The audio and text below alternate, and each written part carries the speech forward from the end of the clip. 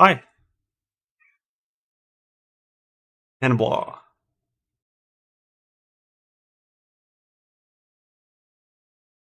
He's here. Hey Gus, what's up? How you doing? Hi.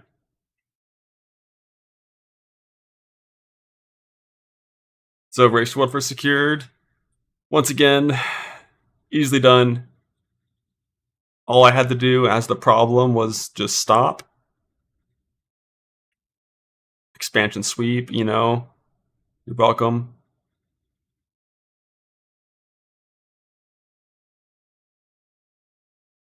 World of Warcraft. Meow.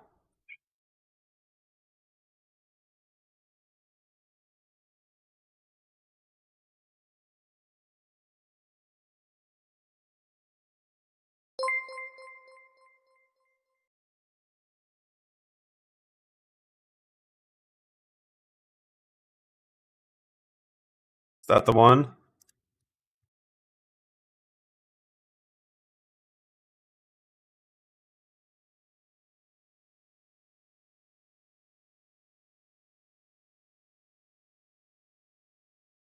In the 7-hour bulk? Yeah, it's been rough.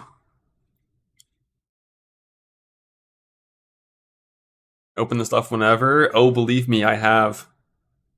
But that was a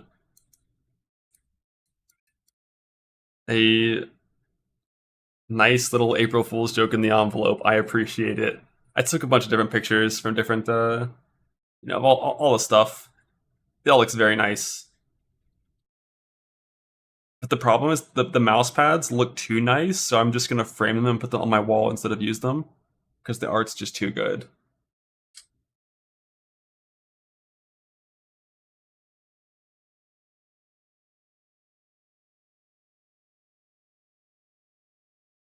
Oh, what's this?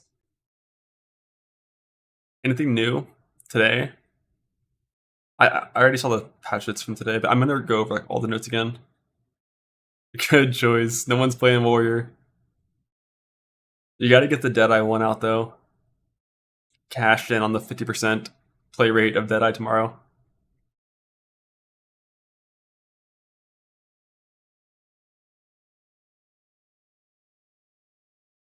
Next patch 4 more? Hell yeah.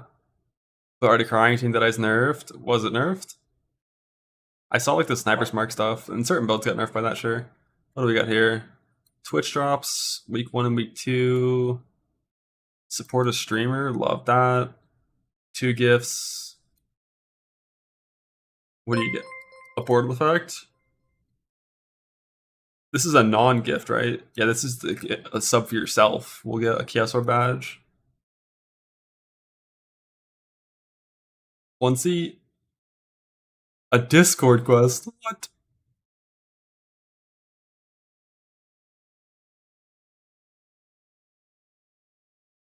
I was playing Witch Hunter. Dude, Witch Hunter looks really fucking cool. I'm gonna add them to MOBA. I will. About the end of today's stream, I'll have that starting theme done. I haven't. I opened POB and made like a little rough outline of what crossbows might be like, but I don't really know what I'm playing yet. It's kind of the bit.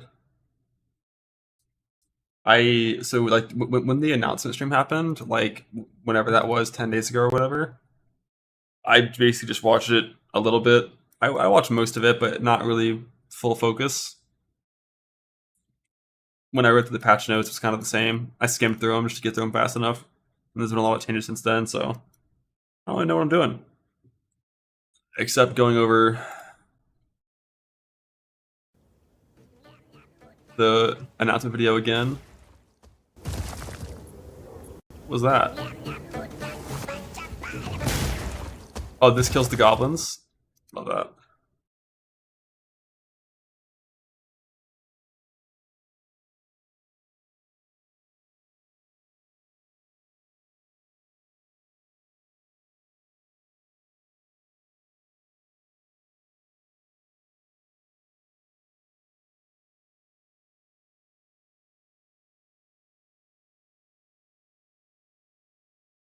I watched Mary's Wood first. I watched the last day of it, yeah. Like, basically, as soon as it was possible to die, like, once the guilds were in phase 3, I watched everything from that point onward. Nice little nail biter with Echo with their 0.3% wipes. The best part about that, like when you wipe at 0.3% and then lose Race to World First to the better guild, is like you go back through that poll and like see who fucked up, and pick the 3 people that are the reason why you lost. And then I, as a hate watching shit poster, get to do all of that. That's great. That's great.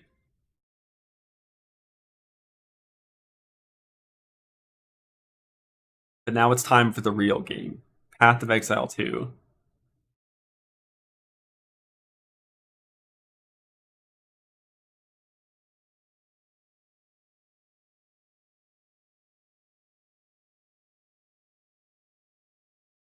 Alrighty. I need to rewatch the announcement video.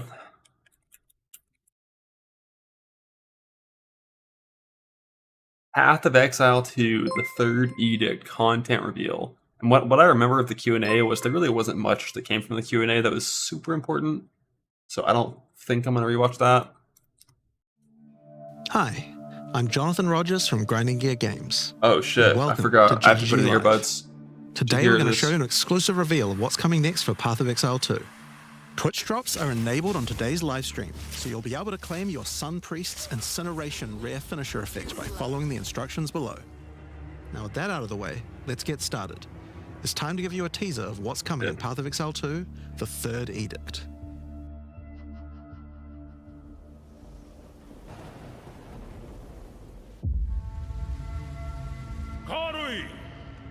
I fixed it.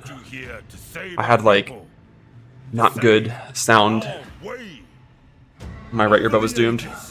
We have known pain like no other, but we endured, and we became mighty. Now, outsiders dishonor our shores, and we have stood by. That's like as loud as I can make it without hurting my ears. Hear my voice, ancestors! Show us your strength! Show us the true way! I will be louder. I understand. Is that Druid?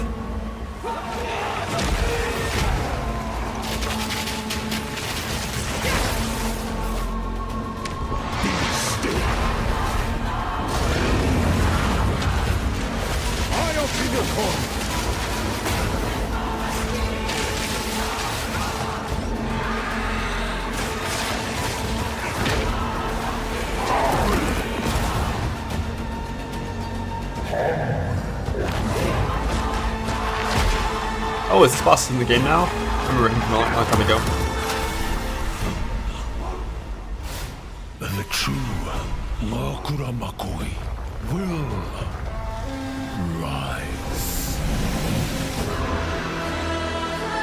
Act 4! Ah! 3 into the decks! Ah!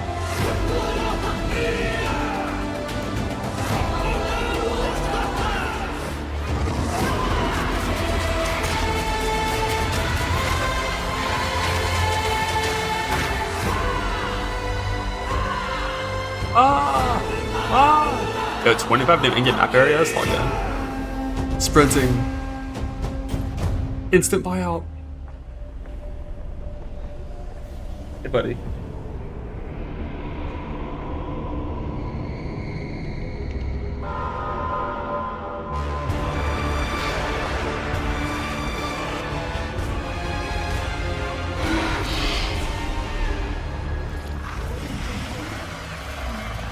Friend.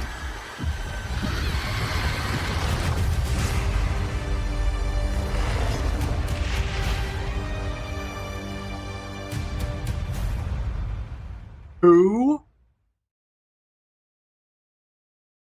Wait, 1 p.m. the 29th? That's tomorrow. As you can see, there's a lot going on, and we have a lot to reveal today. We'll start by going over Act 4, the next chapter in the Path of Exile 2 storyline. But that's not all. There's also 3 new interlude acts to get you to Endgame, which means we're removing Cruel Difficulty too. After that, we'll be going through the massive changes to characters. I'm super my excited to God. show you how I've overhauled the entire support gem system, added new skills, and yes, there are buffs. Next, we'll go over the rise of the Abyssal, this season's exclusive league mechanic, and talk about the new rewards, crafting systems, areas, and bosses that it adds. After that, it's on to changes we're making to the endgame. Then it's time to talk about items, crafting, Items. and oh yeah, I love trade. crafting. That's gonna Fuck be a trade. big one. We'll then go over our new supporter packs and finish up with a live Q&A session where Ziggy D will ask Path of Exile 2's game directors, myself and Mark, your questions from Twitch chat. Oi, And mate. after that, at 4 Ziggy p.m. D here. Pacific, hatch notes. They're not quite complete, but they should give you some nice details to chew on. We've got a lot to cover today, but first, another announcement. When the third Edict launches on the 29th, we'll be having a free weekend for Path of Exile 2. That's right, Aye. Path of Exile 2 will be free for the first time without requiring an early access key. The free weekend will end on September the 1st, so you'll have plenty of time to give the game a try. XDD servers, it'll be Alright, fine. let's get started with Act 4. The story continues from the end of Act 3. Doryani has agreed to help you find an ancient weapon that can be used against corruption, the instrument of the Third Edict. The weapon was broken in ages past, but he believes that the pieces may be found in the Karui archipelago, the home of the Karui tribes. You will need to journey to Kingsmarch, hire a ship, and set sail. When you open the map, you can choose to sail anywhere you like. Act 4 is completely non-linear, and you can visit the islands in What the any order you hell? choose. What the Will you hell? visit the pristine beaches of Whakapanu Island? Wait. Will you visit the pristine beaches of Whakapanu Island? Choose. What? Will you visit the pristine beaches of Whakapanu Island? The Karui whisper of a curse that afflicts all who travel there. Perhaps it's related to the weapon you seek. Or maybe you will visit the volcanic shores of the Isle of Kin. Fuck you. The Kin have been more restless What do you say fuck recently, me for? mining for sulfite and driven by some dark force. Perhaps you will choose to consult with one of the local Karui tribes. Their ancient wisdom could hold clues to finding the Third Edict. No matter where you choose to go, you will fight Yo, dangerous beasts, that monster used to be in the Untainted Paradise. find fabulous treasures,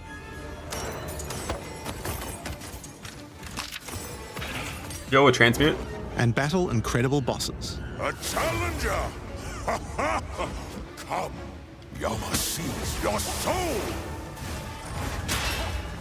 There are 8 islands to A discover, chaos boss each in Act teeming with its 4. own flora and fauna. Nice knowing you. Act 4 contains over 100 new monster types, 16 new areas, 12 new bosses, and plenty of other interesting encounters. It is. There's a huge Yo, amount I remember to that show, boss. but we're not going to spoil too So much many here. of these bosses were in We the want to give you a XLCon demo. chance to discover it all Not for demo, yourself. but like the preview. What happens after Act 4?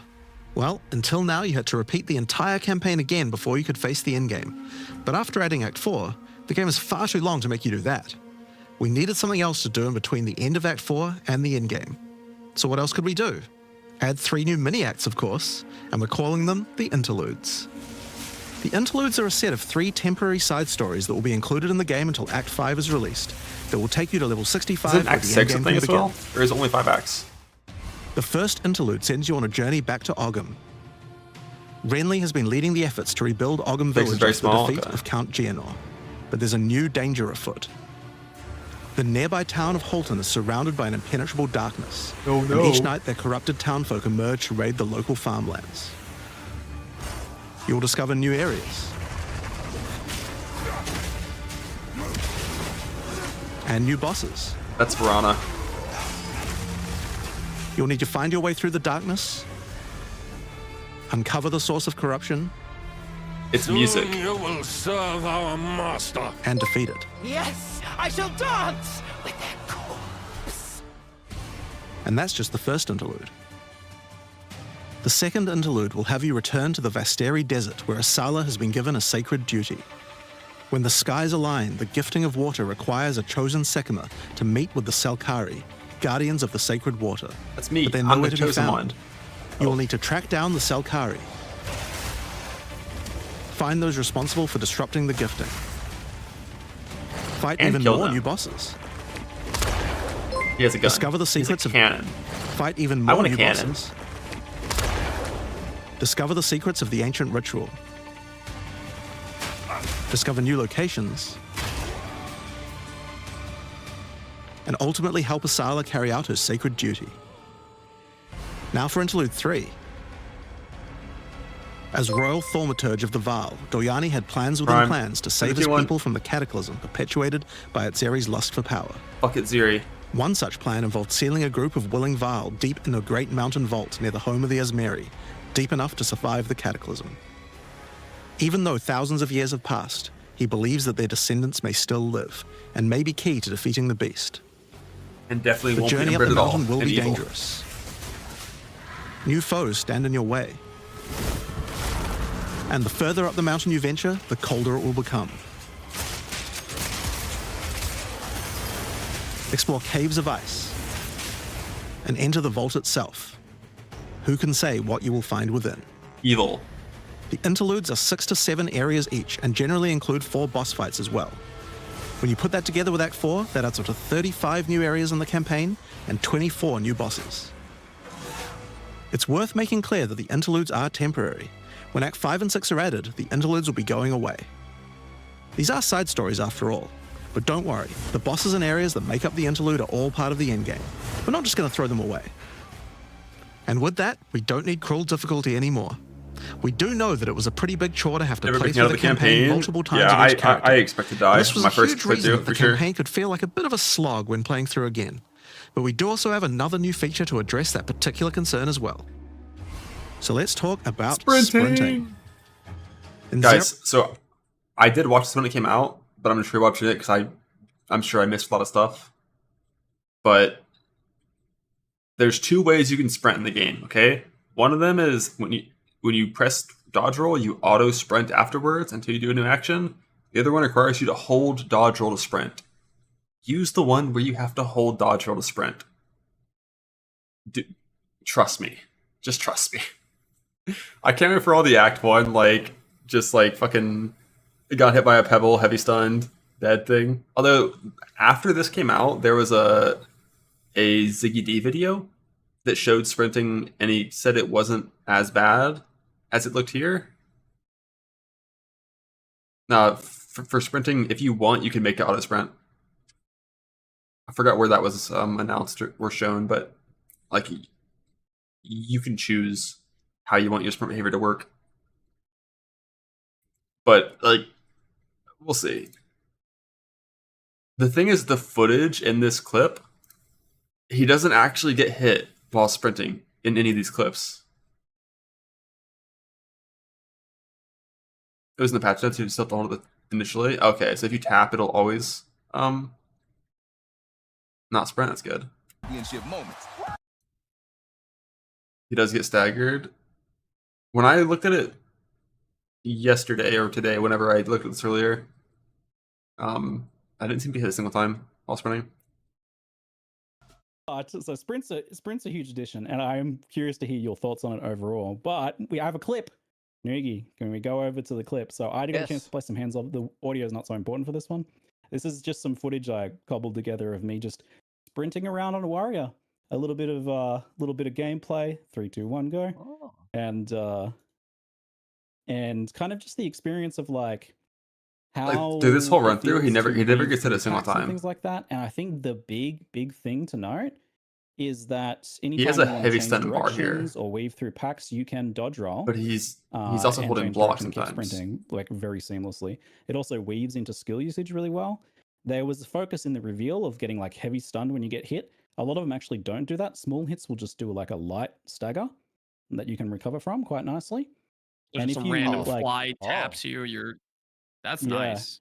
Yeah, you don't actually get fully knocked over from those. But you do things. still get will knocked over. if you use it poorly. You keep still going get into stunned. attack, It'll but just be shorter. You can just transition into a dodge roll or go straight into a skill. And it felt so good on warrior. Transitioning into resonating shield or rolling slam. So good in the I trials hate too. that Some kind of speed there's runner? 3 different What's clips of happening here? sprinting, and not a This single speed one runner? does you get hit while fast sprinting. warrior gameplay. I thought warrior Yeah, man. was How good does it look, unplayable. right? It's so good. I had so much fun on this warrior run. We'll just have to take his word for it that it's not as bad as getting heavy stunned every single hit. But at least based on how it was announced and whatnot, it doesn't sound like it's like the Roa, where you can get hit 3, 4, 5, 6 times before you get heavy stunned. It sounded more like if you get hit, you are immediately stunned.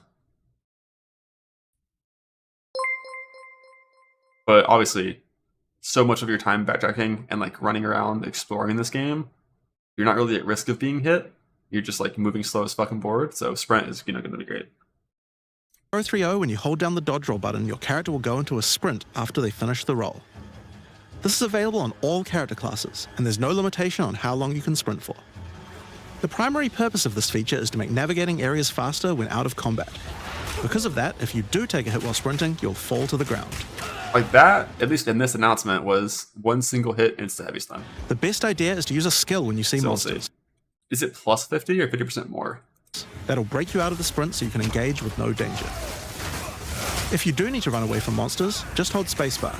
You won't be vulnerable during the roll, and you're faster while sprinting than basically any monster in the game, allowing you to retreat from combat. I assume it'll be increased. Sprint is a pretty significant change to PoE2's gameplay.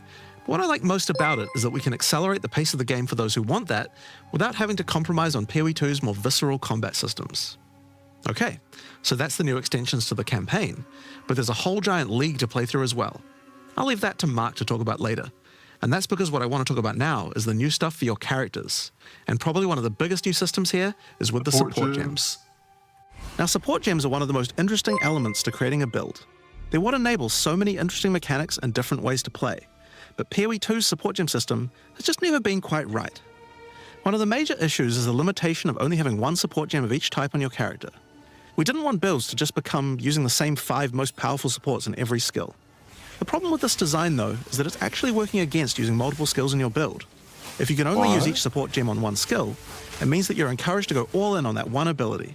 And we want to encourage you to combo your abilities, something needed to change. So with that in mind, we've removed the restriction of having one of each support gem per character. You can now use as many copies as you like. What? Let's fucking go. I'm glad this happened before 1.0. He's duping on stream. Hey, and multi-shot rank 1 is still like the same as it currently is on live. It's not even worse. But this was very required. Because support gems were shit. But it's huge.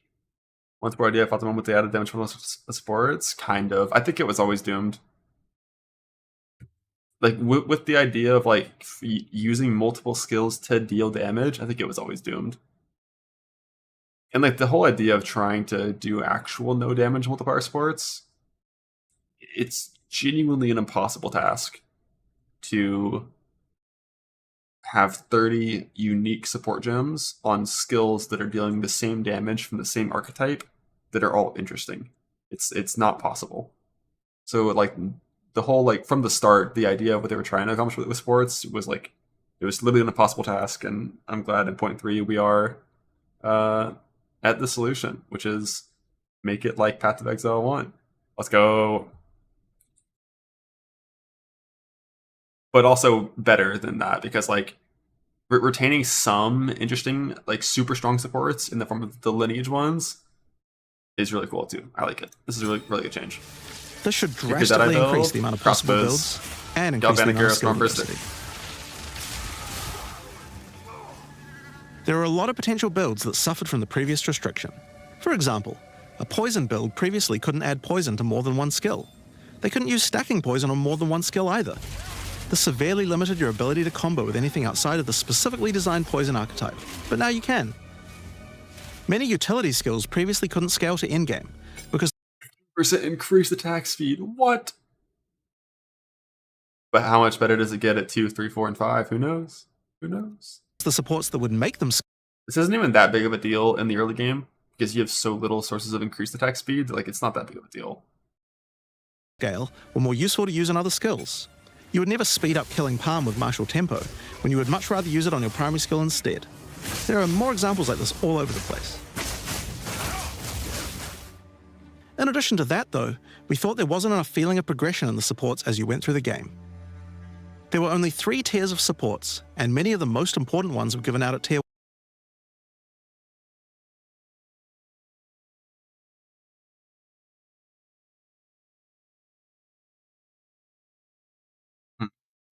1. Also, there were no strict upgrades, meaning that upgrading supports when you ran. But there still are things that you don't get until Act 3 for like the first version of them. Hell, I mean, shit, like Heft, you don't get the first version until Act 5. Hopefully, so Volt here is still, and that was tier 2. Required. I wonder where Volt is now. I had quite a lot of thinking. In order to solve these issues, we now also have multiple levels of many supports as you go through the game. Tier 3 way earlier, didn't they say it's like 1 per act?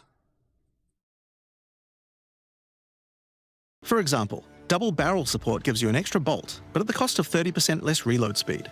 At tier 2, the penalty gets lowered to 20%. But then at tier 3, the support gem gets something new.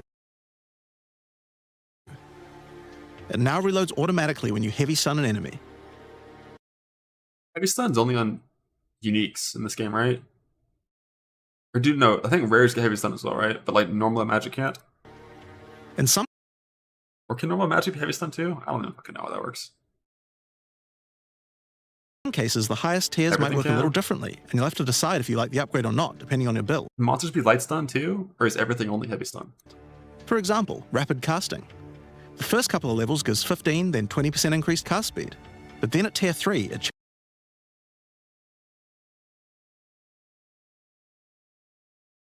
changes to a new approach. For each different spell you cast in the last 8 seconds, you get 10% increased cast speed, which could be a pretty big bonus if you use a lot of different spells. So that's pretty good for upgrades through the campaign, but we wanted to add a little more spice to the endgame for supports too. And that's where our new system, Yeah, that whole like heavy stun to refill ammo could be in Galvanic's early game solution before Lineage supports. Lineage supports comes in. You can think You can't use the same support on the same skill. Oh, 2 different levels of same support on the same skill? I'm gonna assume no, but unsure. Think of these like unique items, but for supports. There are supports that are only available at endgame, but they're much more powerful. Like Ratha's Assault. It's an up. Yeah, this shit is like... This shit's broken. This shit's broken. Like, the whole nerf to Galvanic Shards was... You have less bolts, but your skill is more than twice as good. Which means you spend a lot of time reloading. And then you're just like, actually, never mind. I'm not going to reload. I'm just going to shoot fucking 4 or 5 times. Each one doing twice as strong as before. And then I'm going to roll, which I already wanted to do anyways, to start sprinting. And it also just reloads the bow. Like, fuck me, Upgraded dude. version of double barrel that reloads your skill as you dodge roll, as well as increasing the number of bolts it can hold. But it does mean that it's the only way you can reload the skill now. Now, unlike regular supports, you can't find these through the uncut support.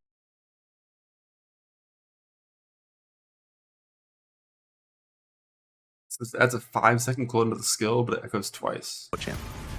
Just like unique items, many of these can be found from specific bosses. What was the name of that one? Ratha's Assault. I don't know who the fuck Ratha is. Now, unlike regular supports, you can't find these through the uncut support gem. Just like unique items, many of these can be found from specific bosses. I think actually first boss is like Wrathbreaker or something. And there's a ton in the regular drop pool too.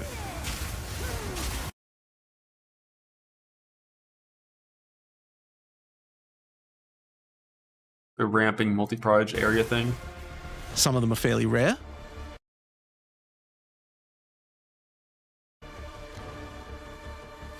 Others fairly common. This one also is good.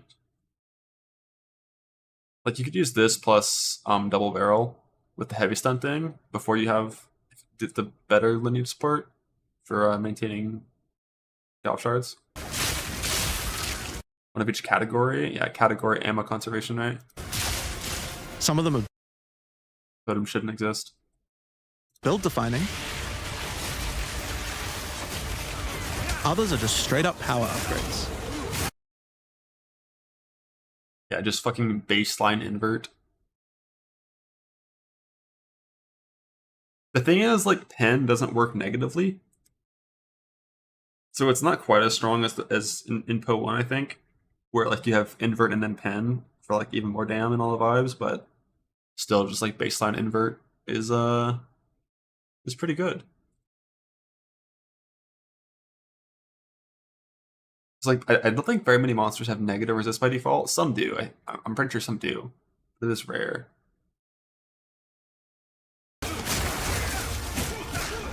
All in all, there's around 40 Lineage supports being added throughout the endgame, so there's a lot of power to find out there. Now, the new support gems are certainly going to open up a lot of builds, but of course we have a huge range of improvements to individual character classes as well.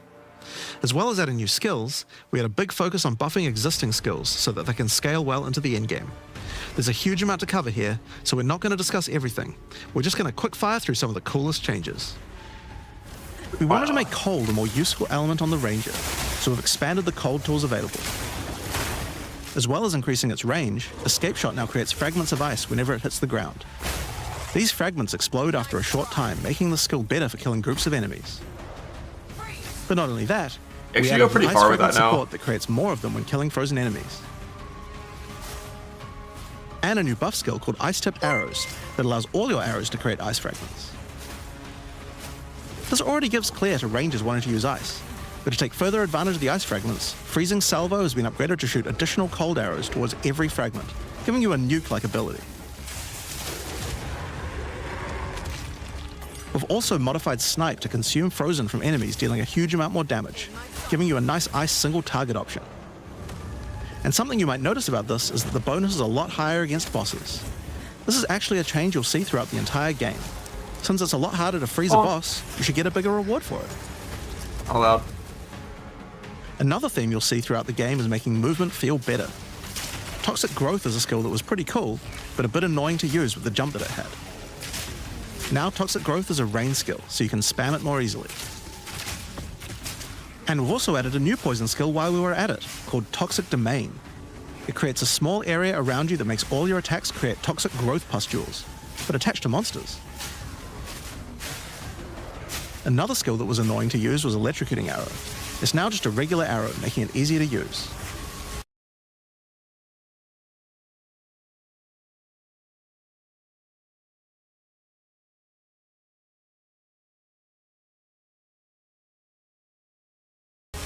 But it also means you can support it with projectile supports. And it now also has Area of Effect, making it a tool for more than just single target, and allowing it to scale into the endgame. It's pretty nerfed already. We also added a new spirit reservation called Mirage Archer. Oh, Jolly could have Mirage, he's just sucking which attacks. Oh. Works on crossbows too, unlike the Roa.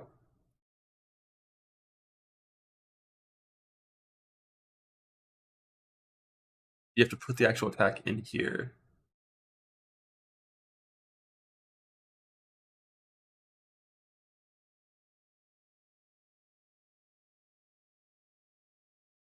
Oh damn, that uptime sucks.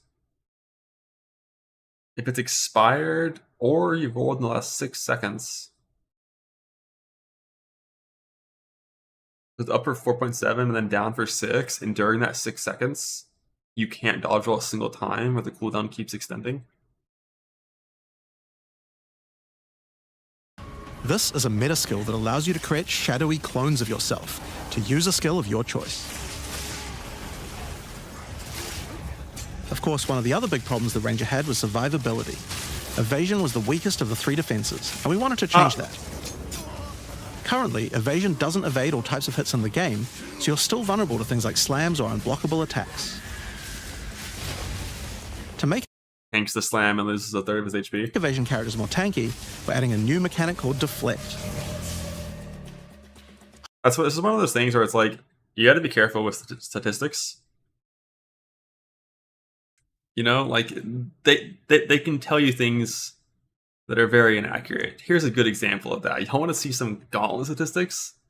We can see the most dangerous bosses, the hardest to overcome bosses because they killed the most things, is motherfucking Hillock. Nerf him.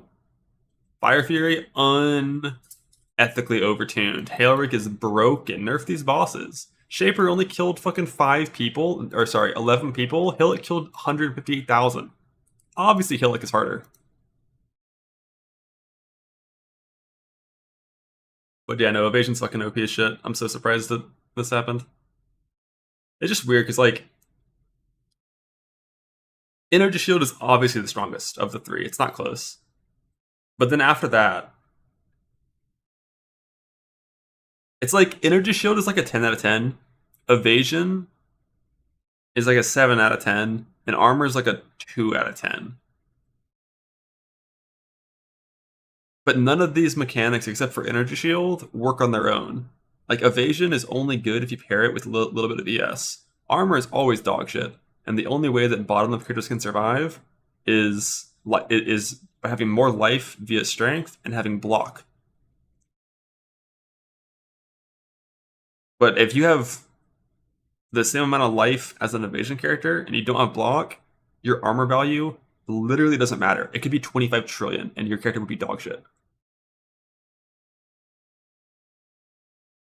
Now that's less true with all of these new sources of like converting armor to mitigation against Fire Cold Lightning. There is an armor value you can reach now where it's actually useful. But god damn, that's so shit. So shit. But block and life are OP. Evasion and ES are OP. Which is kind of two of the same things that are strong if you think about it. Like block and life and evasion and ES are the same thing. It's one increases your pool, one gives you avoidance. Unlike evasion, deflect works on everything, and if you successfully deflect a hit, you take 40% less damage. Items can now give you a mod that gives you some amount of deflection based on your evasion. I'm pretty sure I'm going to reach an extremely high deflect number with evasion ES. Because if you think about it, to go evasion ES, I click, it's about 8 points, roughly, of investment on the passive tree into evasion ES, while still having like 300% evasion, like percent increase. And then when it comes to gear, you wear a pure ES helmet, which gives you more evasion than an evasion helmet gives you, because of the point in the passive tree. So it's really only your body armor. The deflection mod on gear is a prefix. Yeah, but so is life and so is evasion.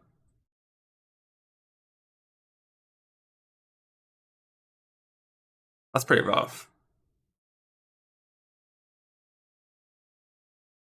So I'm going to get my deflection percent from gloves and boots. And then chest and helmet just give a bunch of evasion and ES. And then the tree, you'll get some as well. But in terms of like just the total, your evasion value,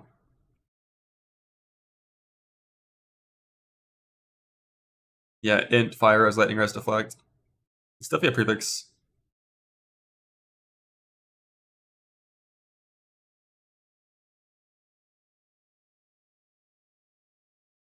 This picture's old. Oh. Yeah, I thought the patch notes said it's a suffix.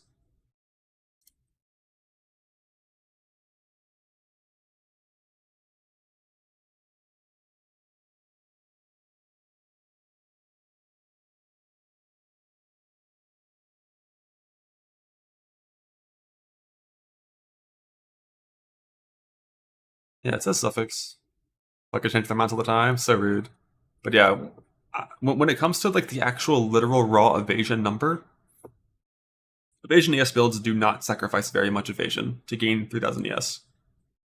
Like you really don't sacrifice that much. But the thing is, you also kind of want faster start of ES recharge on your suffix. I'm going to assume this works kind of like PoE1, where an evasion ES piece will be able to roll both of them, faster recharge and deflection rating, but at half the weighting of like a pure ES or a pure evasion for their respective stat. Yeah, I'm not sure about that.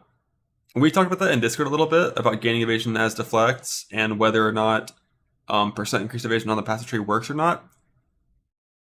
Because, I mean, I was the one that brought it up, because I was kind of like, every other source of conversion in this game, you can't use both stats. You can only use one or the other.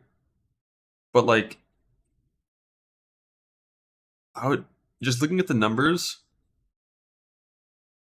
right here, these numbers to me with chance to deflect and chance to evade imply that the formula for the two are very similar.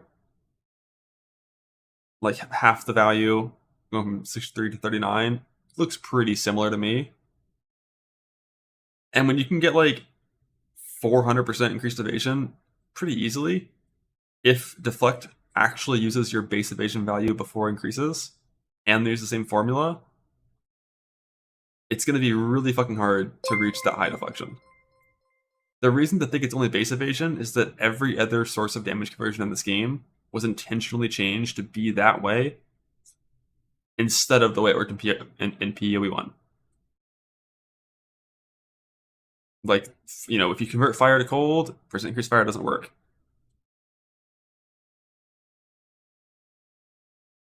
So that's why I would assume it wouldn't use your evasion rating. But then when looking at the numbers on gear and like the formula thing, I kind of expect it to either there's a ton of percent increased deflection rating on the tree, or it is gonna work post percent increased evasion. I don't really know. We'll see. Slot conversion, it's gain. It's the same thing, right?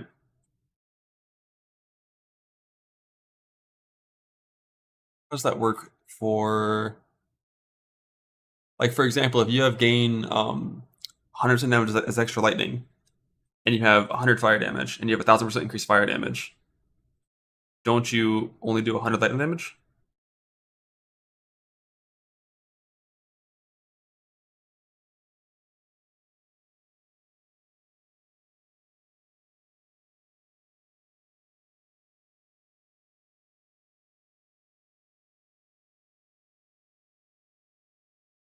Chance to deflect is uncapped, you know that. Deflection is a brand new stat coming to Path of Exile. Deflection, this is a less damage taken modifier, and when rolled successfully, it will apply of the damage. We need to first find out the deflection evade and their deflection rating and estimated against the average into the chance deflection will be, but it could also be in the late game, and as a result, how much. Now, gain works very specifically in Path of Exile 2. It's always derived from the base stat before any modifiers to that stat. So in this case, the gained deflection rating will be based on your base evasion rating prior to any modifiers that increase. Yeah, this is an assumption. That's not a fact. It's an assumption, and it's the same assumption that I had, and that's why I brought it up in Discord, because like that is how I would assume they would create the stat, because they've intentionally done that for every other stat. But the numbers that I've seen on the tree and here imply otherwise.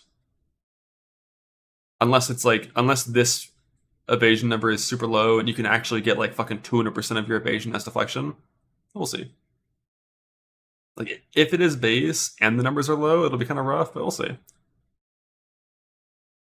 But the more important stat is energy shield anyways. Like, that's the biggest change. Because Eternal Youth got removed from the game, energy shield recovery is no longer a simple thing to achieve. Now you pretty much are forced to rely on recharge in a big way, either by being a monk, which I think is genuinely fucking dog shit, or by scaling a little bit of recharge on gear. The thing with meditate, like, meditate's shit. It's not actually good. And here's why. Picture a scenario where you're meditating and it's giving you energy shield back, where you wouldn't just recharge passively on your own. Like, if you get hit while meditating, it stops. So it only works when there's no danger. And when there's no danger, you can just recharge normally. Right? Like, am I crazy? Just be a fucking Deadeye. Come on. Just be a Deadeye. Every 30 seconds, you get one about a splen. You have some ghost shrouds and shit. Like,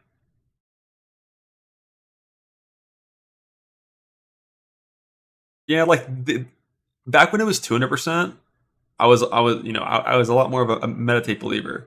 But only 150%. Like, are you telling me you're gonna meditate every time you go below your overflow? I don't know about that. I'm not.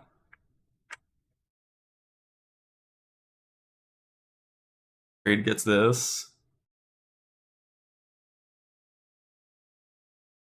You think this is still in the game?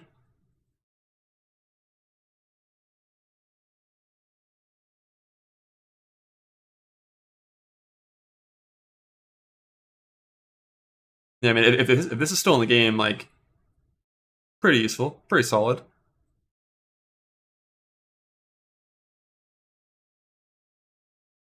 Wasn't removed in patch notes, but patch notes for PoE2 are so incomplete, it's not really useful, unfortunately. Like, I wouldn't be surprised if we log in tomorrow and all the ES nodes on the passage tree are half the values they are right now, with no patch note, no mention of it anywhere. I wouldn't be surprised.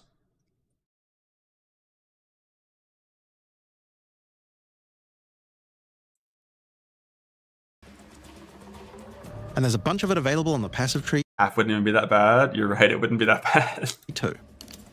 Deflection is rolled in addition to evasion, so this is an upgrade for regular. We got Eldritch Will Notable because of previous percent awareness deflection mods. Eldritch Will Notable.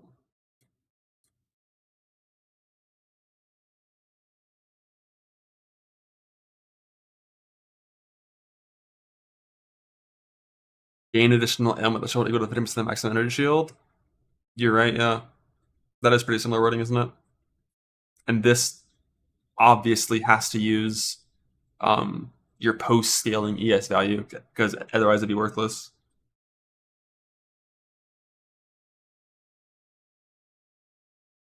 That's max, not non-max.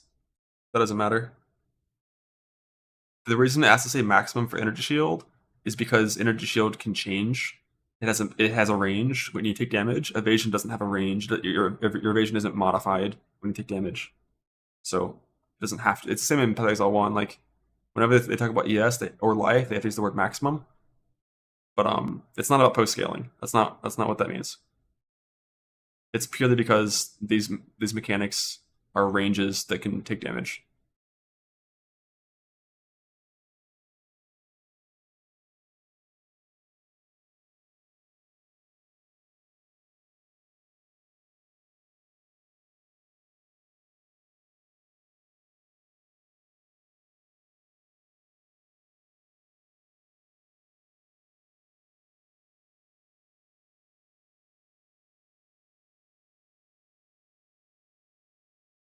Where's this one? This one's still in the game?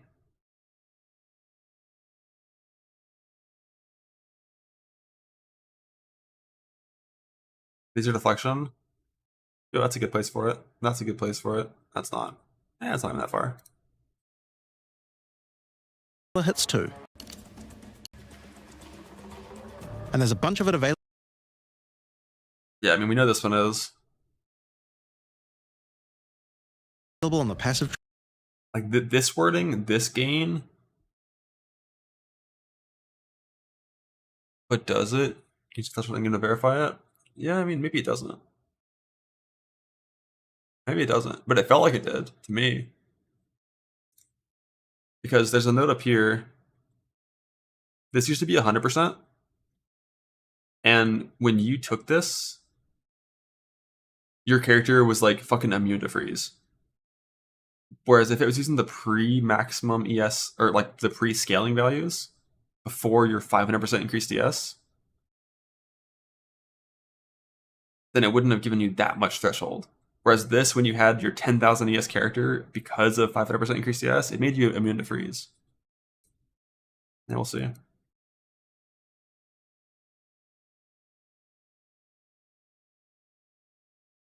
Yeah, they're always going to say maximum if they're based on energy shield.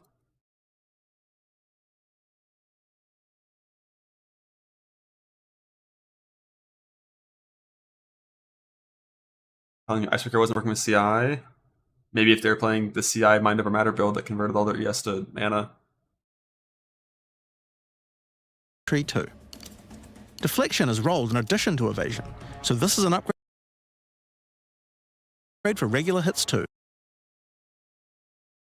We can learn other by compared to a node. Oh, I completely agree. It's impossible to know how it's going to work mechanically until we log into the game. And unlike evasion, or unless they say, there's no maximum chance. You can reach 100% deflect against all hits if you spec into it enough. Of course, this is a buff that helps all Dex characters, so the Mercenary and the Monk, but especially the Huntress, are seeing big defense boosts from this as well. Speaking of defensive mechanics, let's talk about block and parry. Now, one of the big concerns on the release of the Huntress was parry feeling unreliable. One of the big reasons for this is there's a lot of hits that are not blockable, and thus not parryable either.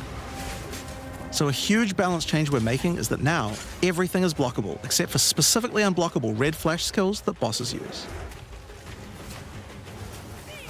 This makes parry much more reliable. And not only that, but to make block and parry nicer to use, you now also move faster than before while using these abilities. This is a massive buff to passive block as well. So to counter that, we did have to lower the max passive block a bit, but overall you should feel much safer. Yeah, block is gonna be so fucking good. That's one thing that kind of sucks about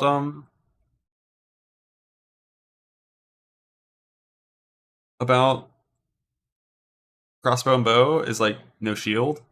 But if you wanted to, if you're fucking weird, you could wear a shield in your offhand and like block. Just to gain active block for certain things. Might do it for certain bosses, who knows, but obviously if you're playing crossbows, you have to do the whole Stormcaller arrow weapon swap thing.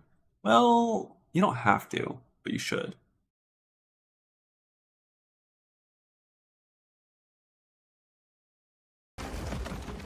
Fire skills on the warrior were not really cutting the mustard, so we nerfed Perfect Strike. Decided we needed to upgrade a bunch of them, but also add some more as well. Let's start with a buff. Volcanic Fissure now branches into multiple fissures, giving it much more clearing potential. We've also added a new skill called Forge Hammer. This skill throws a molten hammer. I fucking love this skill. It's probably gonna suck, but like, look at Forge it. Hammer. This skill throws a molten hammer that does a slam at a distance.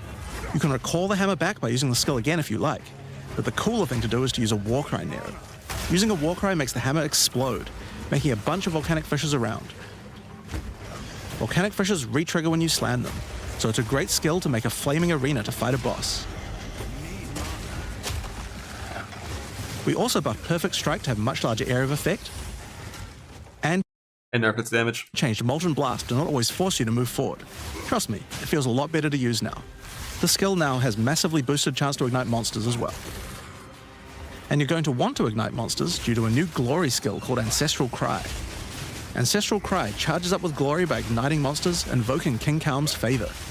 After you do, use it to channel Kaum's ancestral power. Every attack will be ancestrally boosted with fire. Your very steps will explode, triggering volcanic fissures. Warrior shield skills were another area we wanted to improve. Now that we've got Sprint, we actually don't need to have a cooldown on shield charge anymore. It now also does more damage the further away you are when you use it. Shield Wall got significantly upgraded AoE. Also, you can shield charge right through it to trigger all the walls. We also added a new shield Warcry. Fortifying Cry gives you a defensive buff, but it also builds up charge on your shield that empowers your other shield skills. And Magma Barrier now doesn't require timing in order to use. Just wait for your shield to charge up and block. Seismic Cry now stuns enemies that are primed for stun. I mean, XL, like, if the area of the wall was big enough, I would happily do it. But it's probably like gonna hit half the pack, so. And they nerfed area nodes in the tree, so fuck every single area build anyways. And we changed the Sunder interaction with Armor Break. It now also gives a Sundered Armor debuff that makes enemies take 40% extra physical damage. Great for bosses. Ancestral Warrior Totem has undergone some pretty significant changes too. We wanted the skill to feel more like using an ultimate. That summoning an ancestor to fight for you was a big deal. So we've changed this totem to require 3 endurance charges to summon, and massively buffed its damage. It also now scales your weapon damage too. Since there's no limit anymore, if you build around generating endurance charges, you can summon an entire forest of totems. In order to make that easier, we added some new sources of endurance charges. There's now a support to make Perfect Strike generate charges, and a support for generating endurance charges from heavy stuns as well. Speaking of totems, we wanted to upgrade the Warbringer. Among the other changes we've made to this class, Answered Call now gives an extra totem, and the spirits have just been generally buffed in many ways. Use it with your limitless ancestral warrior forest to make an army of Karui that would make Tukahama proud. We've also merged the Great Wolf Howl and Warcaller's Bellow support, so that you can get all the benefits with 1 point. And Encased in Jade no longer removes the Jade when getting hit, making it a much better defense. Yo, that's actually pretty huge. I don't know how good Encased in Jade actually is, but how does that? Is it like a big cooldown on it or something? Must be. Next up, let's talk about accuracy. Accuracy was always intended to be something that warriors didn't need to care about very much so long as they're in close combat. But unfortunately,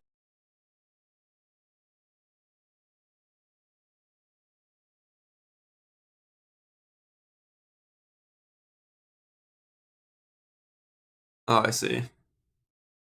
The cooldown is that you can't gain the stacks while you have the guard.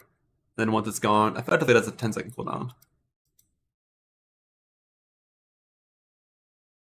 that's not currently the case. This was particularly annoying with skills like Bone Shatter, which you certainly don't want to mess with. So we significantly buffed your chance to hit at close ranges when you don't have much accuracy. Warriors shouldn't require any accuracy investment in order to hit with close range attacks now. They also buffed accuracy just like in general for everyone. So that a character with like 150 dex at level 90 has like 420, I think, more accuracy just for free. And you already really didn't need to invest much in accuracy at all to have, reliable hit chance against targets within like 5 meters. But they also changed the accuracy formula. And I tried to look into that to figure out how it used to work. Because now it's just 10% less chance to hit basically per meter past like 2 or whatever. But the old formula was something different where it didn't reach 100% until 14. Whereas the new one would reach it at 10 if it could go to 100% less, but it can't. So I don't really know what that means. I don't know how the old accuracy formula worked if it wasn't linear. And that might have some relevance into how much accuracy you need as a player for hitting targets around 5 meters away.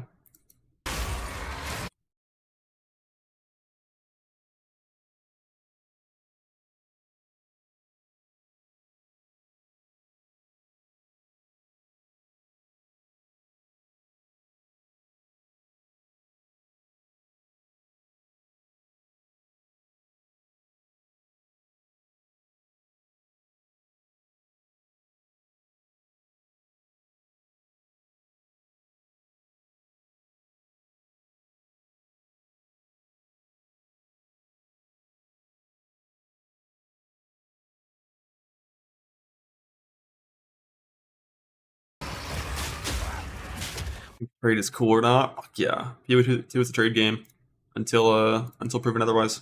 We also wanted to improve armor. Like in point 2, I think the main reason why I had so much more fun than point 1 was because I played trade. Because most things in the game you can't really access in Self-Found. The drop rates were dog shit.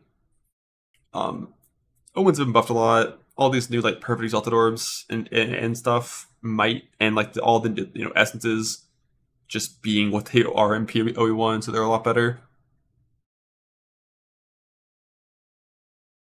It might mean you don't really need to be in trade as much as before, but like new trade system coming out, I'm definitely playing trade at the start. I might go Self-Found later if I feel like I don't need to trade, but trade made the game a lot more fun last patch for sure. Now, one of the major weaknesses of armor is the inability to defend against elemental damage. In order to mitigate this, we're adding a lot more of the stat that allows your hardcore trade, of course hardcore trade.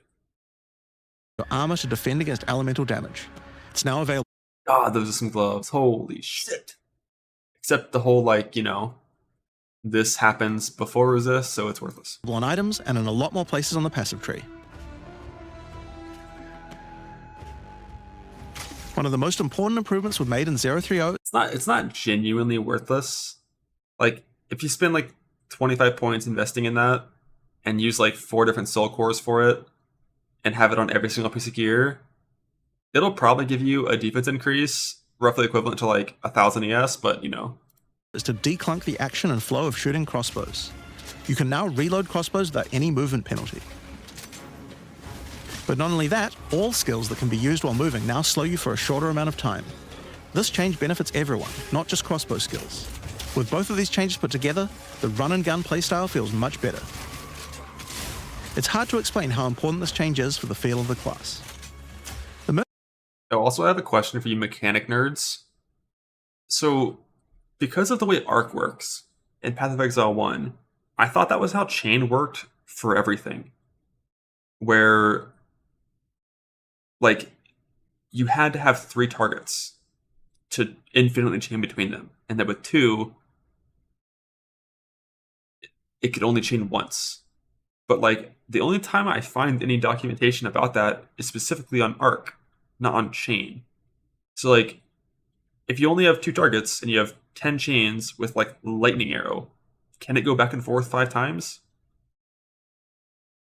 And then if you have 3 targets, can it go to each one 3 times, or can it only hit one, each target once no matter what?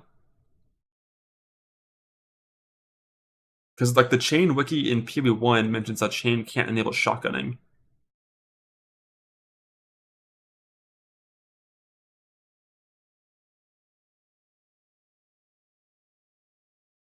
Like if we look here, like chaining does not allow shotgunning. Enemies that were already hit by a skill using firing, skill use firing simultaneous proj cannot be hit again. Which would say that if you had 10 chains and 3 targets, you're only hitting each one once, no matter what. But I don't think it works that way, based on like my experience playing the game. It doesn't feel like it works that way. I'm trying to think of the example. I guess one of the examples where it didn't feel like it worked that way was specifically Lightning Arrow. But the reason for that is because Lightning Arrow has a secondary chain mechanic, which would enable you to hit the same target. Like the secondary chain mechanic would hit 3 times, even if the primary arrow only hit each one once.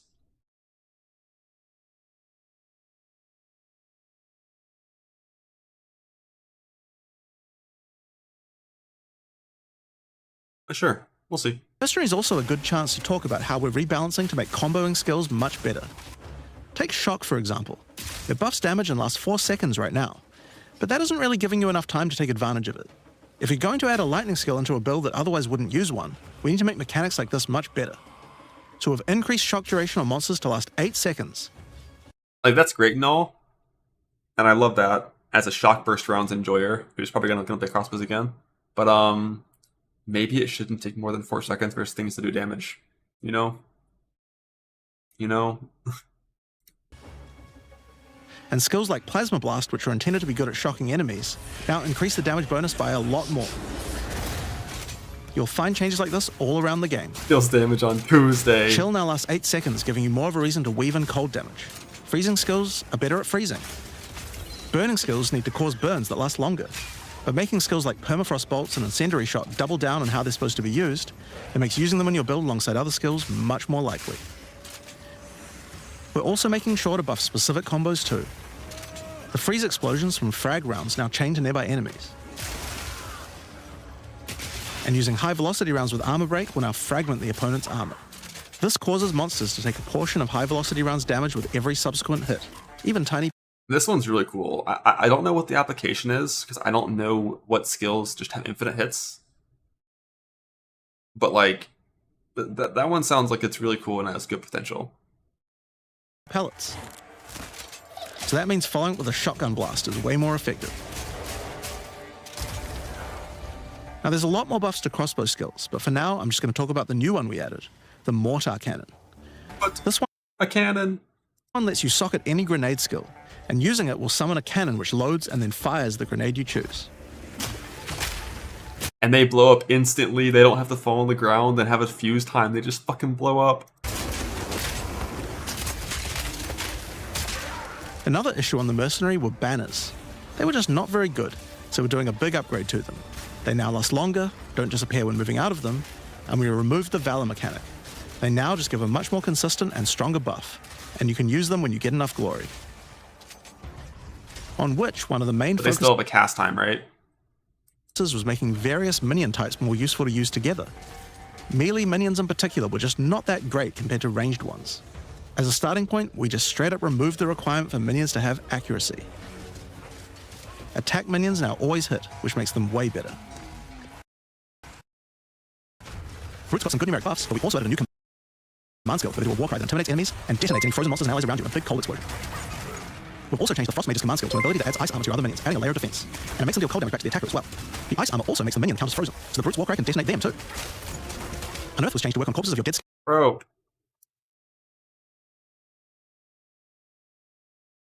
We're a little afraid of these when we started feeling pretty weak for them.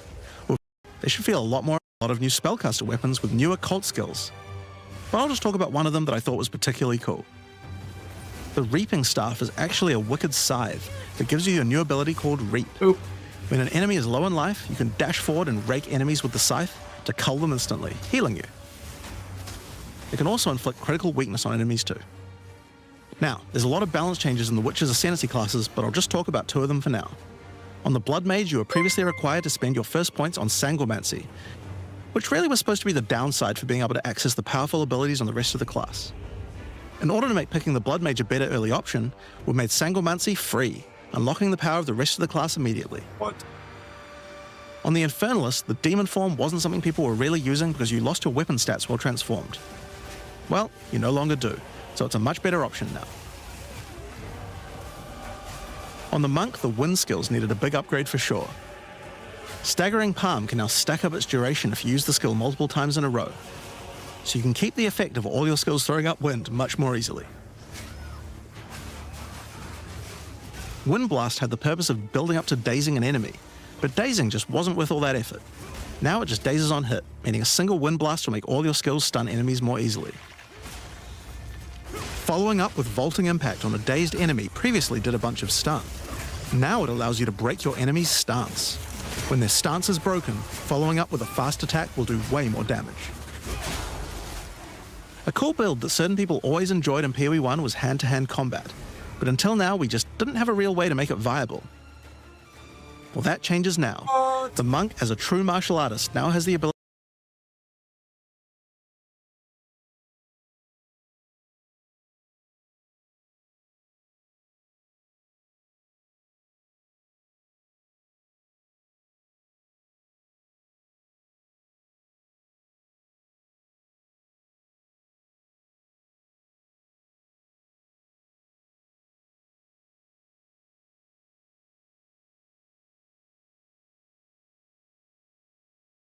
I bet it's OP. to learn by the then, Hollow I bet it's Palm terrible. technique, a keystone that lets you use all quarterstaff skills while unarmed. All quarterstaff attacks now have a special unarmed version, and you get further bonuses to all your attacks from stacking Energy Shield and Evasion on your character.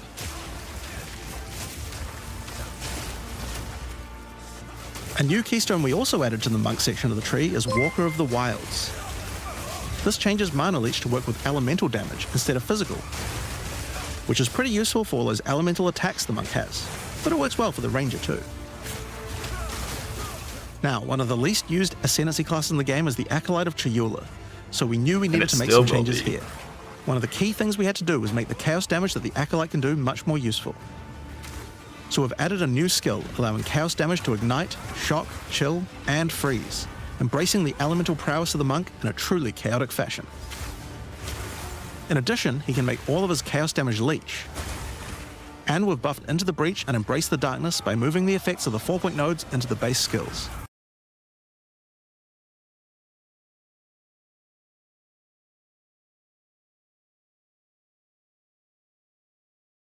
Just like, how is darkness so bad? He also gains a new notable, Grasp of the Void, which leaves void illusions behind you as you dodge roll. Like, He also if this you have no spirit downside wasn't there, this would be okay, I guess. Like, it wouldn't be strong. It would just be okay. also gains a new notable, Grasp of the It would be roughly equivalent to the value of 2 Ascendency points, if there wasn't a downside. Void, which leaves void illusions behind you as you dodge roll. If they're killed, they do massive explosions of darkness, dealing damage to everything in sight. Now let's talk about Sorceress skills. Flame! One of the things we wanted to improve on the Sorc is the ability to use multiple elements together more effectively. Now, this might seem small, but one of the things pushing you towards using a single element is debuffs like Elemental Curses, which lower resistances of a single element. In order to fix that, we're making quite a lot of game-wide changes to these kinds of mechanics to broaden what they apply to. So for example, there's no longer 3 curses for fire, ice, and lightning. Instead, there's just a single curse that buffs all 3 at the same time. And things like Frostbomb, which gave you cold exposure.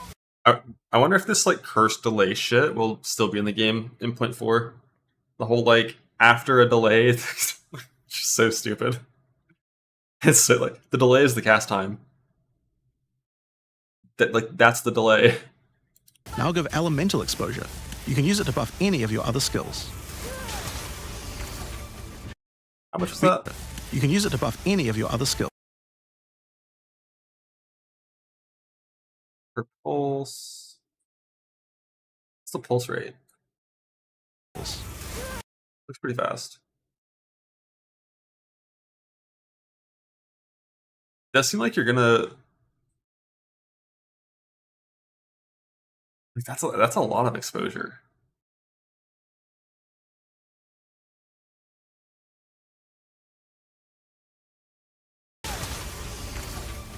We also wanted to make switching between different weapon sets Half of that smoother. for uniques. For exposure as well? I thought that's only curses. So you can use different elemental staves more effectively. Exposure 2? Oh, fuck. Rip that. To do that, we've removed the weapon switch time, and now happens instantly. This is like one of the best changes. I fucking love this. Like no weapon swap time. Plus like the Witch Hunter, like 120 points of weapon swap. Or is it 124 points of the weapon swap tree? It's like every single point. The only problem with that is the whole like you can't spec into keystones and jewel sockets just kind of bricks that entirely because it means you can't path properly. But aside from that,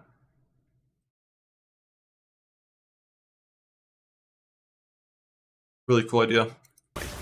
This applies game-wide too. Now we didn't just want to stop there. We wanted to add some specific mechanics that work between different elements, and that's where elemental infusions come in. Certain skills can now drop elemental infusions. For example, when a frost bomb explodes, it leaves behind a cold infusion on the ground. After picking it up, you can spend it on one of any number of different skills to transform how they work. Spark will create a nova of cold-infused projectiles. Ice Nova will leave a chilled area on the ground. And we also added a new low-level skill that fires ice shards. Use it with cold infusion though, and the ice shards will explode. Orb of Storms now generates lightning infusions when you cast enough spells near it. And that's all spells, by the way, not just lightning. Once you have one, you could cast a lightning flame wall, which adds both fire and lightning damage to all the projectiles that pass through it. Or power up Ember Fusillade with lightning, which will generate arcs to nearby enemies as each fireball hits.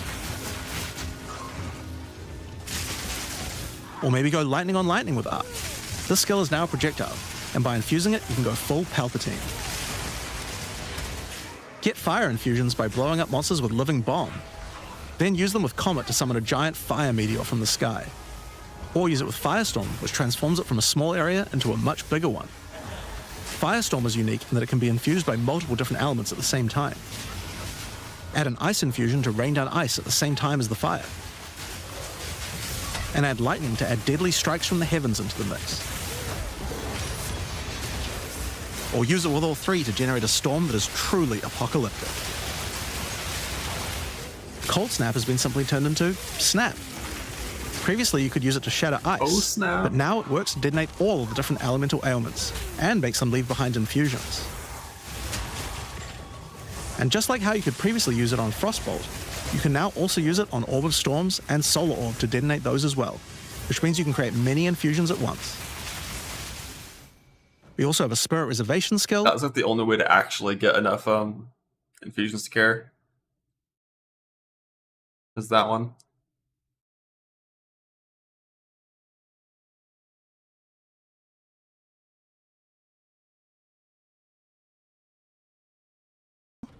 And a support gem to help generate them too. On the passive tree, we've added quite a few new keystones to the Sorceress section. Here are a couple of examples. The Black Flame Covenant keystone converts your fire spells to chaos and causes your ignites to deal chaos damage. Your fire spells and ignites will also turn purple. The Ritual Cadence keystone causes your invocation skills to trigger more times, but makes them trigger periodically over a longer duration instead of one. Great for those auto-bomber builds. Now, in addition to skill changes, we've added a lot more options for the passive tree for each class. Overall, there are more than 100 new notables on the tree, usually around 20 per class, along with smaller clusters as well. Check out the old version, and here's the new version. Here's the new version, but where's the new version? Where is it?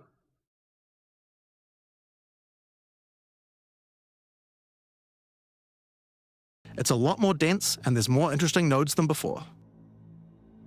Now, we probably can't go through too many of these in the livestream, so I'll just show you one from each class's area of the tree. Hope so. We tried to be a lot more thematic with the new nodes. So for example, the Molten One's Gift. It lets the benefit of armor break apply to your fire damage.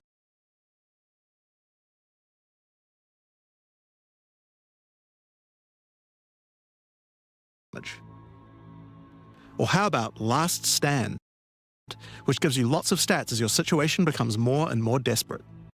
If you've been heavy stunned recently, so for the 1 second of non-heavy stun time, although maybe it would count from when it stops, not when it starts. A lot of these have themes aligning with Ascendency classes. Like for the Gemling Legionnaire, for example. You have crystallized immunities, which makes you immune. Wait, I thought that was an Ascendency point for Gemling.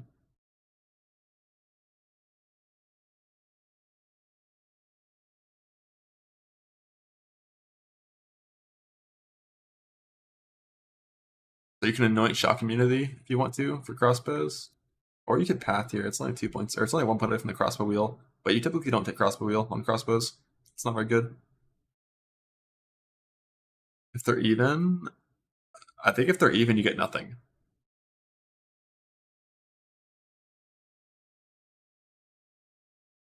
It's possible if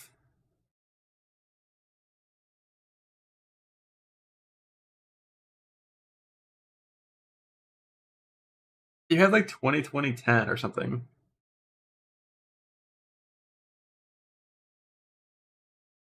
That would probably still just not work, right? I assume you just get nothing still.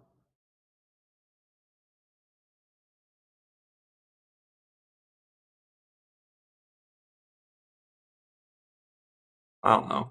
I've never seen that word before in PoE.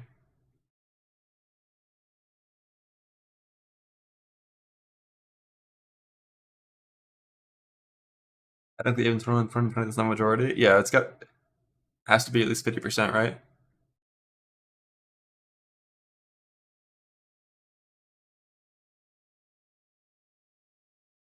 I think bow builds probably reach 50% green, I think. So like you can just anoint. Also, I love that it's only chill immune, not chill and freeze. But I think bow builds could and crossbow builds could anoint shock immunity if they want to. I've just never felt like I needed to be shock immune in the game. I don't think. It's like shock's value is just not that high, right? Isn't that 20% or some shit? 30% maybe. To different status ailments depending on which support gem color you have socketed the most. Another Ascendancy class aligned notable is Sanguimatic Rituals. It allows arcane surges to generate life instead of mana, unlocking that support gem to be used with the Blood Mage Ascendancy. Increase life regeneration rate. Or no, that was cast speed, I think, right? Not mana regenerate. Yo, that arcane surge nerf actually was so shitty for Stormcaller or Stormweaver. In the Sork area, you'll find these Archon nodes that allow you to convert all of your elemental damage to a specific element. You become a Lightning Archon when you spend enough mana, after which all your skills will be converted to Lightning, and you will do extra lightning damage as well. We have ones for Cold and Fire too, with different triggers. Here's another cool one. Elemental Practitioner gives crit bonuses if you've triggered a skill recently, while also making crits generate more energy for triggers. Or maybe you'd like the Great Boar.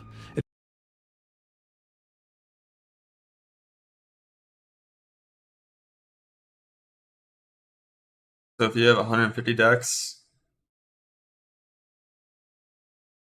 like a fifth of a life roll on gear.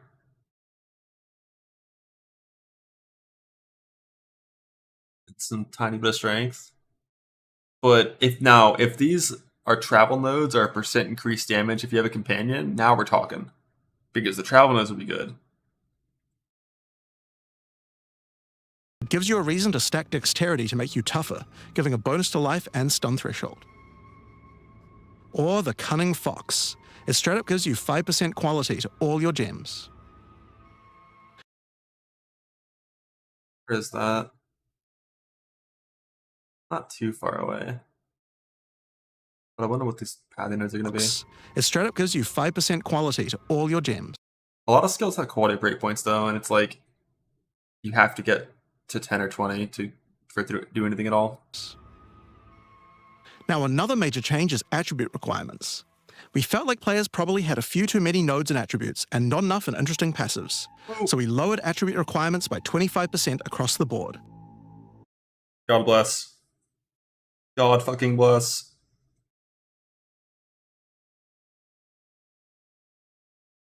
You won't need dex nodes or dex stats on your gear to wear bows on a dex build. Says 5 points approximately. That's 10 travel nodes. But think of it more like it saves like a few suffixes. Anywhere from like what's like 3 suffixes probably? Like if it's only strength, it's 2, but it also reduces the dex at the end. So like before, if you needed like 205 strength and dex, now you only need 150 of each, so it saves like. And for hybrid builds like crossbows, where you needed strength, dex, and int, I think you needed 116 int, or no, 119 int. I think it was 119 int for the helmet, and then 105 strength and dex for your skills, 116 straight dex for crossbows, but then you also needed 205 dex for herald. So you needed like 205, 130, like 110. It was like so much fucking stat. And this will save you, I think, 4 or 5. I think 4 suffixes on gear. But now you're going to need more int because you need higher level int to use curses and exposure if you use those systems. But you can just not use them. Because like pen is fine.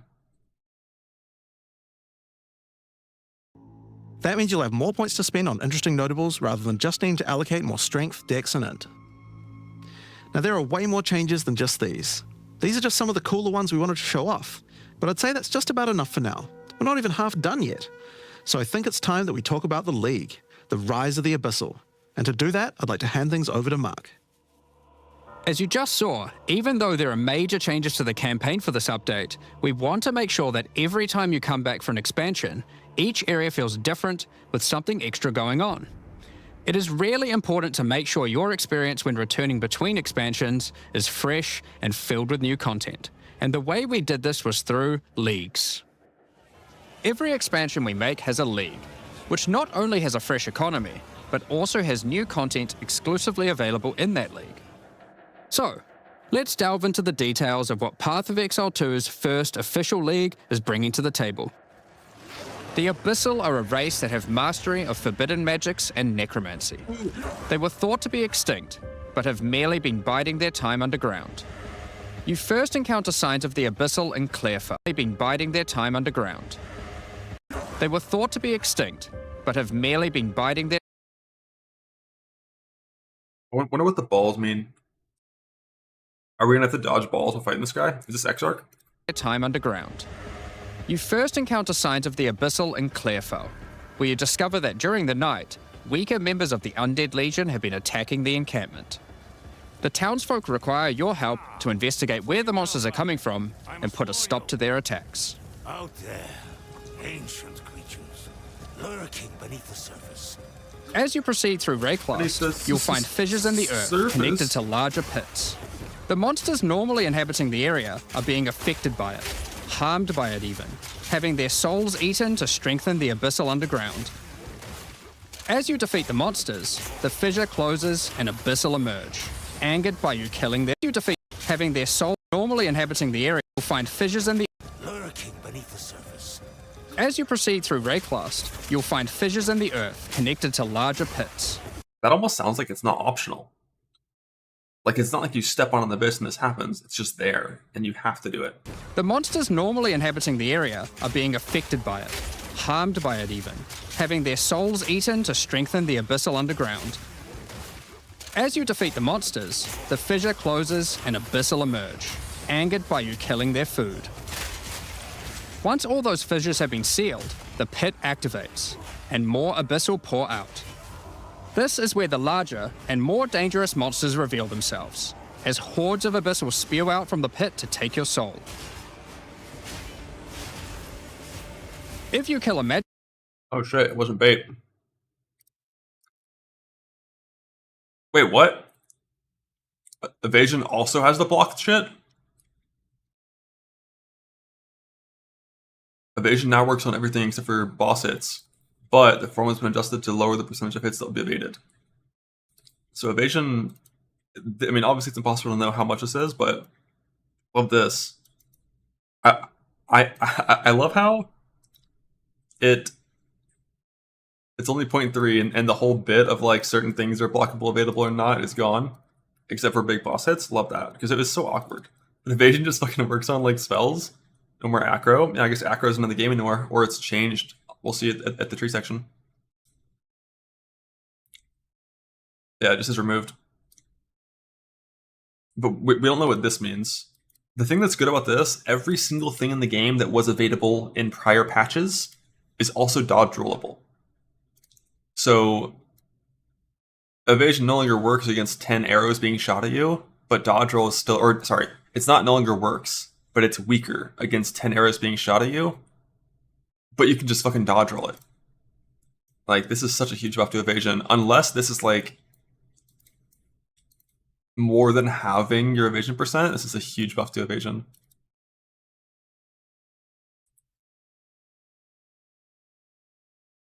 God, imagine playing armor. Imagine playing armor. Because like, even if you're playing a strength build, like, just get some block in life. Fuck armor. Evasion login. Monsters have more stun build up against spires who have their shield raised, and 12% more against repairing. So they nerfed raise shield by a little bit because of how much stronger it is now that it works on all damage. Throne Chase notable, now it's when assuming control does have chance to be doubled. So that I nerfed to charge related things, don't care, not me. Acrobatics removed because that's just fucking baseline now. Isn't ES still better? Yeah, but you just use both. The thing with ES, it requires exceptionally little investment into ES. Like, there's the only change mentioned here is acro. Still nothing for ES nodes. But if ES is still, 8 points and 2 pieces of gear to get 3000 ES, it's just so easy to get such a huge amount of it.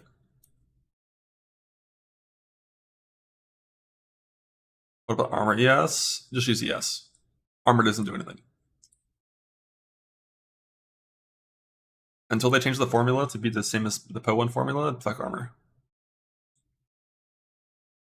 Is the armor formula 12 times for 50% mitigation now, or is it 8 times? I think it was like 15 on launch. I forgot what it got buffed to. But in PoE1, it's 10 times currently? Okay. In PoE1, it's 5 times armor to have 50% DR. And if it was that same value in PoE2, it would be good.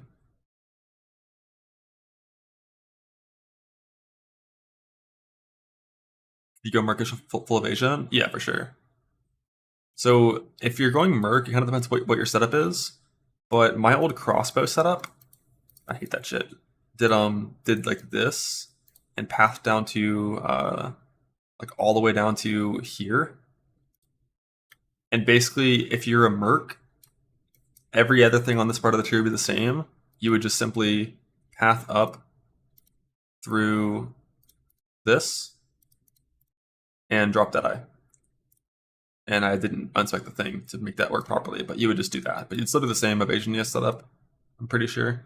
You're just going to need a little bit of evasion, or a little bit of ES recharge investment in the form of some suffixes on gear and 3 points on the tree.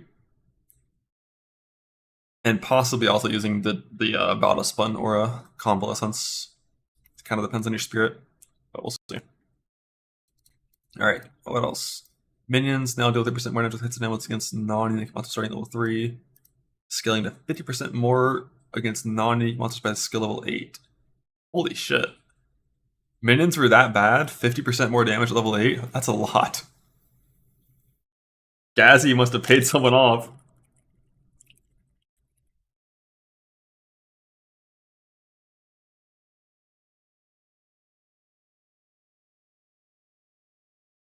So it's like still a lot worse in Act 1, but by Act 2, 50% more damage against non-unique.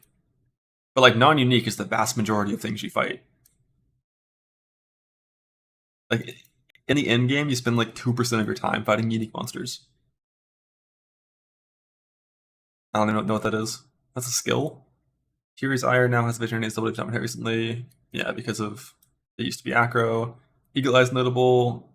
Renamed to Bullseye. No longer removes distance accuracy penalty. Instead it applies 5 crit weakness. Wasn't this 20 before?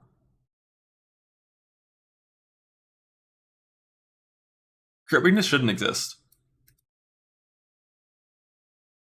Or if it does exist, it should be capped at 5%, not 20%.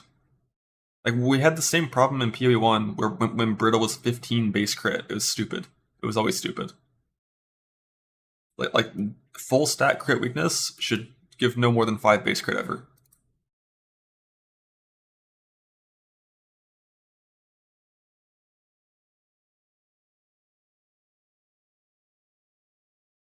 Because in a lot of cases, like 5 base crit is still close to doubling your crit chance, which is really fucking strong for a debuff. But 20? Like, what the hell? What are we talking about? Cold Snap. Oh, Snap has been given a 4-second cooldown, so if you wanted to play with infusion things, install Snap as your way to do that. It's alright.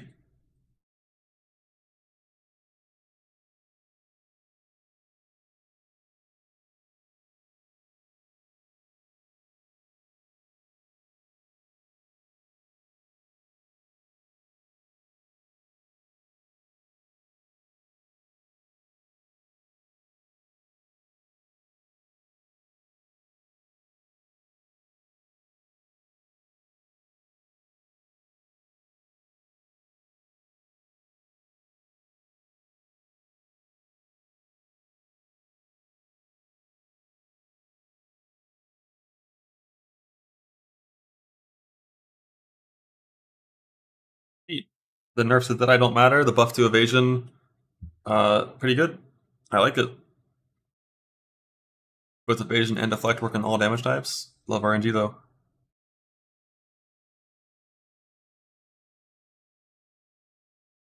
They don't want to use infusions. I don't want to use them anyways.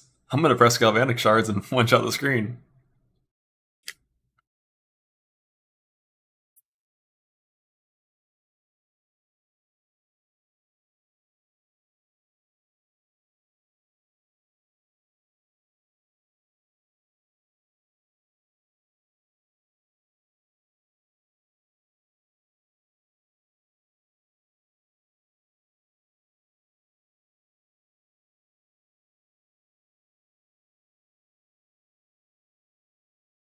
Just wonder what this is gonna be.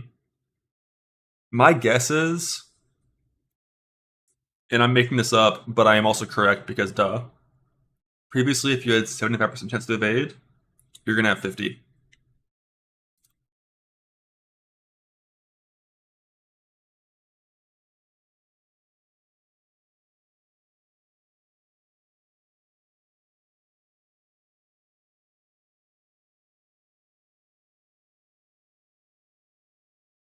Like block, yeah.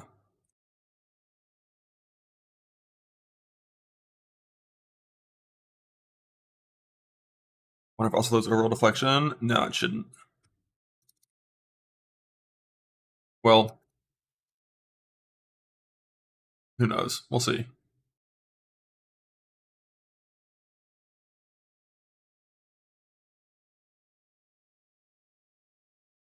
Who knows? Love that. Magic pack, then Magic Abyssal arise. If you kill a rare, then a rare monster will There is an evasion cap. It's 95%. emerge from the pit, having absorbed some or all of its modifiers for itself. This means the monsters emerging will generally be more difficult and more rewarding, as each modifier gives better rewards. If you are able to kill them all, the pit will seal shut. As each pit is closed, it reveals a potential reward.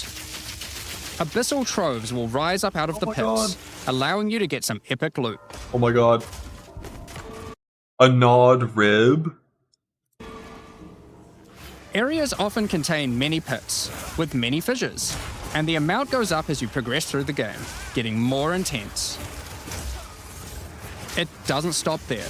When monster mods are absorbed, they have a chance to become infused with the Dark Necromancy, transforming them into Abyssal modifiers. For example, you defeat this monster with the Mana Siphoner modifier. Their soul is eaten by the pit, and a rare monster emerges. The Mana Siphoner modifier has transformed into Soul Siphoner, and is now amplified in danger and reward. Abyssal pits also interact with other monsters and mechanics. If you defeat a rogue exile that's near one, it'll be revived as a Lichborn that has multiple Abyssal modifiers.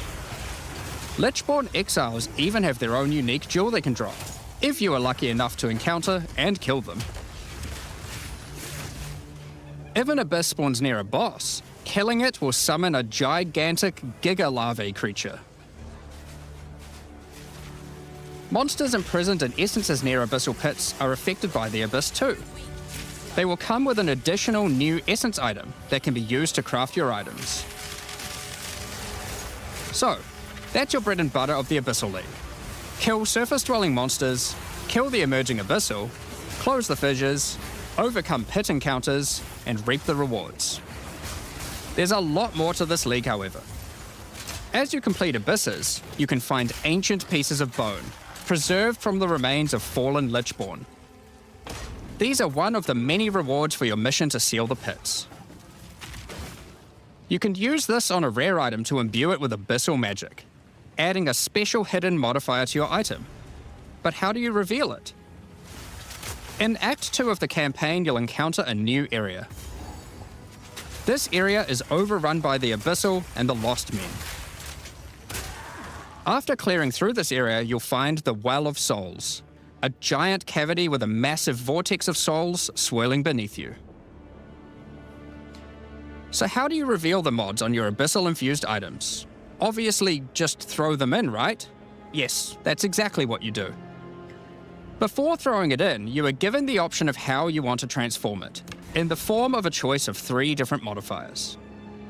Once you've chosen your desired mod, throw it in, where it will absorb the power of the souls, and the ominous creature will then retrieve it for you. These modifiers can be ones from the core mod pool, all the way through to specialized modifiers that cannot normally appear on items. During the campaign, you can use it as a way to more easily add useful existing mods, but during the endgame, there is a whole set of new and powerful mods you can add to your items. Like this mod for crossbows, that allows you to place an additional ballista totem. Or this one that adds spirit to your staff. Or this one that allows you to generate more combo with your quarterstaff skills.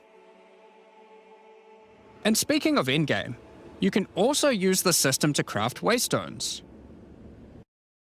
With a preserved vertebrae fused into your waystones, you can get some new modifiers that push difficulty and rewards to new heights.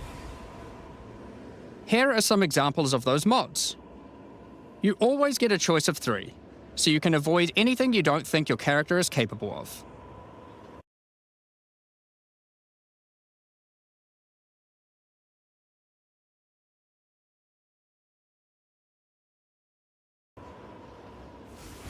With this modifier, the natural inhabitants of the area are all spawned near abysses, and there are up to 9 additional abyssal pits in the area, making it just a full-on abyss ruckus.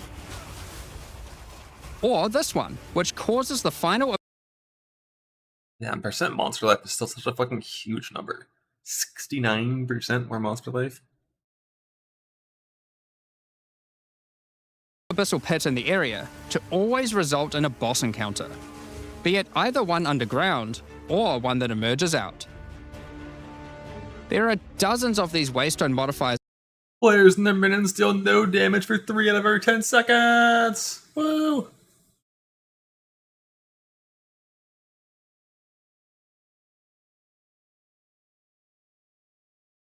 Anything else, Tom?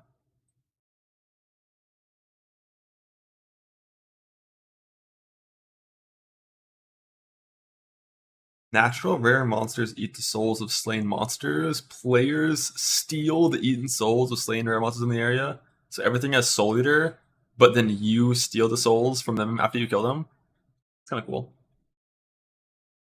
But this one, like, players deal the damage they do every 10 seconds. That's a Abyss mod. So like it's 1 out of 3 and you can pick it. So like just don't pick that mod. It's way better than when it's natural on the map.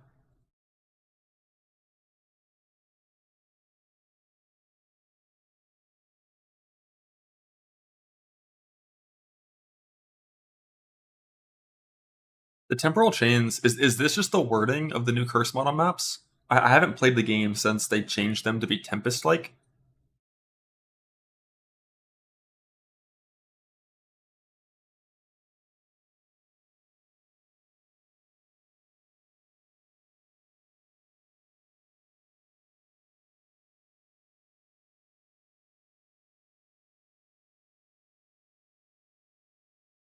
Yeah, it's just like curse circles appear on the map and then you dodge them, right? And if you get hit by it, you log out and log back in to get rid of the debuff. In total, you can get from this crafting. That Exactly, 7 quant. Yeah, that is one thing that like hopefully is like a little concerning. If they didn't like modify loot to account for it. Because like last patch, if you rolled maps properly, every map had like 60 quant, well, post scaling, so like 30 quant or like 100 rarity or both, or like increased number of rare monsters. So if you instead put in like some fucking 40 the effect size 28 rarity, really pretty little loot compared to covers the new crafting mechanic. We'll see. So what's left? Well, we talked about how when closing pits you can get abyssal troves, but sometimes when closing an abyss, you'll reveal an underground cavern that leads to the abyssal depths.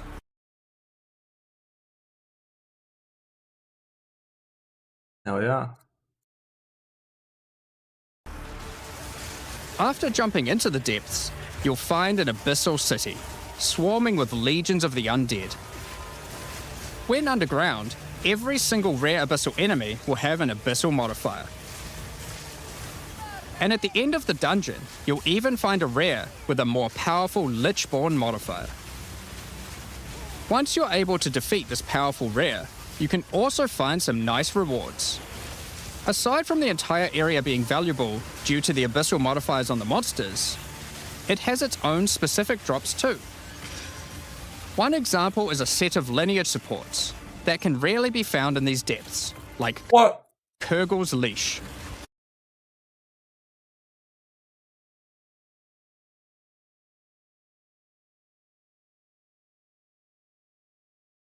What does Unholy Might do in PoE2?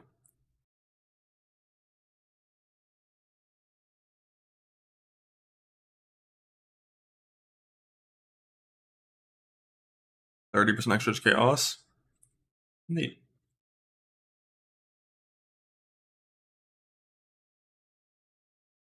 Like, don't most minion scalers come from just % increased generic minion damage? So that's actually good.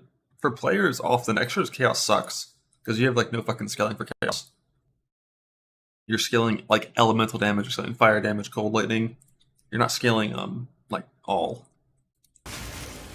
This support empowers both you and your minions when you command them, granting unholy might to you both. Another depth-specific outcome is a set of omen-like items that amplify your abyssal crafting. That's going to be rare. Additionally, we're adding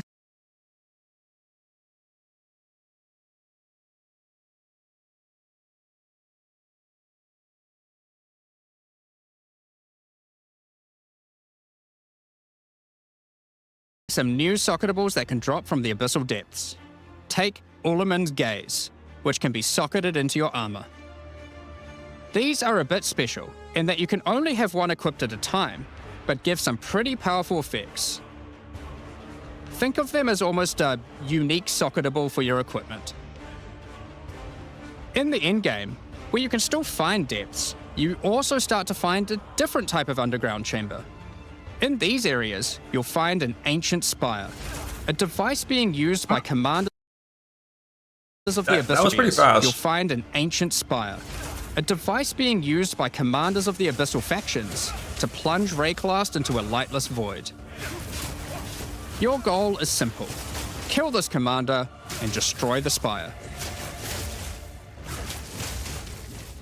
There are 4 bosses in the Abyss League, and there are some pretty cool uniques available from them. An example is this belt, Darkness Enthroned. It has 2 sockets. The first mod in this game that really made me miss Blessed Orbs was the fucking Charm Slot on belt. Like, that being variable just means every single belt takes 3 times more divines than average to get to a state that's good. But hold on, socketables don't work on belts. Well, this belt has a special mod that allows it to count as a different... Like Charm Slots on belt, that should just be like based on the item level. Like 1 in the early game, like 2 from max 4 to 6, and 3 from maps onward. But also just fuck charms. ...different slot for the purpose of socketables. This one, for example, counts as a helmet. I kind of want one that counts as a body armor. I wonder how rare that one is. You can also find this unique jewel, Undying Hate. This jewel transforms part of your passive skill tree It's a timeless jewel, what? into an abyssal version, and has multiple depths. The deeper it goes, the more of your passive tree is affected.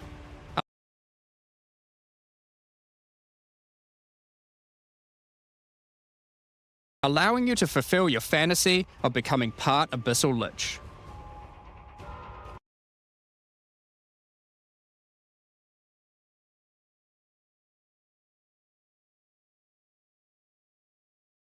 That should say 1 tribute.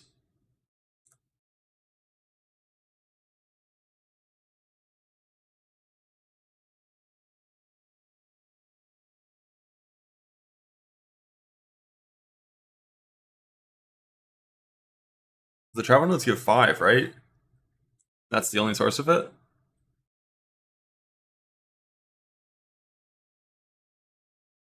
Even if you had every single travel note in here clicked, and you had like 140 or whatever tribute, that's like less than 5% of 1 body armor or something. It's the wheels too. Yeah. Now, Yeah, last thing that Abyssal commanders can drop is a Finger of the Lich. But what use do you have with a random undead finger? Well, the next time you return to the Well of Souls, with the finger in your inventory, what do you do with your it? character will almost feel compelled. To do what, though, you might ask? To jump in. The items you threw in came back more powerful, right? So what's the worst that could happen? Well, you will just have to find that one out for yourself. Along with the introduction of Act 4 and the Interlude, we will be adding 25 new endgame maps. What? These maps will contain all the new monsters and bosses we're adding, improving variety and giving you opportunities to experience the new boss fights many times. Let's take a look at some examples. Rock Pools is a map where you explore a shallow rocky coastline, surrounded by coral and filled with sirens. At the end is a giant Goblin King boss, ready to eat sulfite and squish you like a bug.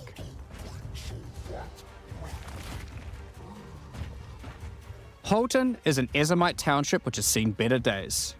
Explore and clear the township to find a gothic, Reaper-like boss, with the ability to manipulate storms and fry you with both lightning and wither you with chaos.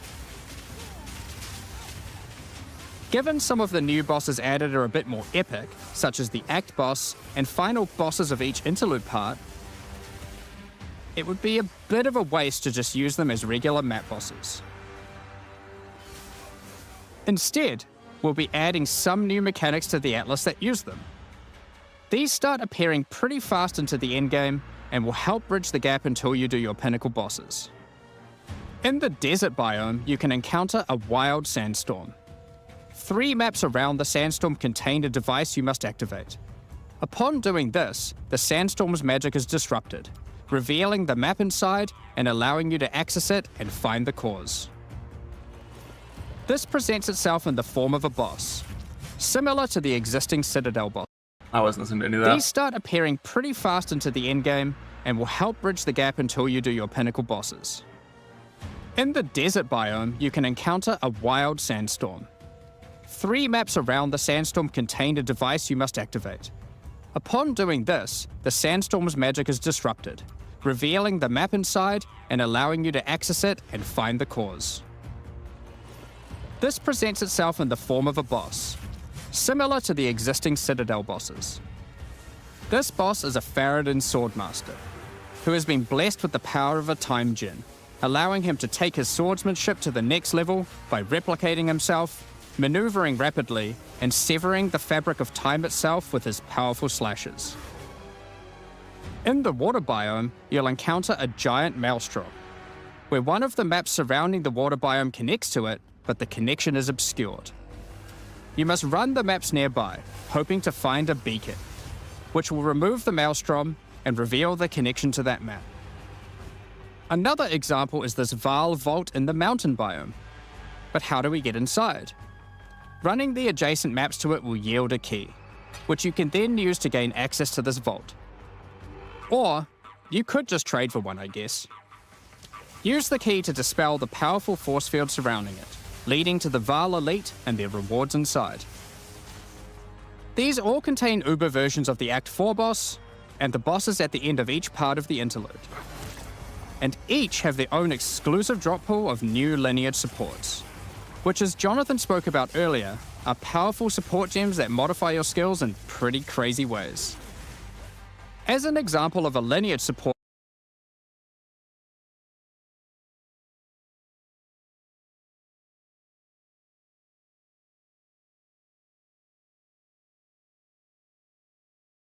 Is this Tangle Tongue?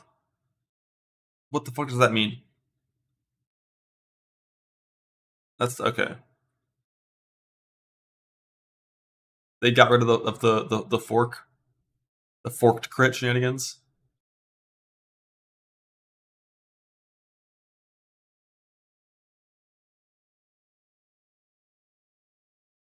But you have to move.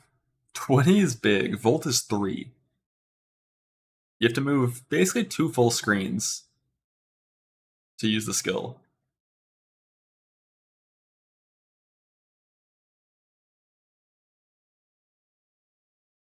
which can come from the Faradin Swordmaster mentioned earlier, we have Garo-Khan's Resolve, which causes your critical strikes to fork, but requires some mobility on your part to properly enable.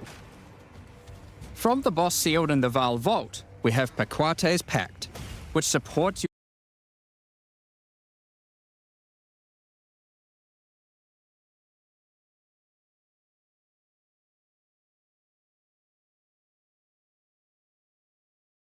Wait.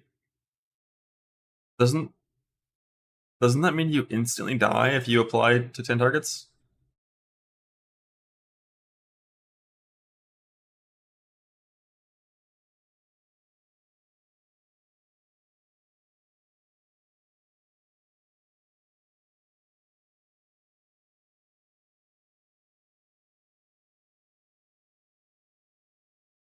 Your war cries, causing them to inflict massive amounts of corrupted blood at the cost of your own life. Additionally, some maps can now spawn summoning circles, a room resembling an Ezomite henge. Activating this henge will spawn bosses. It's as simple as that. We'll also be making changes to how affixes and waystones work, as the current prefixes equals good, suffixes equals bad iteration isn't quite hitting the mark. We tried something new here in Path of Exile 2, but after seeing the feedback we decided we actually liked what we had in Path of Exile 1 more. Like Path of Exile 1, each affix will now be both difficult and rewarding. they fixed them, but the numbers, at least that we've seen in these teasers, are pretty fucking low compared to the old prefixes we had. Waystone mods now grant an increase to the number of waystones. Like a 6 mod map that has that little bonus. Dropped, and an additional specific upside attached to it. This means as you roll your map, they will continue to get more difficult and more rewarding, and allow you to customize the difficulty and rewards of your maps better. For example, the Frostbitten mod, which causes enemies to deal cold damage, also increases the rarity of items dropped as its upside. Whereas the Of Venom suffix modifier, which causes enemies to poison on hit, has the upside of granting increased pack size. Some maps will end up having a lot of rarity, some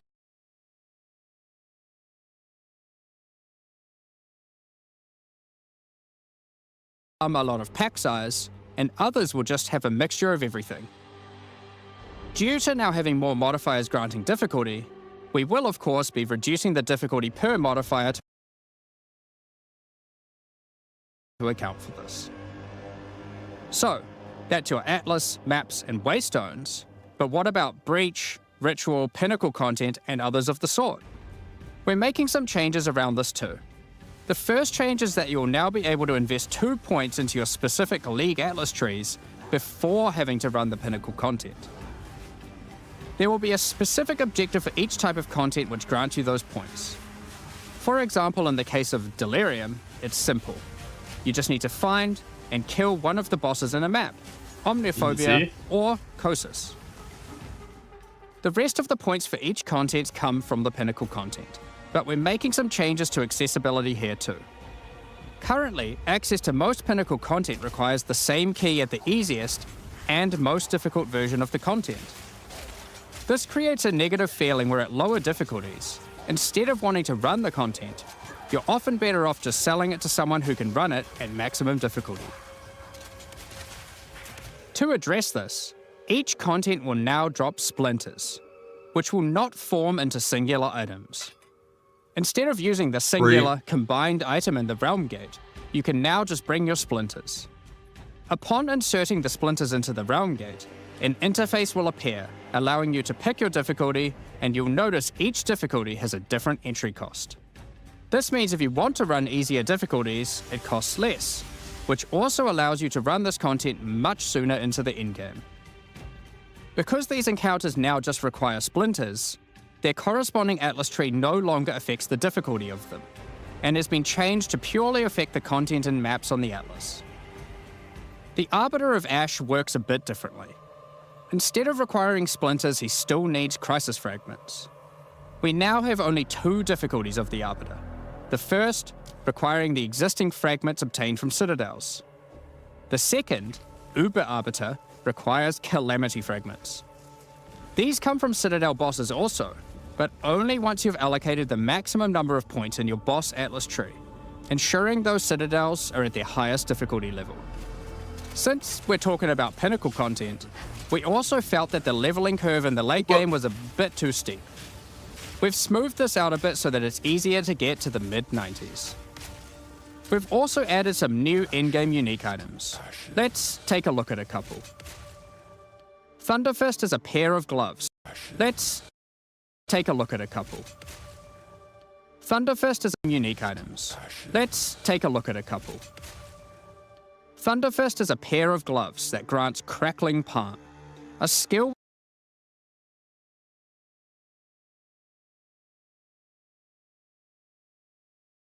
which empowers your unarmed attacks, granting the ability to call down the storms themselves on enemies you hit.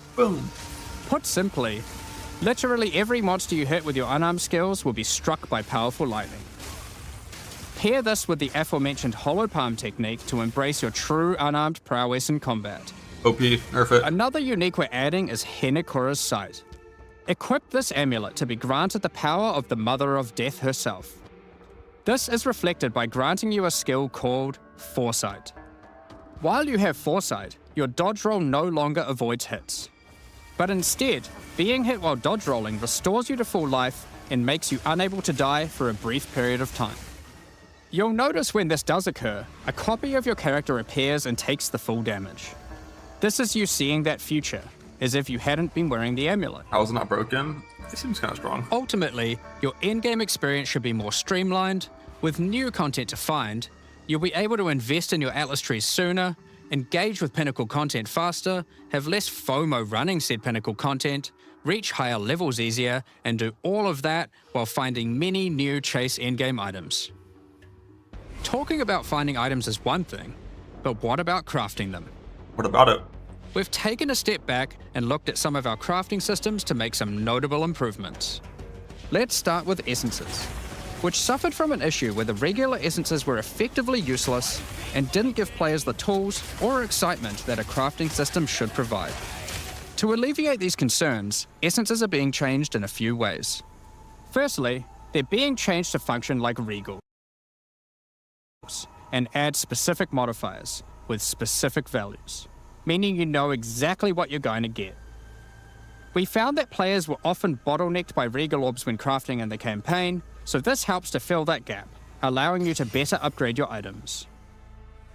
For example, this Lesser Essence of Flames, which will be able to add a flat amount of fire damage to your magic martial weapons. Actually useful. Secondly, we're adding many more tiers. How high does crossbow fire mod go normally? Probably double that. 1-2-1.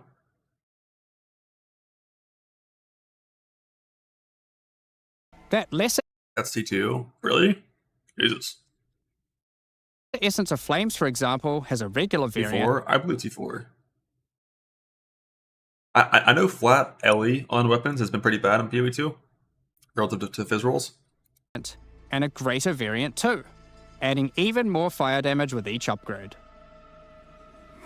The intention of this is so that when you find one early on, you don't worry about holding onto it till later to use on a higher level item.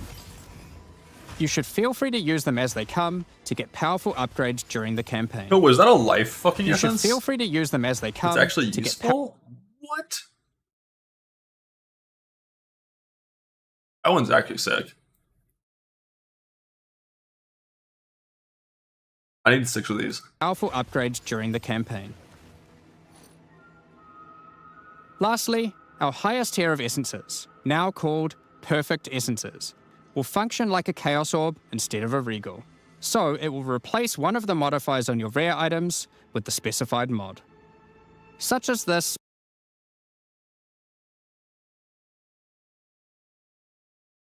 of the mods. Lastly, our highest tier of essences, now called Perfect Essences, will function like a Chaos Orb instead of a Regal.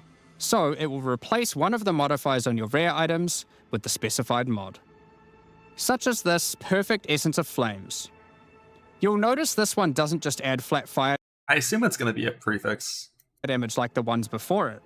The Perfect Essences often give something a bit different, with some opportunities to be pretty damn powerful. There are many different essences, each with many tiers, covering many of the more core modifiers you'd want on items early on, through to chase specialized ones for endgame. Speaking of endgame, we really wanted to expand our crafting options for late endgame crafting projects.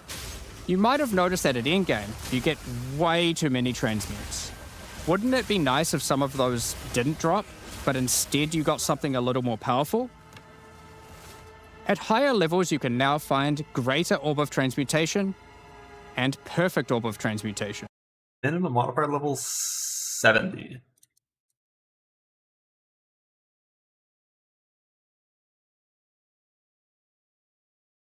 $70 is pretty high.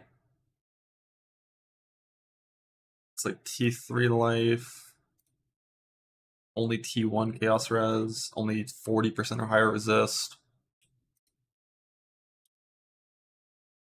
Like, that's gonna make picking up bases and doing this shitty crafting on them so much better. Like, picking things up and transmute augmenting with old transmute augment in endgame was like the worst.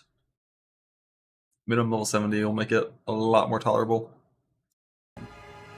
These can be used on normal items to upgrade them to magic, ensuring that the modifier generated is of a minimum level. This is similar to how you find higher tier items on the ground, but for crafting. These higher tiers will also exist for Orb of Augmentation, Regal Orb. So Perfect Regal is minimum 50, not 70. Was Will also Augment 70? exist for Orb of Augmentation. So when it's magic, it's minimum 70. Regal Orb. Regal, minimum 50. Exalted Orb. Exalted Orb, also minimum 50. And Chaos Orb.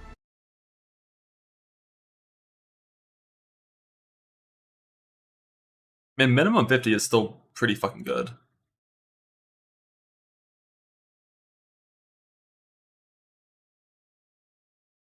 Like, it gets rid of the bottom 6 tiers of flat evasion, for example. The bottom 4 tiers of the shitty hybrid. The bottom 4 tiers of this evasion.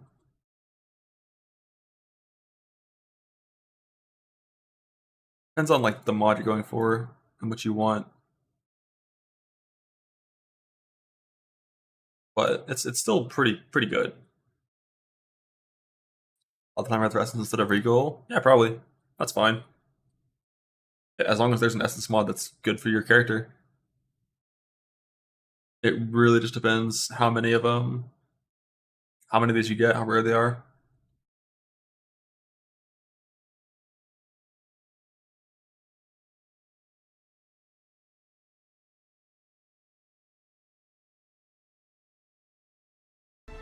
Meaning you can get all of the orbs required to take your item from normal rarity to a fully completed rare with guaranteed high tier mods. On top of these new core crafting currencies, we wanted to make sure there are powerful crafting bases to use them on. Now in Endgame you can start to find exceptional items. These are items that drop at normal rarity and are perfect for your from scratch crafting projects. They can come with extra quality, up to 30%, or an additional socket to use your crafting socketables in. And yes, they can be corrupted for yet another socket. You can also get exceptional unique items. To add even further to your crafting arsenal, we've added a whole suite of new omens to ritual content, and removed some of the more unimpactful ones that weren't being used. Some of the new omens include the Omen of the Ancients, which will cause your next Orb of Chance to not destroy the item, but generate a random unique of the same class. Or the Omen of Sanctification, which is my new favorite. This will cause your next Divine Orb used on a rare item to reroll the values of its modifiers, allowing it to exceed the normal minimum and maximum values, raising the ceiling on the new most powerful rare items in the game. This Omen will also cause your item to become Sanctified. Sanctified items cannot be crafted, just like corrupted ones, so consider carefully when you use this. Another is the Omen of Chaotic Monsters, which will cause your next Chaos Orb to reroll all modifiers on a Waystone, allowing you to fix your maps if you get some modifiers that are not feasible for your build. Besides these examples, there is a huge variety of new omens for you to discover in your ritual encounters. With the release of new to fit your next, another. Why does that require so much strength? Is the Sanctified. Sanctified items. Is that because Giant Split affects the tooltip? Okay. Can absorb to reroll all modifiers on a Waystone, allowing you to fix your maps if you get some modifiers that are not feasible for your build. Besides these examples, there is a huge variety of new omens for you to discover in your ritual encounters. With the release of Act 4, notably taking place in the Karori Archipelago, you'll be able to now find a new currency item, Henikora's Lock. Henikora, the Karori goddess of death, has the power of foresight, and is able to see many futures, including the outcome of your next craft. So, imbuing her lock onto an item gives you that same power too. For example, you'll know whether or not to use an Exalted Orb on your item, as you will know exactly what the outcome is. So, with all these new crafting improvements, it's safe to say you're going to be making some epic items, and not necessarily just ones for yourself. So given that, it's time to talk about a massive one. Trade. Raid. It's finally here. The moment we've all been waiting for. fully asynchronous trade. Over the years, the way players trade with each other in Path of Exile 1 has morphed from using the forums, through to the in-game chat, all the way through to using the website. These systems, in all their iterations, work for a while, but with each iteration new problems eventually reveal themselves. Be it requiring you to be in your hideout too much instead of out there killing monsters, or never getting responses from people who are either AFK or just can't be bothered. In order to finally solve this, and this has been a long time coming, we're adding a new system that allows you to buy items from other players without requiring the seller to be present.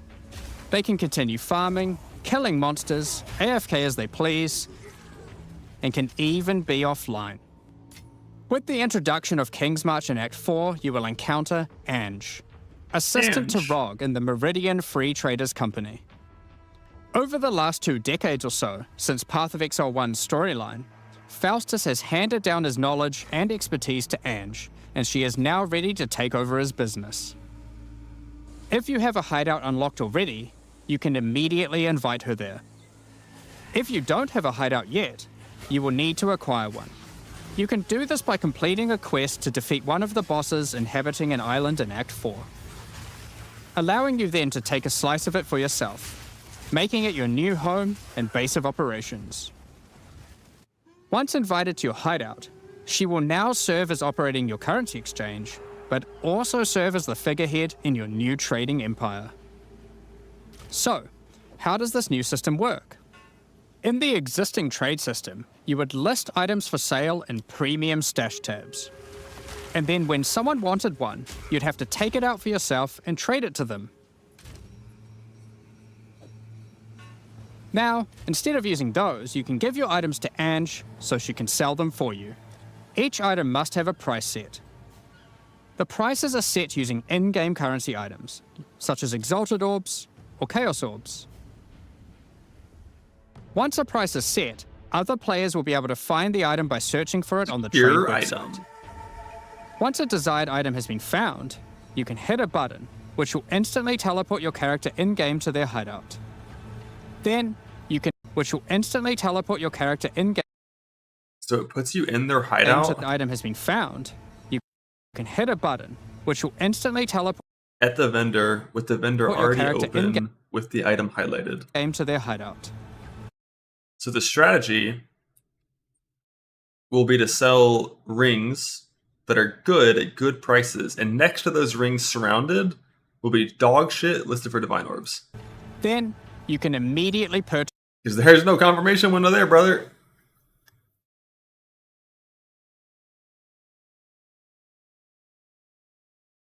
The item. And while there, if you want, browse their other goods, in case there's a good deal someone else hasn't yet discovered. You'll notice that as a buyer, on top of the currency I assume they control click, and that's why there's no confirmation, and normally there would be. The seller set for the price, it also costs gold to purchase an item, as Ange has bills to pay after all. As a seller, you'll immediately receive a notification when an item of yours is sold, and can also see an effect above Ange in your hideout when she has unclaimed currency. Just go talk to her, claim your currency, and continue playing at your leisure. As many people already acquired premium stash tabs for the purpose of the trade system, we wanted to add a way for you to convert your existing tabs to merchants tabs, if you want. You can do that here, on the website, but only if you purchase those tabs before the release of the third edict.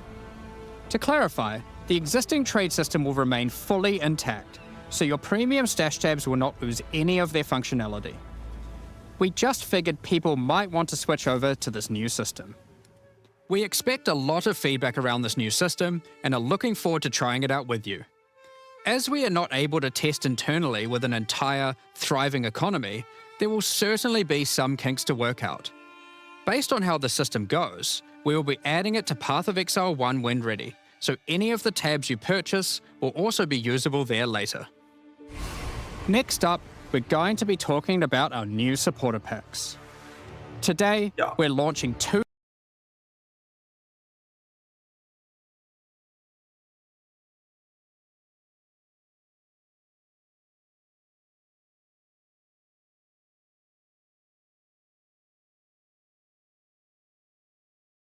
Okay, I have to play the game now. Fuck.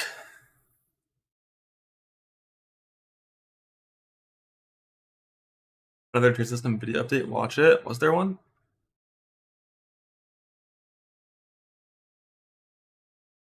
I saw this earlier today.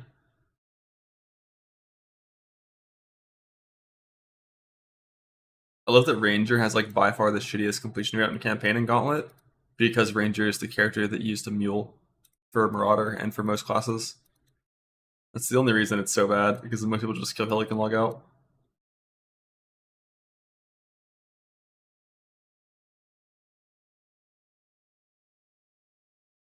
How many killed Uber Exarch? I love it, like, Jesus Christ. Act 1. Oh my god. Hillick's OP. He's OP.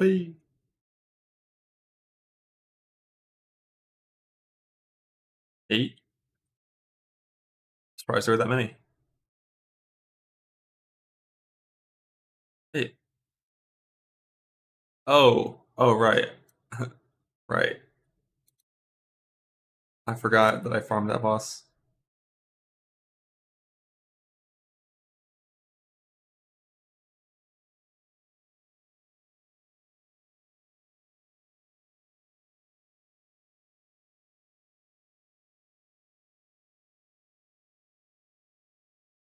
And I still didn't get the goddamn boots.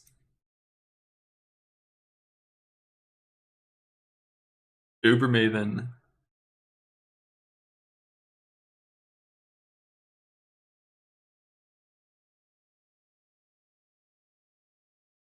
Dude, Quest Series Exarch is so brutal. The one thing in here that was really surprising to me was Quest Blackstar and Infinite Hunger. Like, these things farm. Like, Quest Exarch makes sense.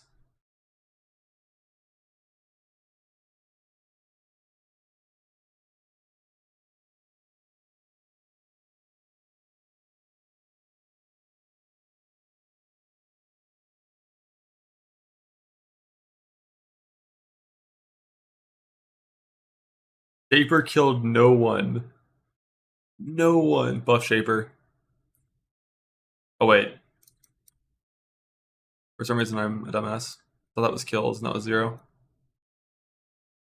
I love how they had this category here for kills with deaths. The Elder one makes sense. They tanked the explosion after the boss. Whoops. Or they could have tanked some of the Novas in the ground. Could happen. Quest Eater of Worlds means they died to like a tentacle after the kill of the boss.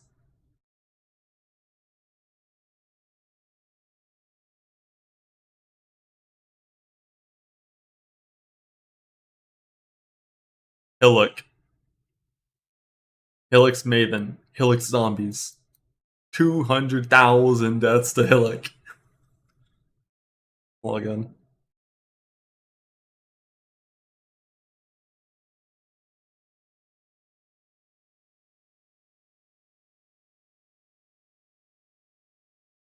I mean, as for me, I didn't die to Hillock this patch. I died last gauntlet to it, not this one.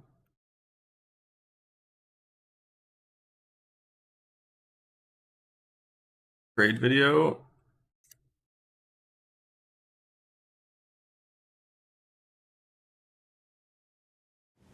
During the third Edict content reveal, we announced the new Asynchronous trade system that allows you to purchase items instantly from other players, even when they're offline. But one feature we didn't quite have ready in time for the reveal is the in-game market browser. Well, it's ready, and we know a lot of players have been looking forward to this one. Open the browser by clicking here. Search for the item you're looking for, then click the purchase button to be immediately teleported to that player's hideout, where you can purchase the item from their shop. I'll get it here quick smart. They don't even need to be online. Almost all the functionality of the website is available here. You can search using many different filters, sort everything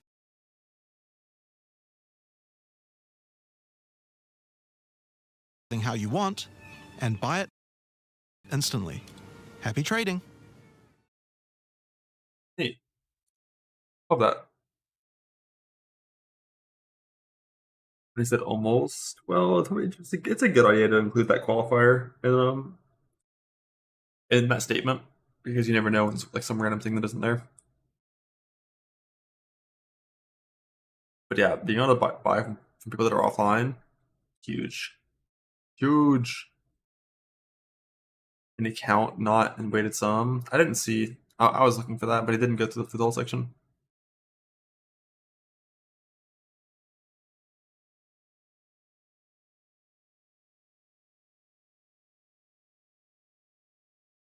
Playing hardcore? Yeah, I'm like 99% gonna play hardcore trade.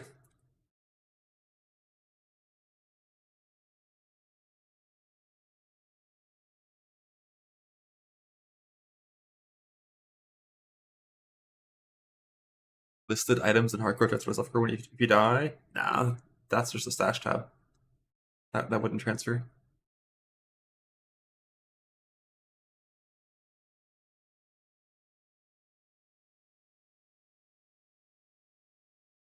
Free weekend perma DDoS? I doubt it. I think it'll be fine.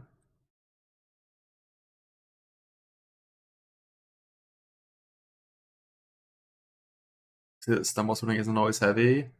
I didn't see that. I heard that. But in all 3 clips that were shown during that talk about sprinting, the character wasn't hit a single time. So it's just words on how it works. Unsure what that actually is going to look like.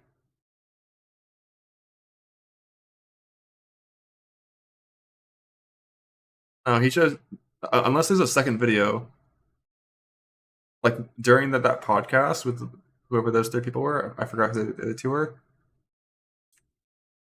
Yeah, like during this, there's 3 clips of him sprinting. He's not hit a single time while sprinting in any of them.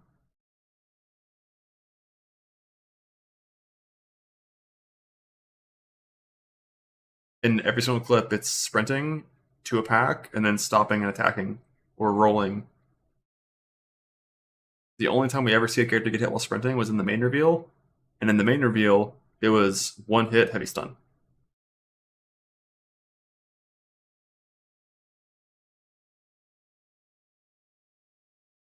Yeah, he talks about it, but we don't see it.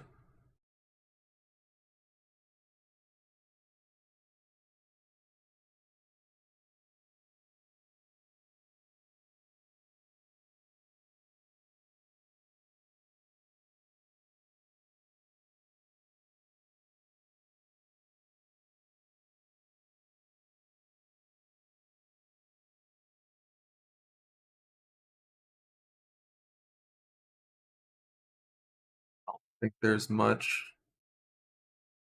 I don't think he would lie, but could be mistaken.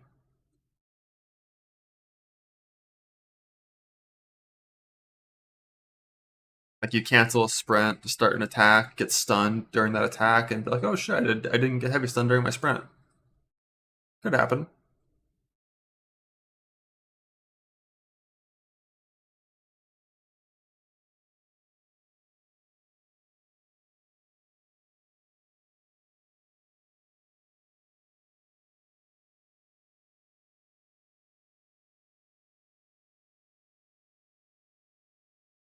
In a free shift 0.3, I might. Who knows? I think the most excited for 0.3 was like right after watching the reveal, and then I made the mistake of watching some people do campaign runs, and I was reminded that I have to do that and what the game's combat actually looks like, and it was decreased by a good bit. But obviously those campaign runs are being done on 0.2 with no sprint and stuff, but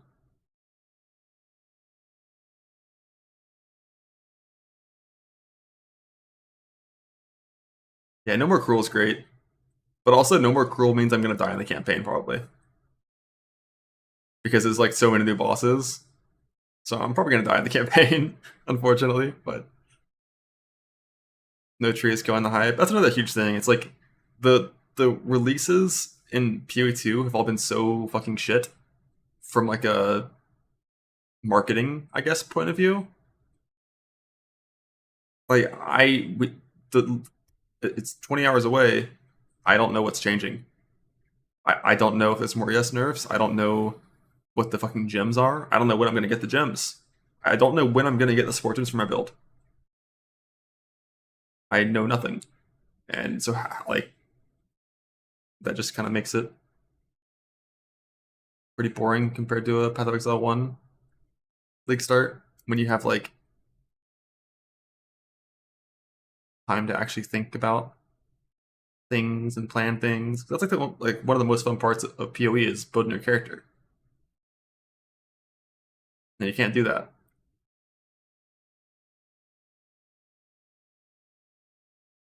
Is the map prepared? Oh, I know. It's because it's because the things are still changing.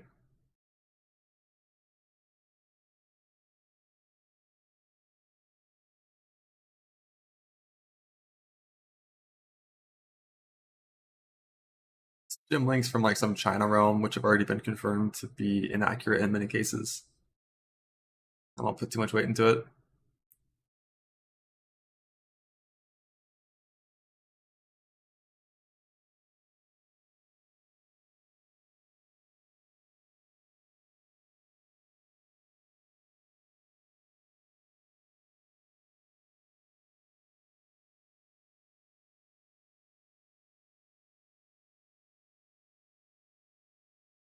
Yeah, I've read most of these.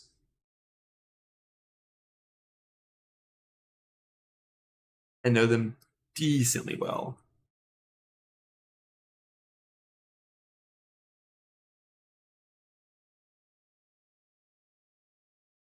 Once a high level character to test things out, shape play. I don't think I've ever logged into a high level character to like test out anything. But also I've never needed to.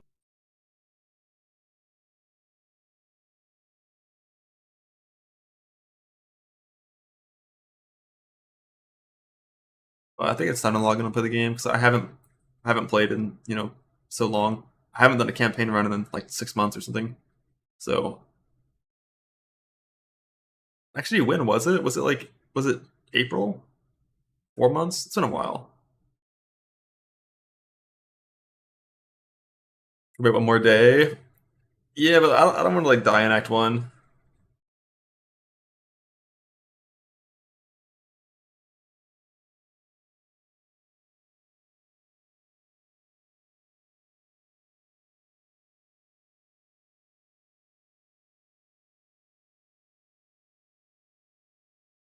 Don't worry, server performance will fix that for you. Yes, sir.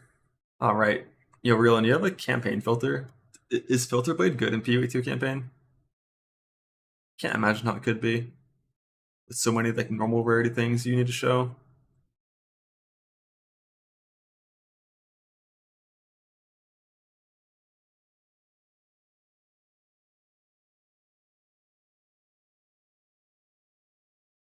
Let's check it. See what it's like.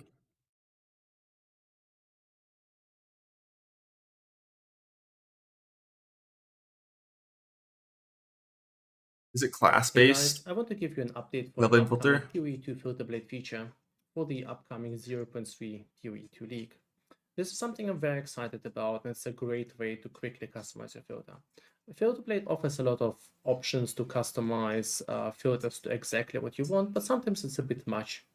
Now, just if you want to customize your filter to a very specific build, let's say you're playing a classical mercenary crossbow and some evasion armor types, you can now go to auto adjust for build and select your class. Now, if we're going to select a monk, you expect to see quarterstaffs, right? And you see exactly that, evasion and energy shield bases. A witch will use wands, scepters, foci, and energy shield centric bases. A huntress will use spears and bucklers, right? And you can go for, of course, for a mercenary with crossbows, evasion, and armor items. Now, of course, you can adjust all of that to whatever you prefer to use. Now, I'm going to just go for the classical crossbow combination, click apply. Now, everything is pre-customized. Now, note this only affects the leveling part. Endgame will need a different algorithm because there's economy implications, and I'm going to take a look and build that for the next PoE2 League. For now, it's the only leveling. So let's take a look. If you go to simulate, We see crossbows. Now, this is actually a superior crossbow, so it would be shown anyway. We see a rare crossbow. We see a Valkyr's because it fits our armor types. And we of course see currencies, jewelry, so all of the other important things are still shown. Now this is a level 40 zone. At this point it will also hide rares for like spears and bows, item types you don't use. In lower zones, in Act 1, Act 2, you will still see rares, and in Act 1 you will still see magic items for vendoring and disenchanting. Of course, in a lower highlight than the rares you care for. And that's pretty much it. Now, the update also comes with a ton of other new features. We have global style schemes. These are still in the works, so I'm not quite ready to show them off. We have over quality filtering for chancing bases, uniques for normal bases. We have identified mod filtering, tiering improvements, a lot of good stuff. And I also have still hundreds of items to implement because GG has dropped a humongous patch in terms of items. So yeah, I'm gonna cut it short. Use the feature, it's great for starting a new league. So overview. Yeah. Rares, everything. I think I would want to do that as well. I think for rares, I do want to see everything always. To vendor for gold. And then for base types, you'd only want to see jewelry, and then like your exact thing that you're using.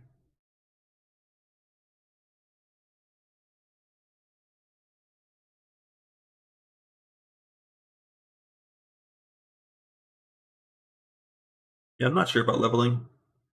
The thing is, it's really hard to test out galvanic shards.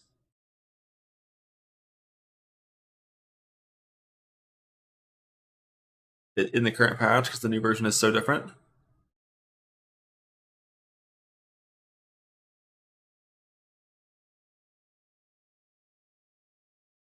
Those are safe and tested. Do you have a like? You did a full run on stream, right, from Act 1?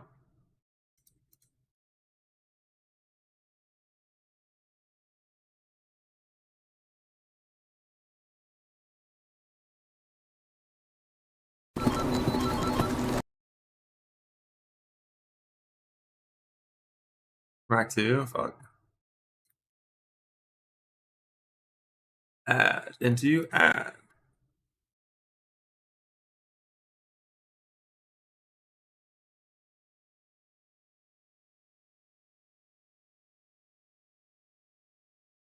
Like the overall tree for bows versus crossbows isn't that different.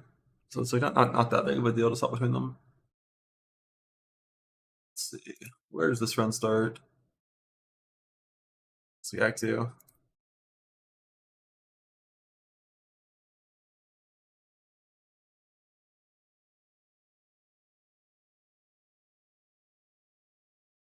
Huge damage.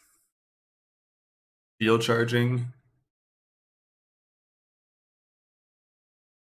Yeah, Galvanic Shards got pretty massively changed in a way that's going to make it quite different and most likely worse in the early game. But I think it's going to be substantially better in the end game.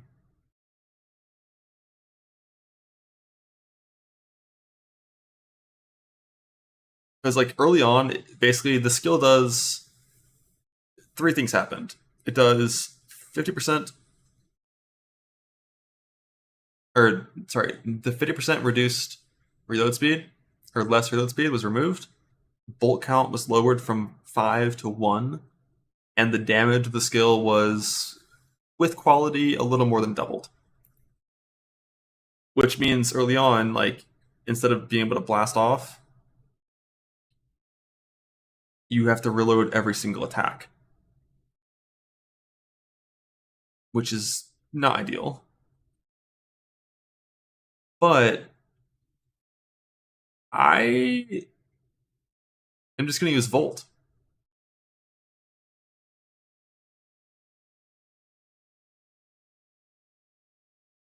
And one-shot the screen. That's my plan.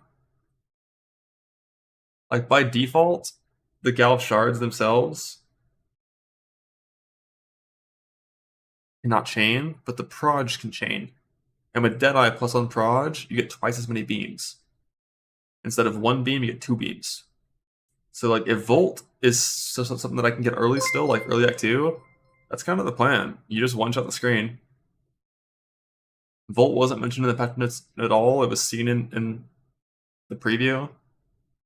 So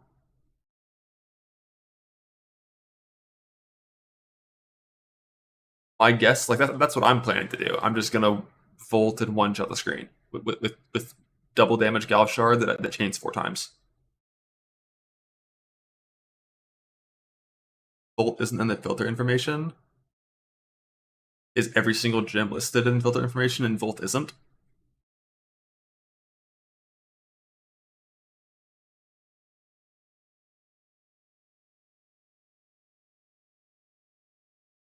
Yeah, like you can get some chance to not use a bolt, but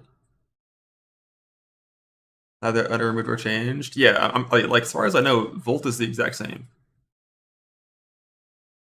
which is insane because Volt is like fucking broken as shit as a support.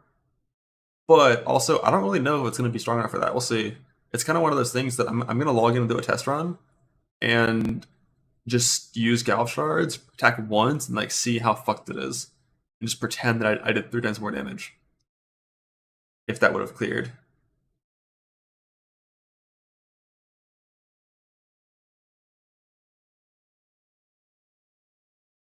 Like, and in late game, you have lineage supports that completely fix your bolts, and it's not a concern at all. It's just like early game, really unsure the best way to make that feel good. It's possible that like ammo conservation rank 3 with the heavy stunning, like giving you a bolt back, is going to be all you need to just blast off. Not really sure.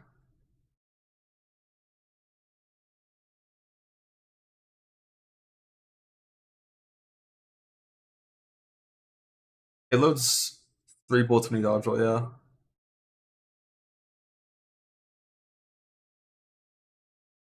Flying dodge was so much faster.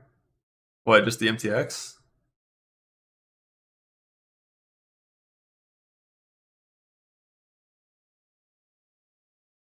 And my conservation double might be good enough early. Yeah, it might be, we'll see. Yeah, Volt would need to still be in tier 2 support gem basically to do that crossbow thing. To swap it, early act 2.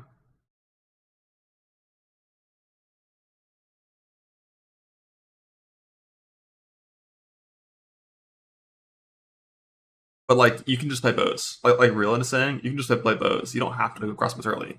You can just bow all of Act 1. Well, didn't you do like some weird shit in Act 1? I'm not gonna say what you said it was because I don't know if that's why you didn't include it in the VOD, but if you have to, you can just use bows from the start.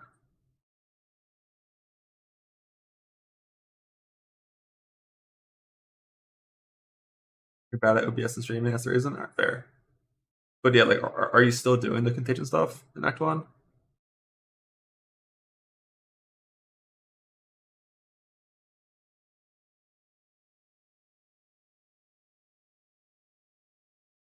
No secret? I don't know what's a secret.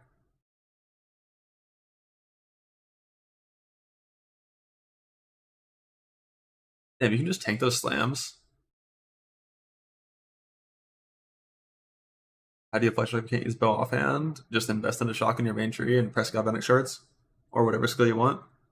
Applying shock's not that hard.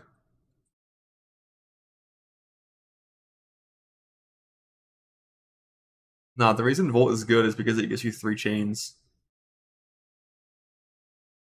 There's no good shock skill? I got no clue. I haven't looked. Galvanic shards hits really fucking hard.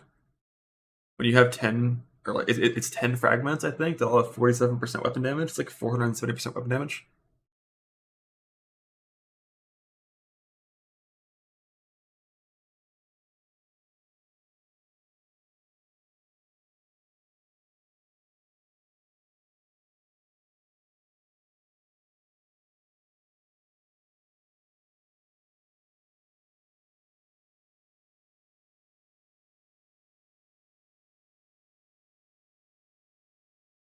I don't know anything about crit scaling. I haven't looked into it at all for crossbows.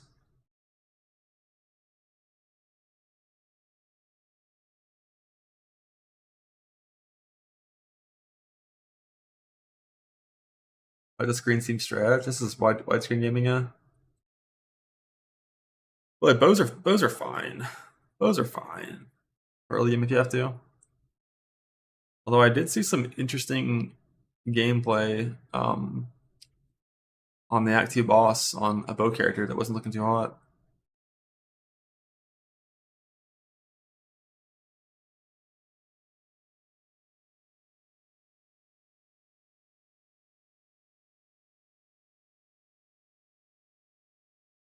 You know, you know.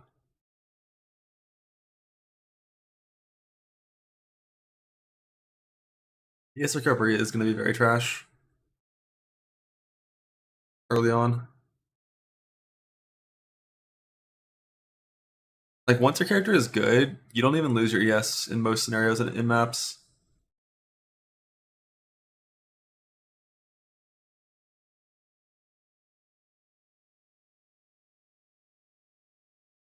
Unfortunately, like, one of the most dangerous things where ES recovery is a problem is ritual, which is also one of the most rewarding things with omens.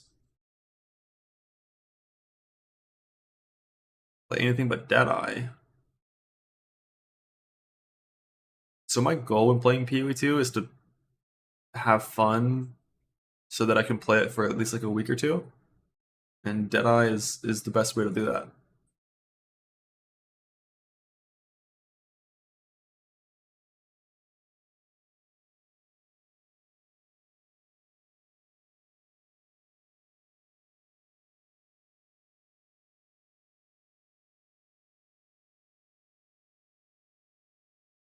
Oh shit, oh shit, oh shit, oh shit, oh shit, oh shit. Easy.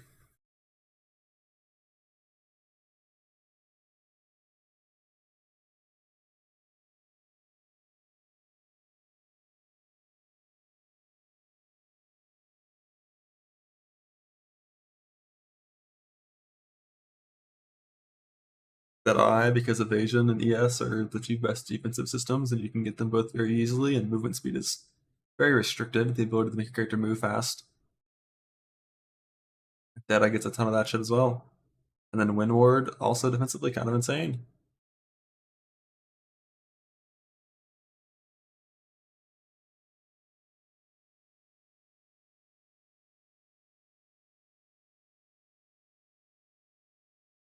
These boss fights look worse than like crossbow default attack though, kinda.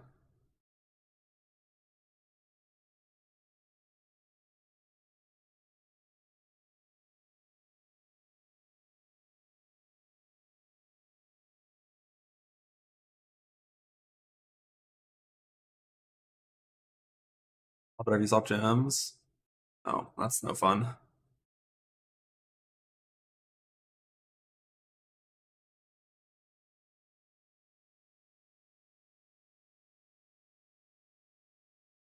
Well, this one in particular is bad for every attack build because this boss has 14,000 evasion.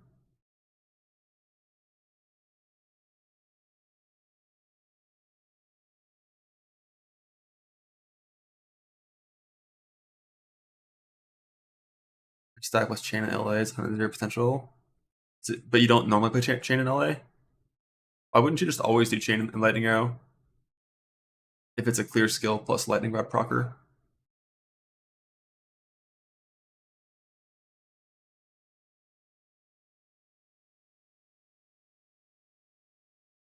The clear is worse with chain. Wouldn't chain be double damage? Or wait, no, because you have no chains by default, so you only get 2 chains, right?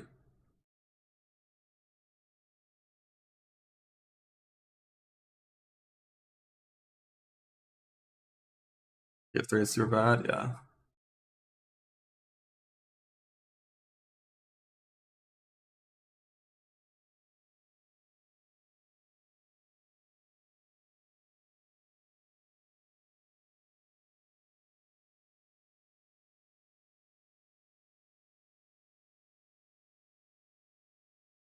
Oh my god, superior leather vest, what? 2 socket chest, what?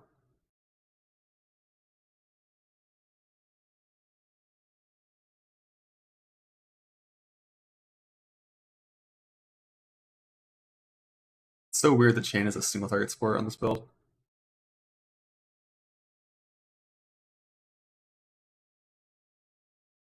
Tank the plants. Tank the plants. Tank them. Tank them. We didn't tank them.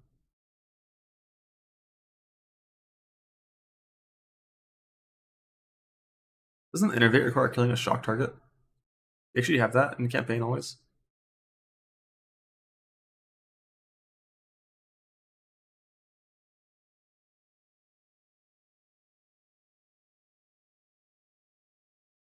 Not up for that whole pack.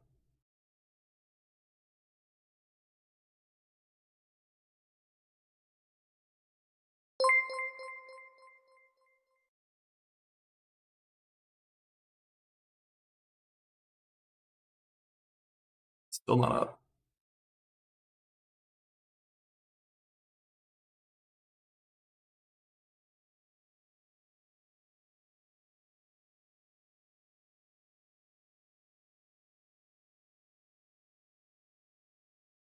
So 28 is 28.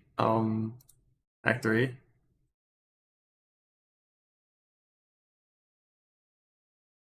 Like T-shot, dual string. I guess it makes sense. I fucking hate bows, dude. They're so stupid. Like your build is shit until you have the right bow base, and you can only ever use one bow base ever.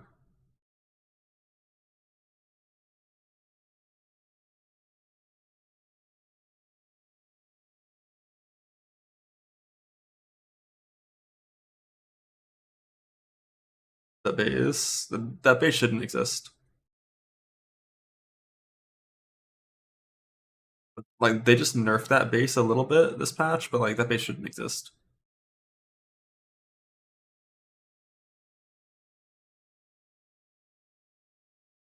But also bow skills are so trash without it, so.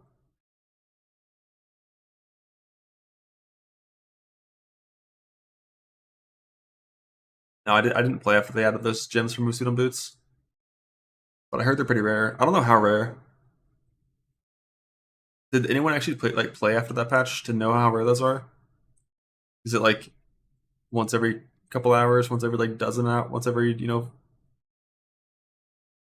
is not that rare. 3D can be pretty fucking rare. But I'm playing Trade League, so I think I'll be able to get those.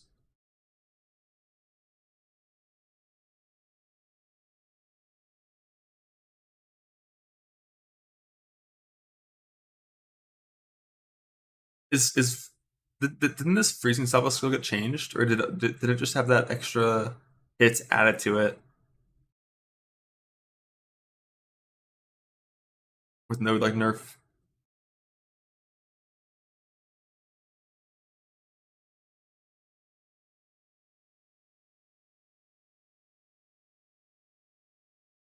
It can't stack.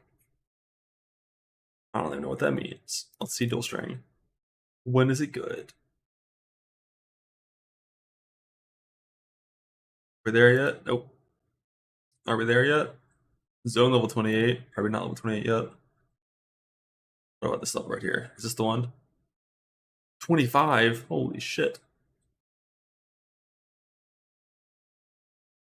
Alright, surely now we're 28. Yeah, I see 2 projects coming out of that lightning arrow.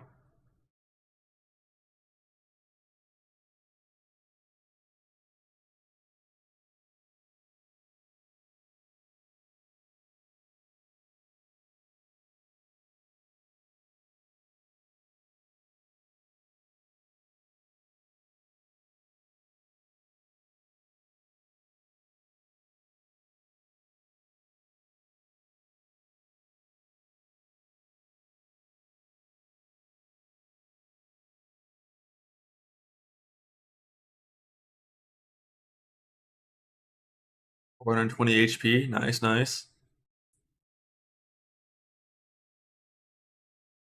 Yeah, the flying is just what dodging looks like when you have the flying animation from MTX. But like your character moves the same, it just looks different.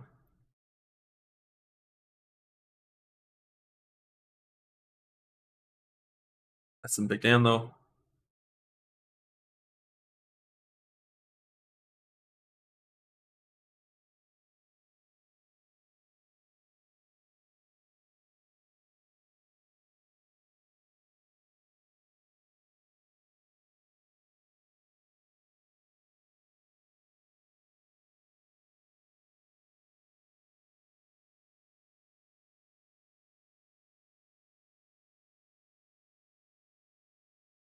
early.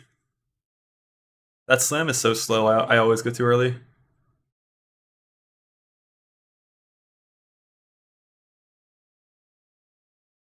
This guy's minus ice res. Yeah, that is one thing about that invert support gem that's a little different in this game. Like, some monsters have negative resist of certain types, so invert can actually be a negative.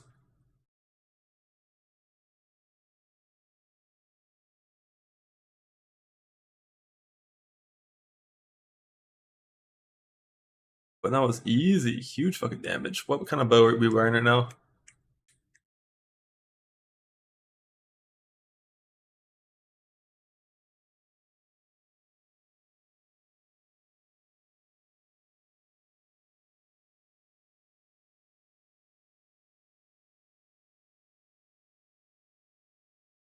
Okay, that's a pretty fucking good bow.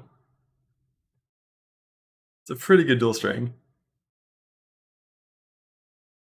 That's the T15 bow. You use this all the way until 15s. Nice. That's a pretty insane bow for that point.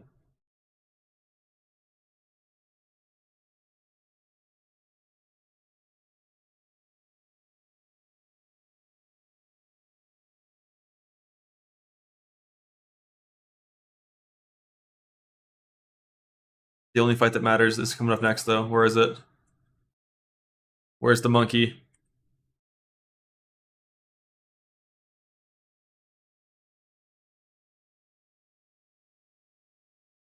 I don't care about Venom Crypts. Where's the monkey? I nerfed the monkey. It one-shot Alk earlier. It still kills you if it hits you.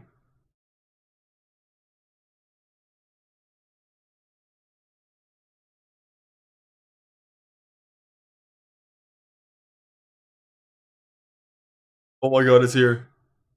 Dun dun. Dun dun. I don't think Sprint changes anything for the monkey. You either dodge roll at the right time or you don't. Look at that burst.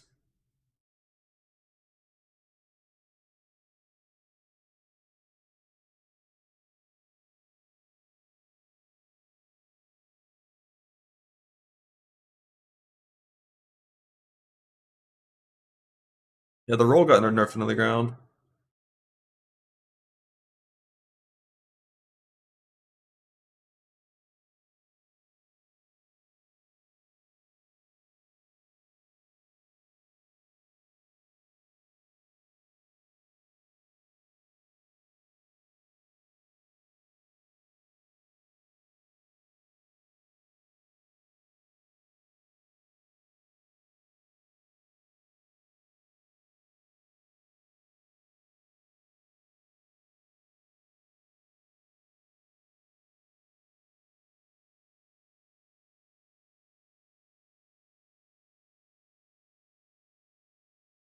Yeah, the slam is so slow, but that's the problem. Like, it's so... What the fuck? Holy shit, Musu Pathan, let's go. The slam is so slow that it's hard to avoid because you fucking roll too early.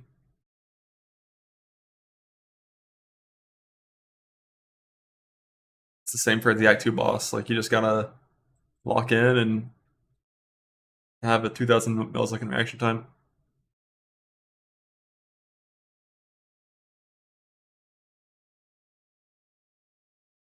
Flashbang. This is with chain.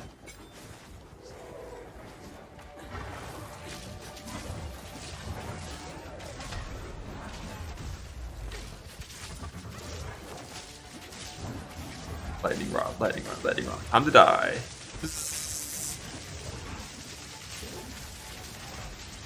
Time to die. And then the boss gets staggered and it moves out of your fucking rods. Bro, how long is that shit gonna be in the game for real though?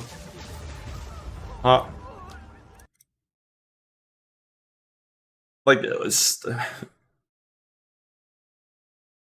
It's like one of the shittiest, like, vision things. It's so fucking annoying on some builds. And it's not just bosses too, it's like every single rare hits half HP, and then it would have stood still, but you stun it, which makes it dodge your abilities. Because it's stunned. It just makes no fucking sense. I got so tilted when playing lightning rods for the last time because of that. Like you put down 3 gems or 3 rods, you attack, it goes to half HP, rolls out of the range of your fucking rods, put down 3 more rods, like blow me up, man. Or on warrior, like you put down your totems to prepare for your burst damage window, stun the boss, it's out of range of your totems.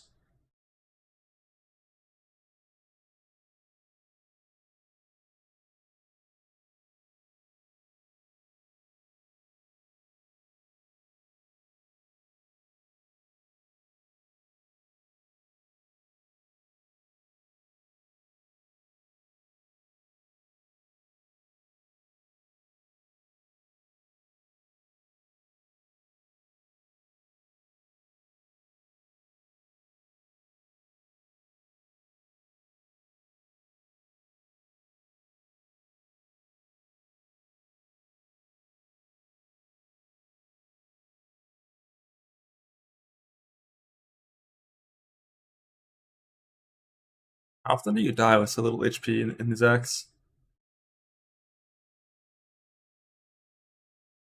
I find it spooky.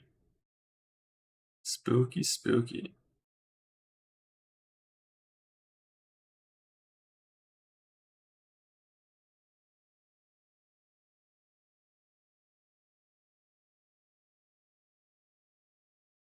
Stuns should be in the game. I think monsters shouldn't move when they're stunned.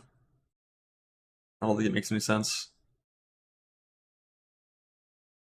Like they can have like a falling down animation that's like fucking that's sick, and they like, have like a getting up animation that's sick, but like monsters moving when they're stunned just it doesn't make sense thematically or like gameplay wise.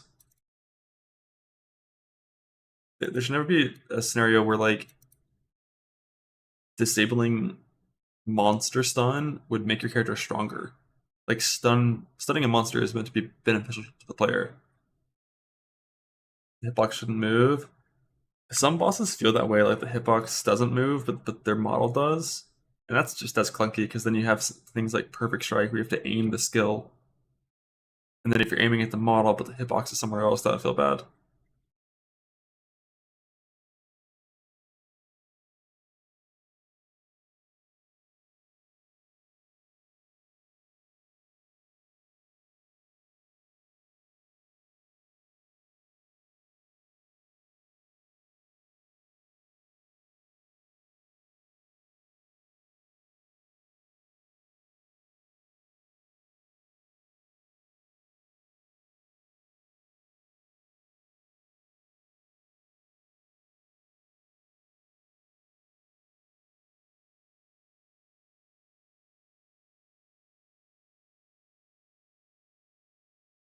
Like it's a little bit harder to get stunned now as a player, at least with low chance of stun hits, like early game.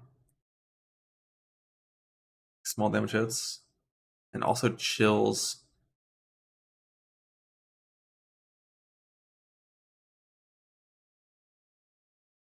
Be less common with mediocre hits to the player or to the monsters.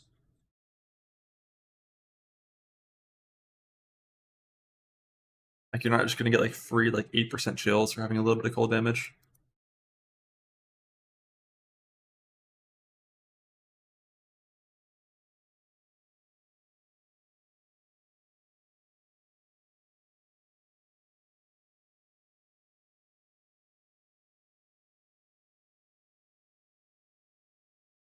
We're not getting gem info. Surely soon. Surely soon.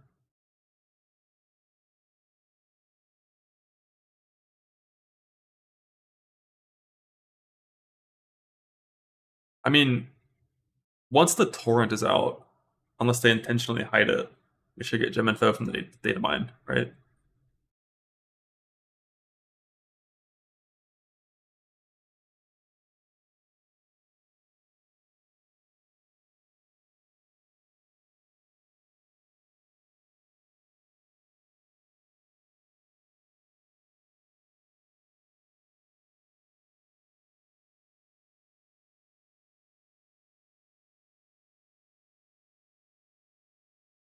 Oh, it should be soonish, right? I think there was a tweet saying it was going to be soon.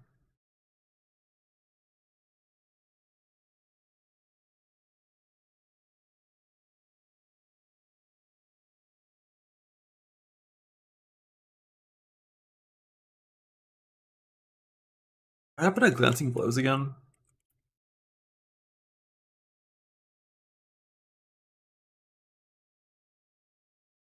It kills your evasion, makes deflect stronger.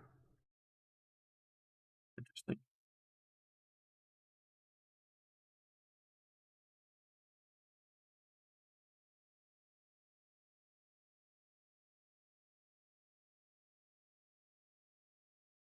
This is going to mean you, because of the attribute reduction, you're only going to need like 450 strength, not like fucking 600.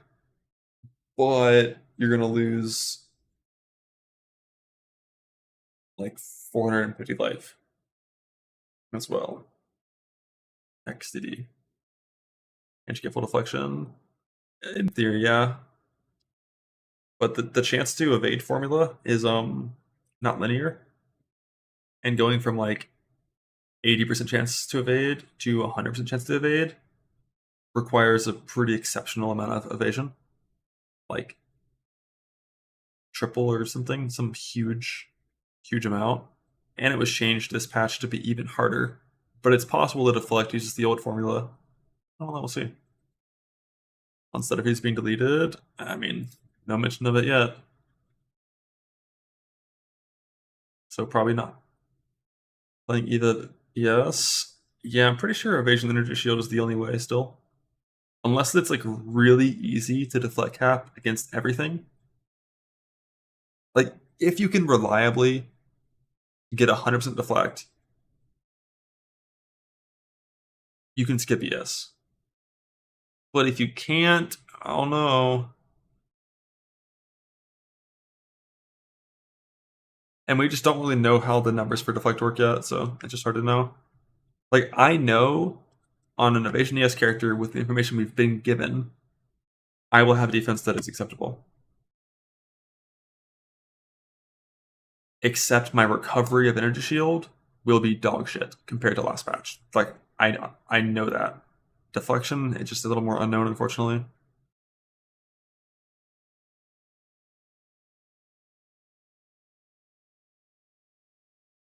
How much minus accuracy is there? So unfortunately, I don't really want to rely on anything related to minus accuracy, like blind. I don't think that they're reliable. Think about all of the post-death mechanics in the game. When the target dies, it loses its blind.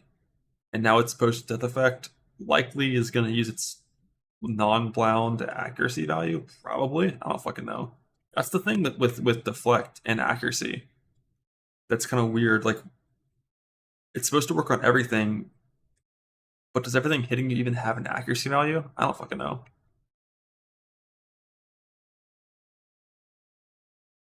I don't see the evasion, give evasion rating. The patch notes. Here you go. We don't know what the numbers are, but player evasion now works on all hits except boss skills that have a red flash. Evasion formula has been adjusted to lower the percent if it's still be evaded by a given amount of evasion. My assumption is it's going to be a similar nerf that block received, where previous evasion 75% will be like new evasion 50%, is my guess. But it could be a bigger nerf than that. Who knows?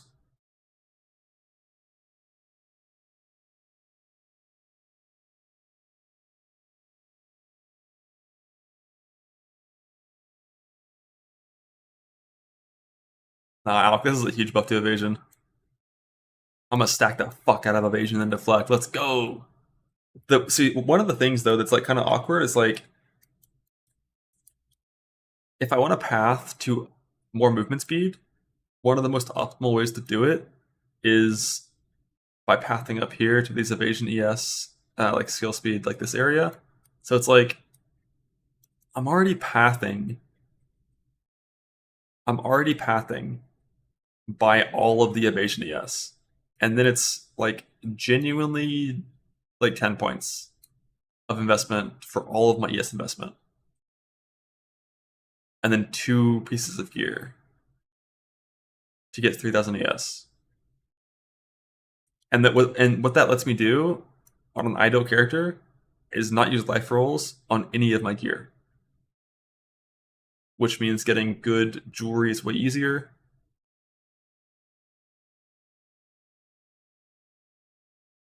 But like if you're staying life deflect, you have to have T1 life on every piece of gear. In the end game. Like you have to have that. Which makes it harder to have the dam.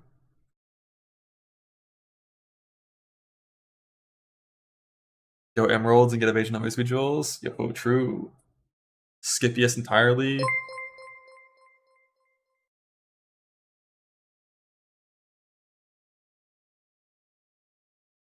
One thing that is super nice though, if you actually reach that point where you have full deflect,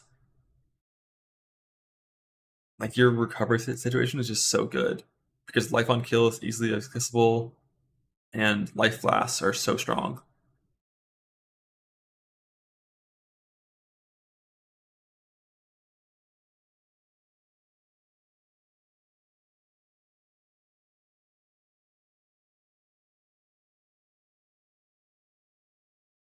Armor form will be after or before deflect reduction? After.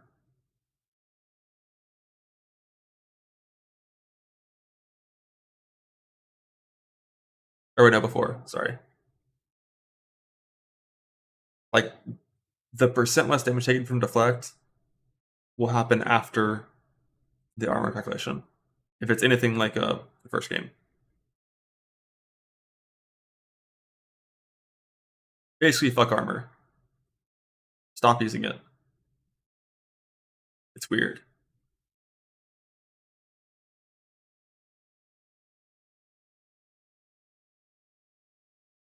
The RNG roll by Mr. Evasion and deflect you die. Well, that really depends on the deflect formula and how simple it is to reach super high numbers. And that's one of the main reasons why I don't want to plan around only deflect. Like if I was going softcore, I would probably just say fuck yes and just go evasion deflect, see how it goes. But that is like a big concern. Like what if you just are not going to have deflect higher than 80% versus arbiter? Like no matter what. Like what if you're just not going to get there? You're not going to reach 100%. Then I just have to be evasion yes because 1/5 of the time you die. That doesn't work in hardcore.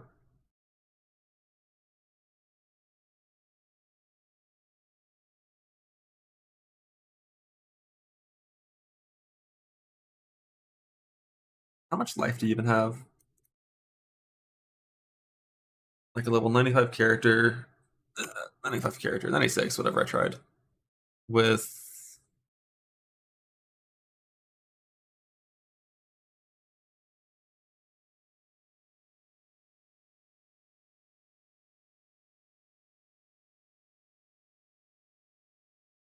E1 life on everything. Also, are there any good evasion bases? Oh, damn. Isn't one stun threshold not LE element threshold? Why are there two of these same things? Is it really just reduced slowing potency of debuffs on you and then nothing? Holy shit. That sucks. The evasion ES base has fucking movement speed percent. That sucks.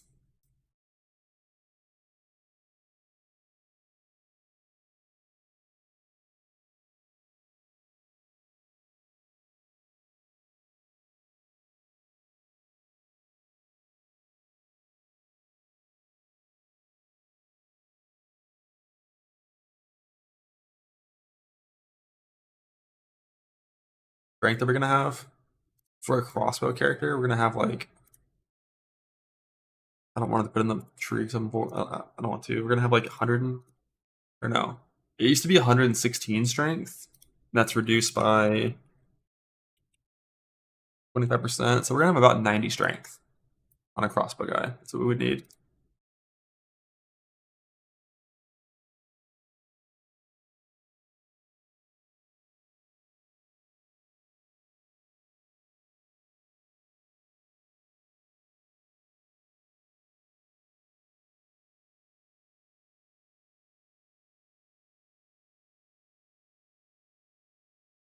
If you actually had perfect T1 life on everything. Yeah, percent life exists in the amulet. I'm not going to put that there because you're not going to actually have full T1 life over here anyways. Full T1 life, perfect on everything, 2700 HP. Like this with guaranteed deflect versus every single hit is good enough. But instead, I could just have like 1.8 thousand life and like 3,500 ES. You know? That sounds nice.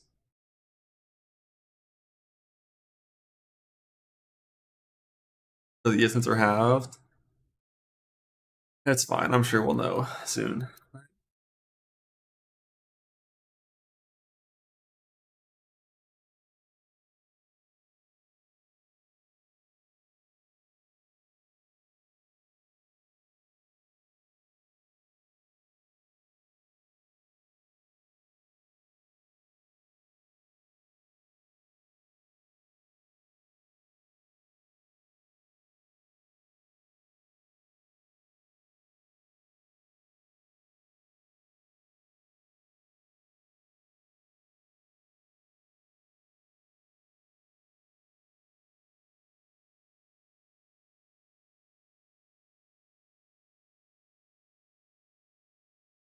Runes got nuked.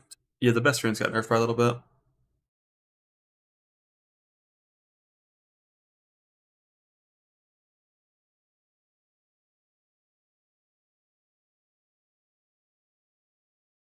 On like a triple socket crossbow, you lost like 20% increased fizz. And same for defense on chest.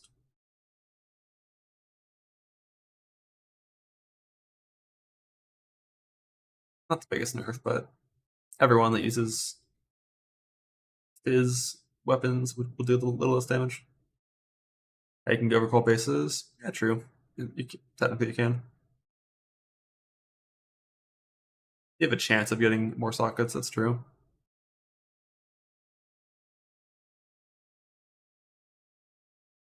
They could definitely nerf all the Ascendants in half, and it'd probably be pretty balanced.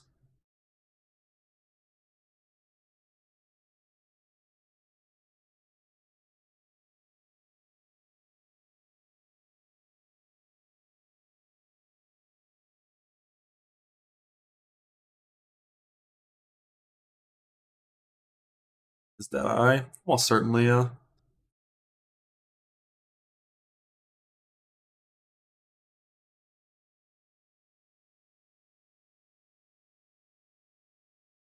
Oh. Almost certainly Deadeye. Crossbow versus bow, and what skills are uncertain, but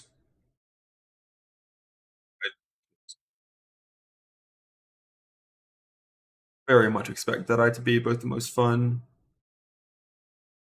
and strongest setup. Or from Secret Warrior Switch. Sucks that we never got to use the axe and sword skills with strong Giant's Blood.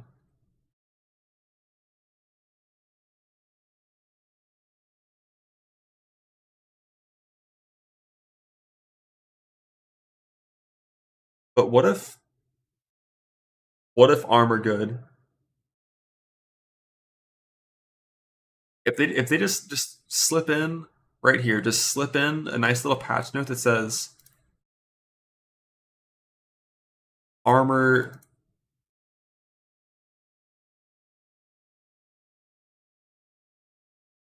is like twice as good. Just do that. Like instead of requiring 10 times armor to cut a hit in half, just make it 5 times. Like in the better game, you know? Nice and simple. Nice and simple. Let's go. I'd log in. I probably still wouldn't log in. But not because armor is bad, but only because the mace skills fucking suck. Like even if armor was great and Giant's Blood didn't get nerfed, the mace skills are fucking hideous, so. Bottom right side of the tree for me. Especially because they nerfed the area nodes in the tree, so like by 25%. Which I kind of get. Well, not really. I think they should have just removed area clusters from the tree, not nerfed the nodes themselves, because there's just so many of them. But it just means you're gonna have smaller everything.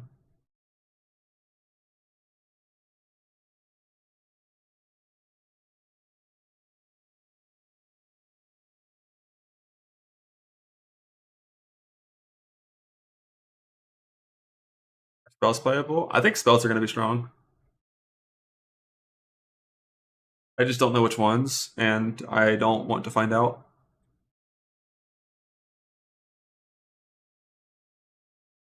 But Blood Mage OP. Crit OP. Get enough gear, have crit, win.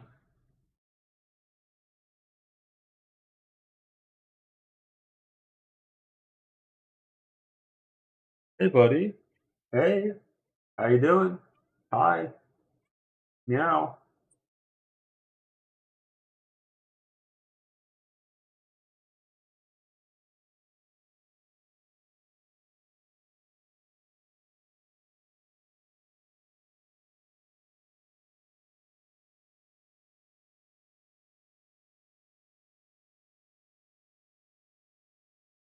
Wait, what? I just saw this. Hey.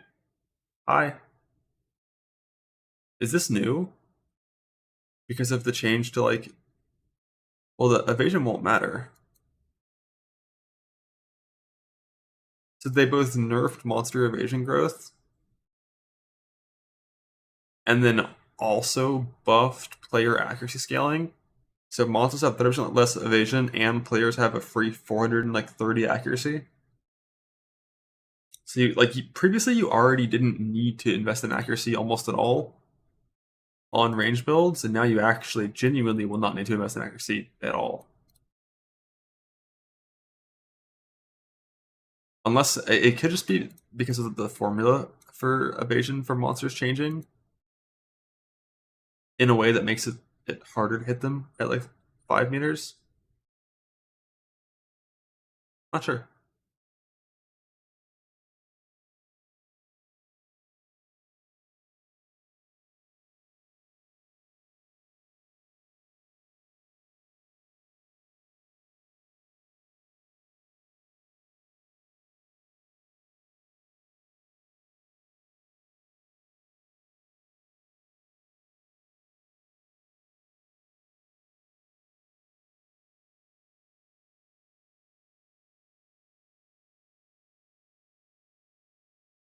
I do love that weapon slot speed is gone. That's gonna be so sick.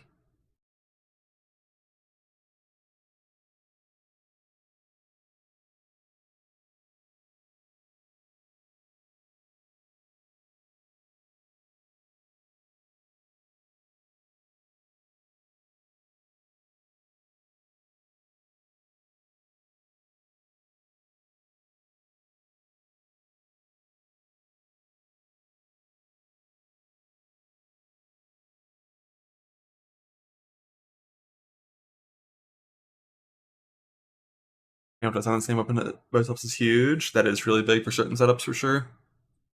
It's not that relevant for much of the crossbow bow stuff that I think I want to do.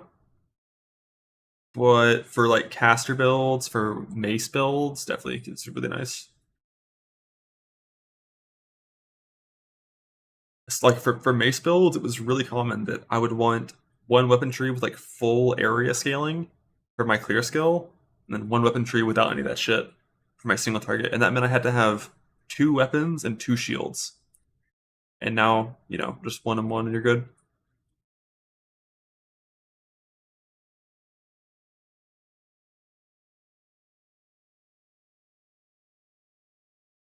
Possibly good for grenades. It could be,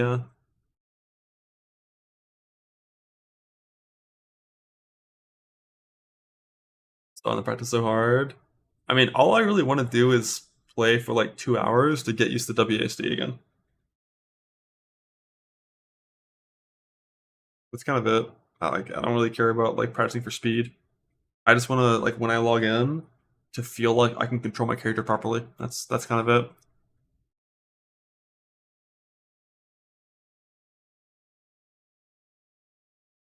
No play some League of Legends. True.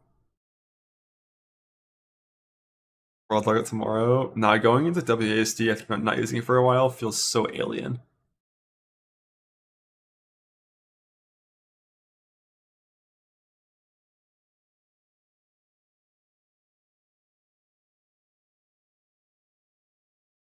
Oh shit, they buffed, or no.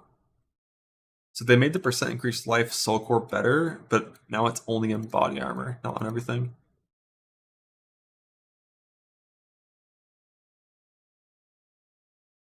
But if you're actually able to use a few of these in your body armor, on like a pure, the thing is like you almost always want to use iron there for more defense, but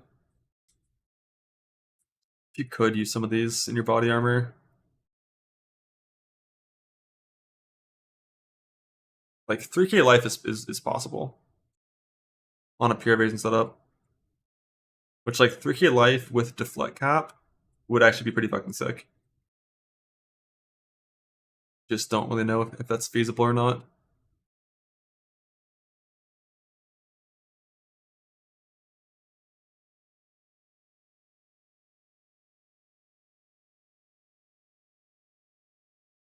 Plus the new belt. Well, the new belt doesn't have any it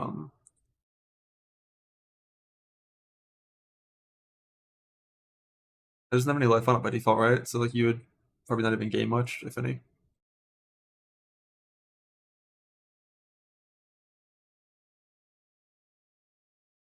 Yeah, pure evasion with runes here isn't happening. I mean we put it in POV. Just like T1 life on everything with 95 strength and it's 2.7 with no runes. And like you could get like 150 strength instead. And then you'd already be at 2.8 or 2.85. That's like, you know, a couple percent life rounds and you're there. Like it could happen. Or like getting the percent life neck. She goes pretty high. Like 3k is doable. 100% is doable. But it's like only very end game where you crack that beautiful 3.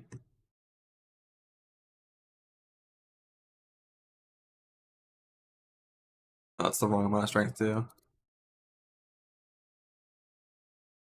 Like 120 strength, full T1 life with life percent life. It gets there. It's doable. With no runes, it's doable. But you just like your deflect has to be very reliable. One thing that's nice about going for a non-ES setup is theoretically you would end up with higher evasion percent, hopefully, right? The Dex life node, that node is terrible. Unless you're like a full stat stacker, it's going to give you like 30 HP, unfortunately. That's the thing with like all of these stat stacking mechanics, like they're normally balanced around things that are completely like they're balanced around full stacking, which means for a normal character they're worthless in most cases. Call me and ask about math. Fuck, you can try, but I'm probably not gonna know. So yes, evasion. Yeah, that's the thing, right? If we just say like I don't really need these 2 items, you know, and instead we just put in like one of these things.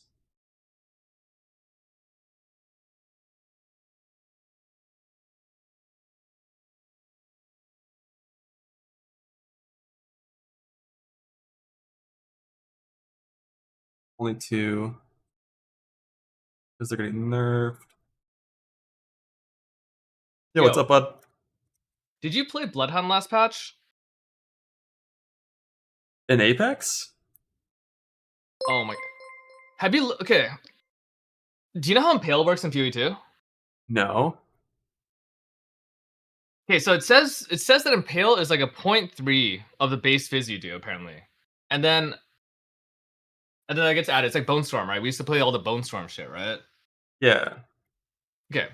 That Acidic Concoction is like that new fucking Peacock skill, right? And you can link Impale to it because it's just a support now. Hypothetically, isn't that just an infinite damage loop?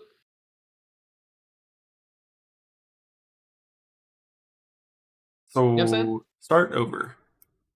Go look at the patch note for acidic concoction. Let's say you play with a base fizz hit of 1000 and your poison outcoming from that, the total poison with all the duration is, let's just say it's 10,000, okay? I don't know how you have like wither or whatever bullshit. Yeah. Acidic concoction from that 10,000 remaining poison, you're frame perfect, best gamer in the world, does 15,000 damage then, right? Okay. And then 30% of 15,000 would be 5,000 extra damage as Impale, right? Let's just say 33%, Okay. 30%, right? And that gets added to the next hit you do, which is now 6,000 instead of 1,000, right? And then you have a resulting Impale then of 60,000, right? Or a resulting poison of 60,000, you know? And impale damage poison? Yeah, Impale damage can turn to like elemental and shit, can't it? In PoE2? I got no clue, but also that skill can't poison.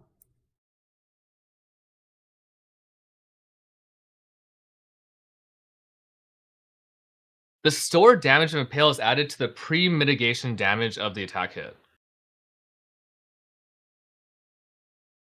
Yeah. What is that?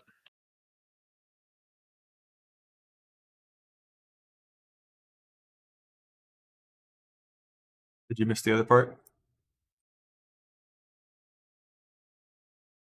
Does Impale not skill this shit? I guess I can go test it. Alright. Acidic concoction cannot inflict poison. Is that a problem? No. That doesn't matter. Alright, It's just fizz damage. Good. But even if it can't, think about this, like it's pretty easy to get a poison. It's just, even without the infinite scale. Like, isn't the skill broken though? Like, if you have a poison that deals 1,000,000 damage, which is pretty easy to achieve, right? You can imagine that. 1,000,000 damage on one poison. But then unscalable damage just means no increased fizz damage. But acidic concoction itself can still crit, have all the more multipliers and shit. Like a 1 I don't million know what crit, unscalable means. Are you sure that's what that means? yeah, it just means you can't use increased or decreased damage. That's it. That's all it means. Like, more damage works, less damage works, crit multi works. Base crit works as well. But the only thing that doesn't work is increases and decreases the damage. Right? Sure. But I guess I didn't even think about Impale not working that way. Because Impale Bone Storm used to be like that.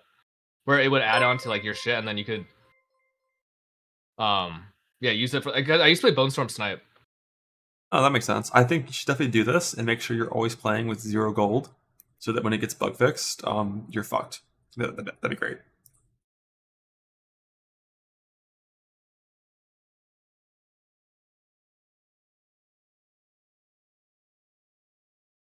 He left the call.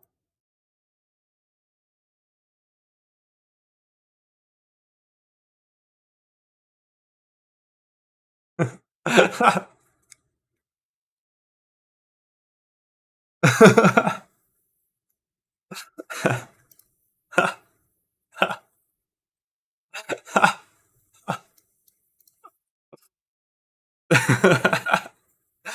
mean, am I wrong?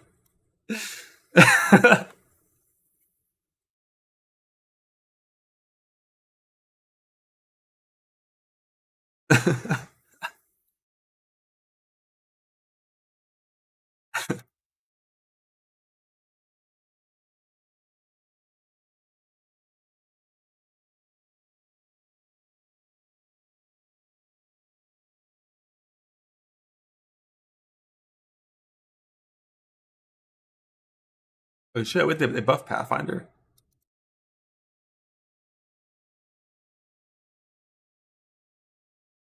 Now all we need is the armor formula to not be shit, so that the EDR formula isn't shit, so that Pathfinder is good.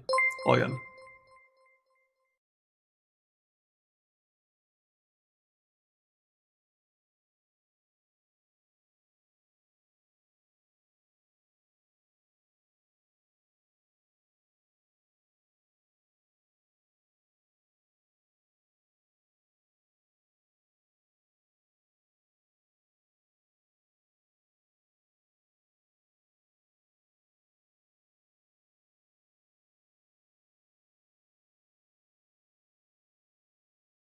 But yeah, it does consume the poison.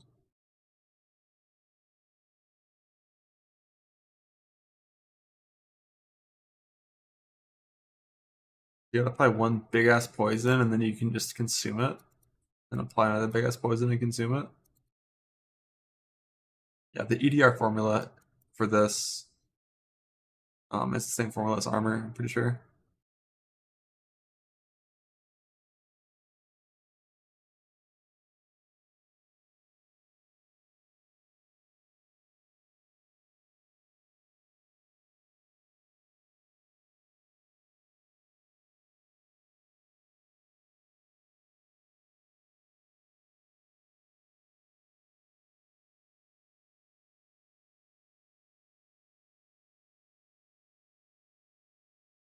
Outer basically down to the next poison.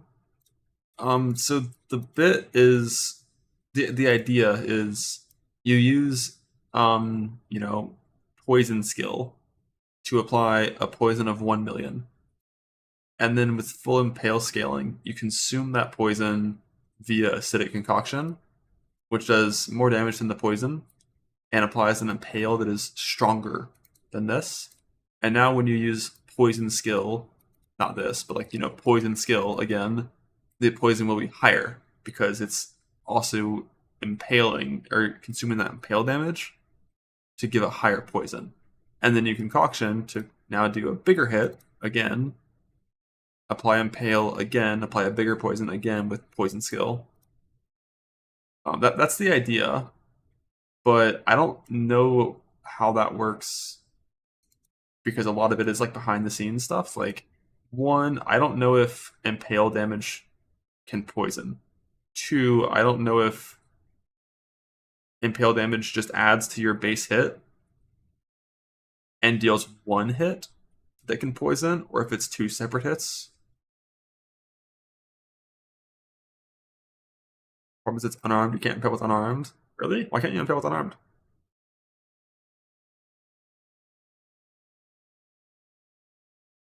Is that just like a random PoE2 thing?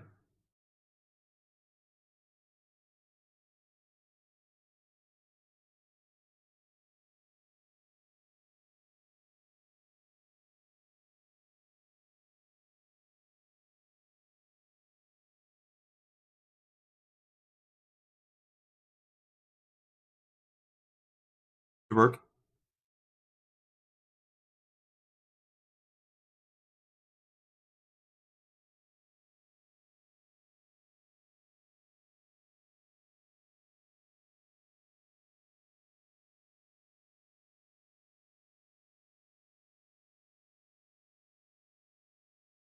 I mean, it sounds like it could work. How to get nerfed?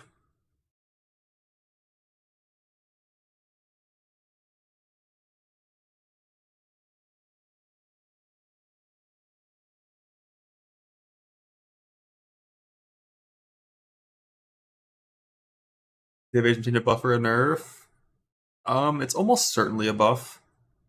The only way it's not a buff is if the formula adjusting is like so severe that you have like a third of the evasion percent.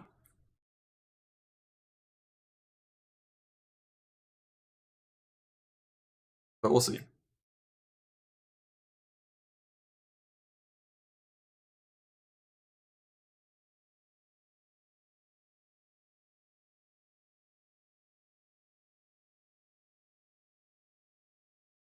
Remember the performance best Acro was? Yeah, I mean, we'll see. The thing is, like, 70% less evasion rating is not the same as 70% less chance to evade.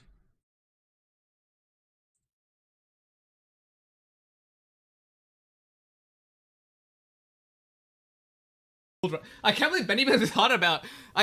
Just think about this for a second. I haven't talked to Ben in like a month and a half. Okay, his response to that was not like, "Oh man, like sick," or like, "That's pretty cool, man. I'm excited for you." His first response was, "Let me think of the exact situation in which you can fuck yourself the hardest and crash out the hardest too." Just, and you guys call me and Rue and fucking this guy. Yeah.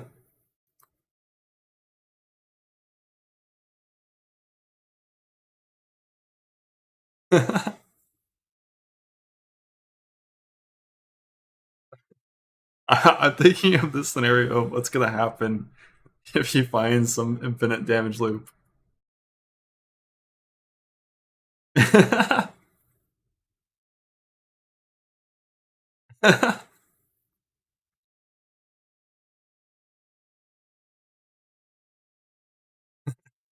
Maybe I am wrong. Maybe I am an asshole. Maybe.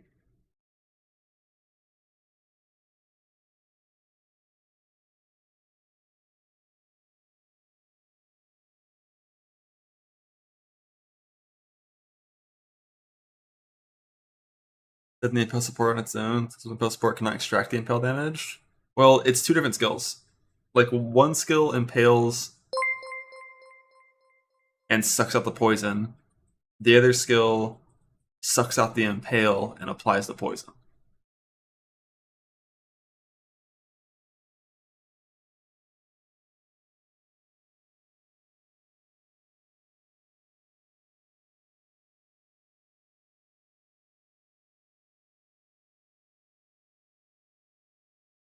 Good dinner and a spender? Yeah.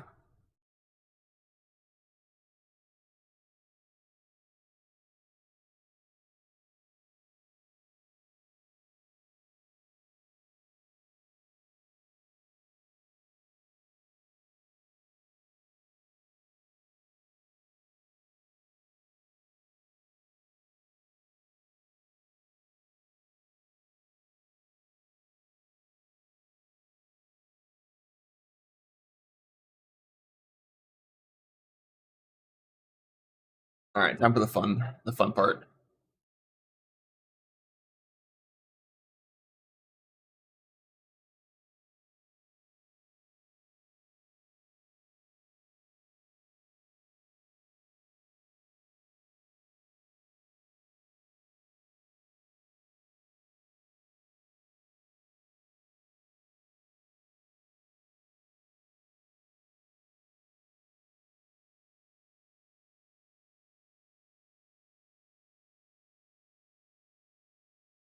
Why is that showing semi-strict no matter?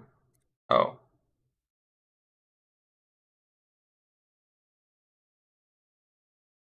Probably start that. Even the name of our campaign? Technically, you don't need to, but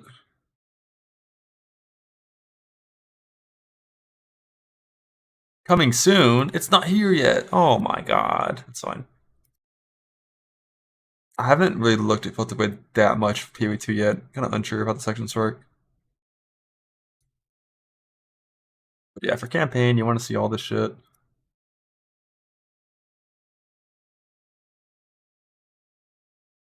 Do Wisdom Scrolls drop in stacks ever? Or no, you get this with gold, right? Or do you want to waste gold on that?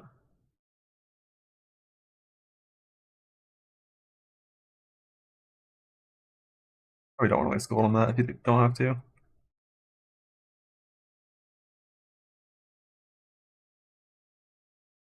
I thought it was 30 gold per.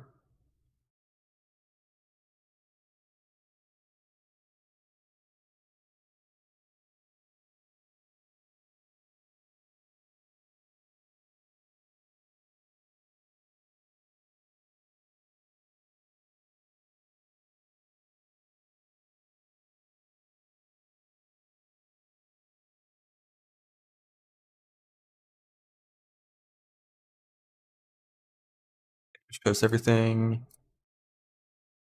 I don't really care about anything in-game related. It's only the campaign filter. Goal.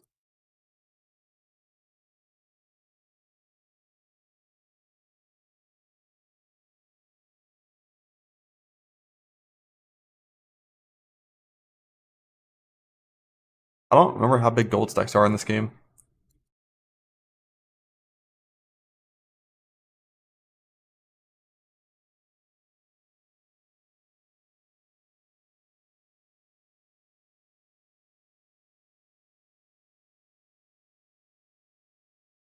But like early campaign can't be showing one. Not one.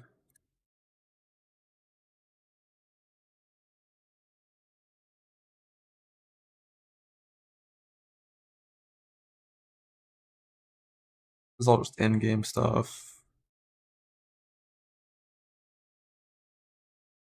Tier item overrides. Do tiers only drop in camp or in maps, right? Like tiered items.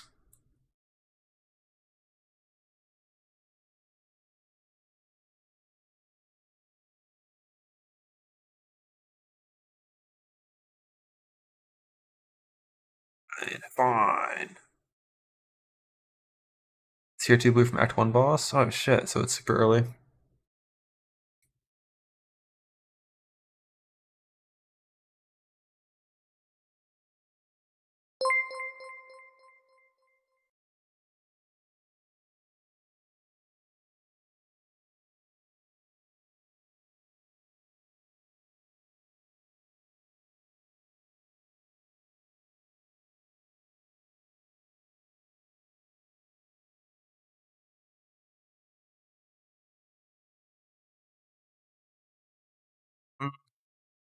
I care.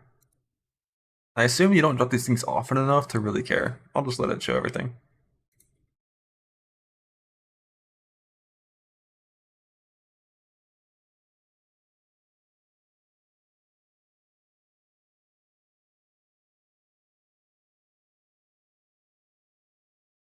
It's like all mostly just endgame stuff. I don't think any of this shit matters.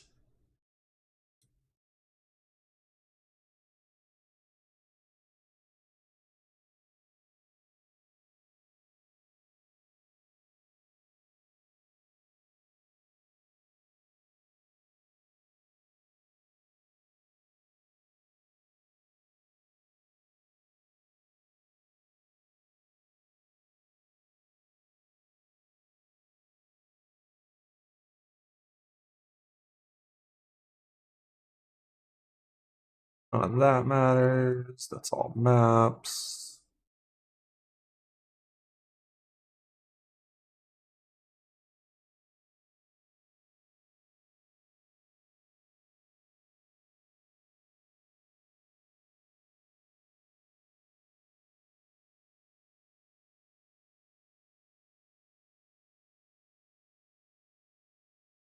Fishing rods are in this game too? What? I don't even know what those rings are.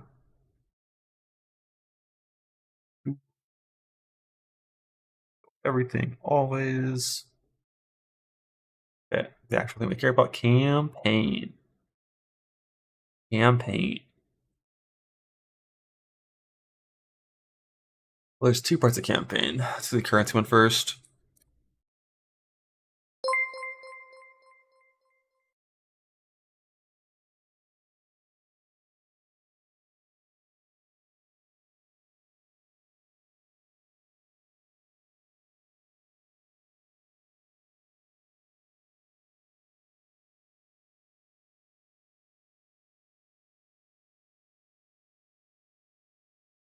Always augments and transmutes. Always wisdoms.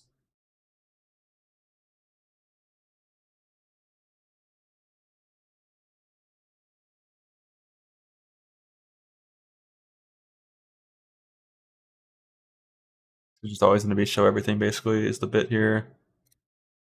You never even get any of this shit anyways. Only part that really matters is this thing right here.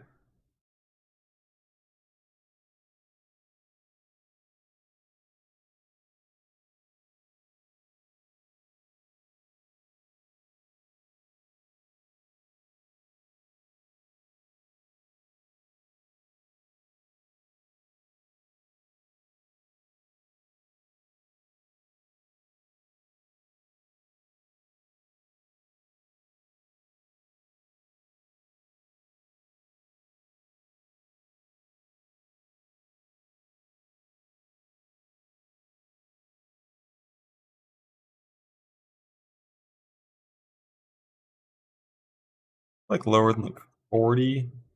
Everything will be big.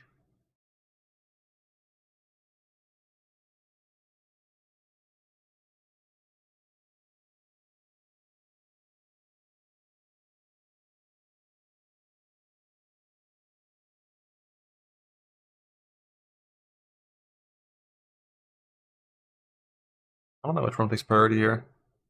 I assume the top one does.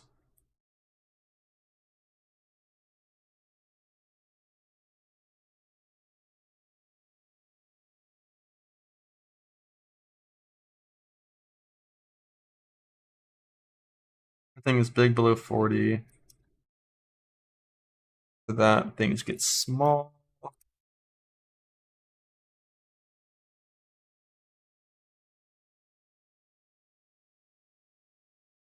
Things that I want to always stay big are these three.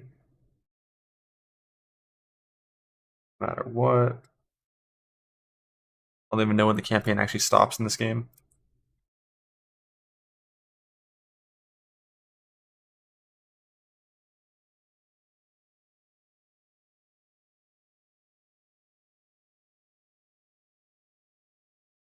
Campaign rare. The only ones that I ever care to be big are these. I mean, Pure ES is fine too, actually.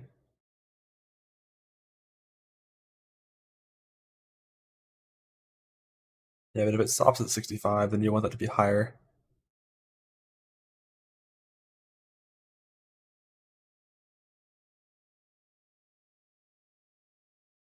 Evasion, energy shield, evasion, energy shield.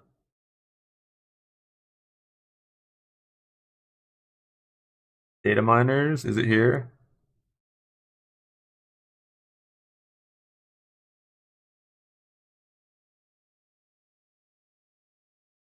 Ah, damn.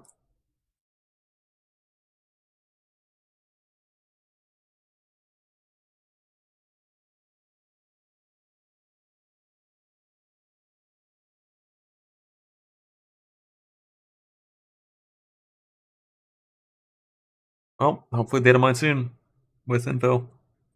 Or just an actual official post that giving us fucking gem info and passage info.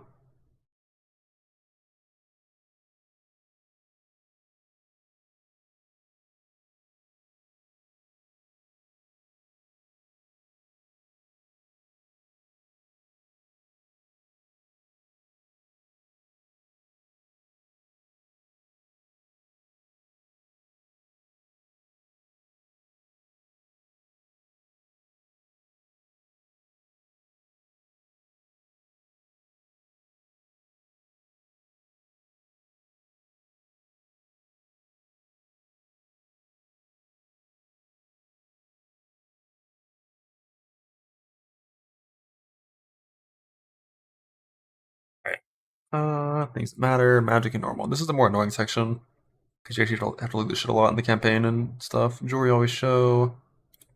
Although I think I'll just probably be doing this, but I don't.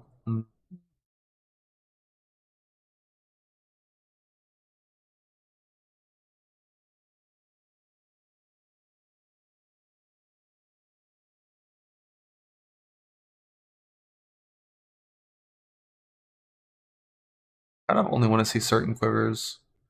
Forgot which ones though.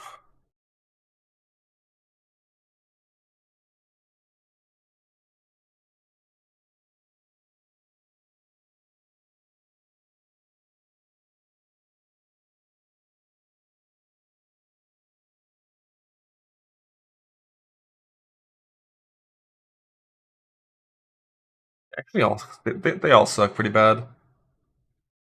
The only one that is unusable is penetrating. The rest of them are all usable. Like you want primed. I guess if you're picking up normal and magic, you'd probably only ever want to pick up primed.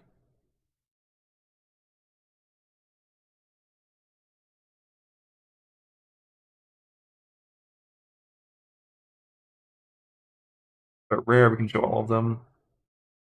Except penetrating.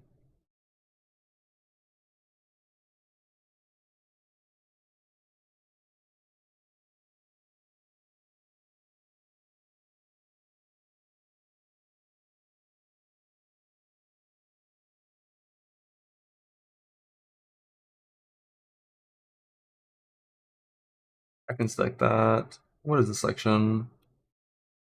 Unsure on the evasion yes stuff. I think I'll just show it all.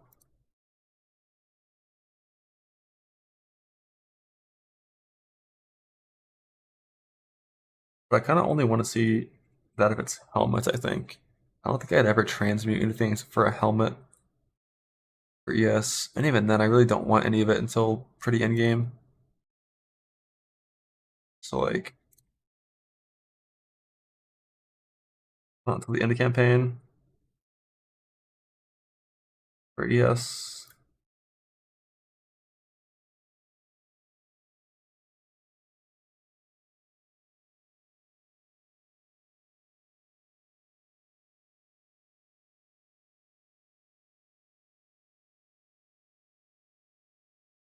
Put that a little earlier. Evasion always.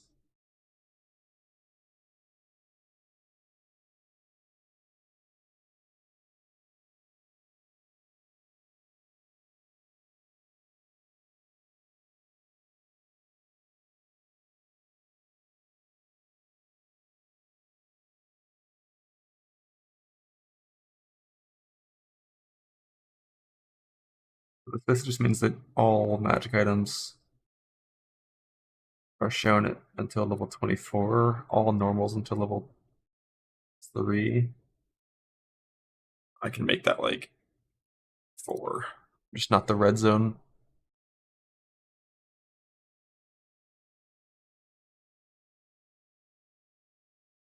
Doesn't that mean magic items are shown forever? Die.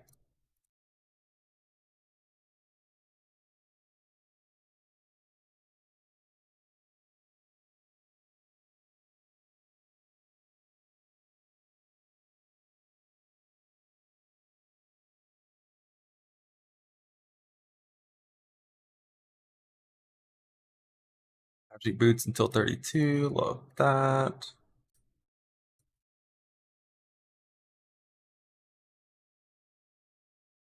I assume that's just fine.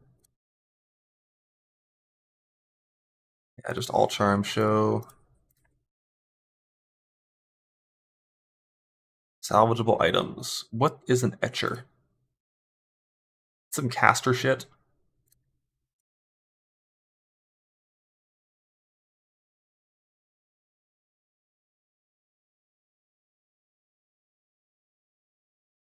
The sockets always. Whetstone, bauble, armor, whetstone, probably always. I want these to look different.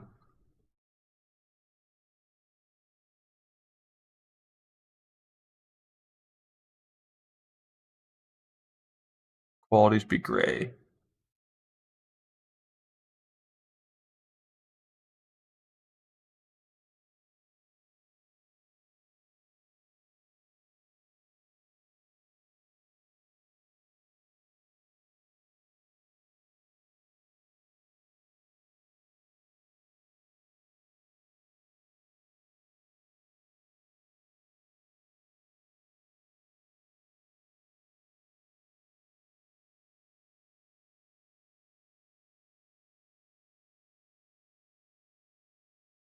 I don't know why I did that before copying the thing.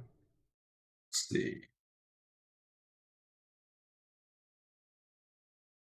I need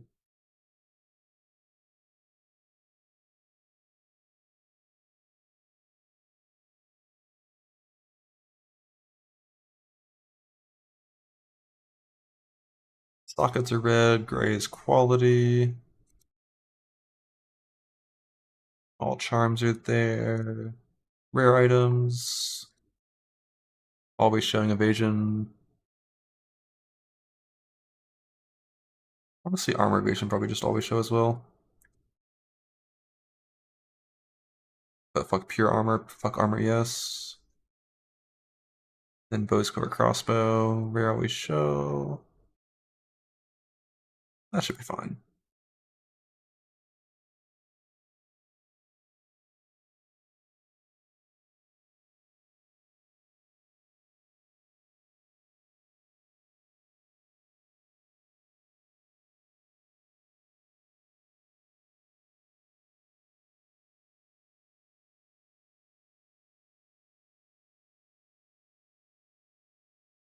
Well, this sucks. Now I have to log in. I'm just kidding. I can stall more. I can stall so much more. Speed her up.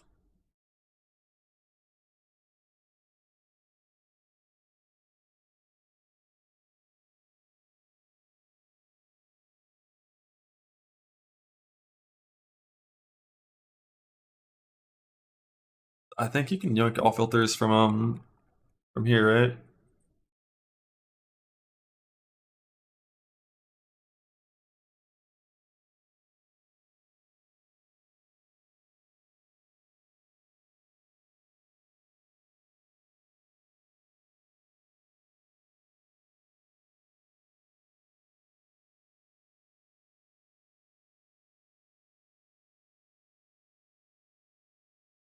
I don't know what the fuck crossway guy was back here.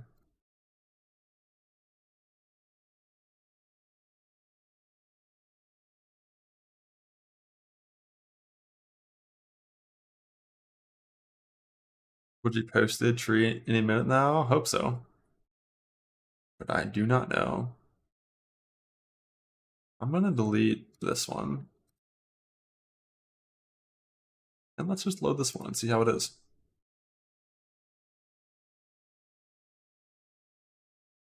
So chancing, let's be real. What's head and thrown in this game? Is it heavy in this game?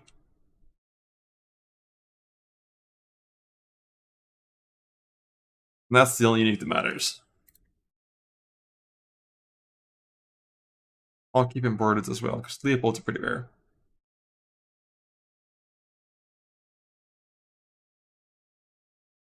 I think they're probably still the right choice. Not positive, but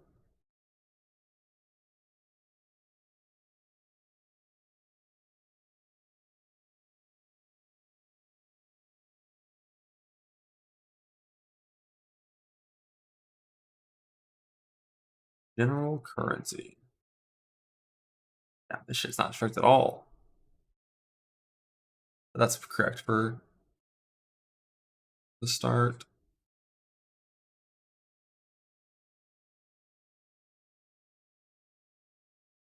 Although, no, in point T, you couldn't chance Leo. There was a bug where that item had two different types of gloves that dropped, or two different of the same base types, and the one that dropped couldn't be chanced. Thing is, like, this whole section is gonna change as soon as perfect things are added to the game.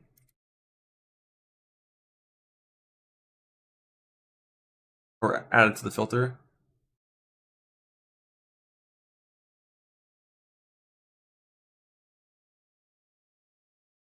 Why the fuck are exotic coins up there? Nah, nah, nah. Nah, you're down there.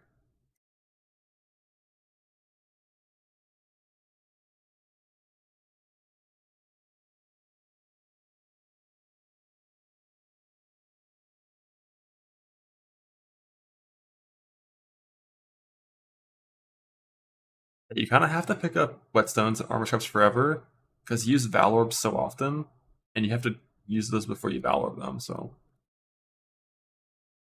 that's fine. This didn't have transits or augments in any way. Do those drop stacked later on? They must, right? Is there even a stacked currency section?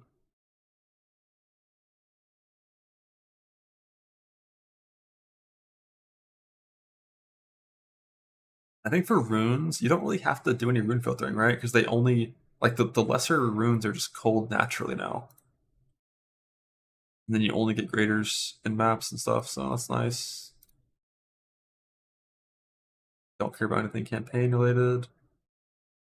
It's kind of weird that exotic currencies are next to campaign stuff, but we're just gonna show all that. Those don't even drop on the ground. This shows all catalysts, which is fine.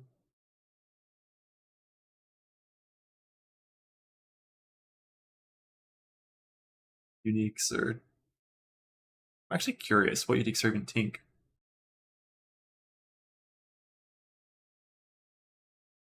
Why is the highest tier evasion body armor called Armored Vest?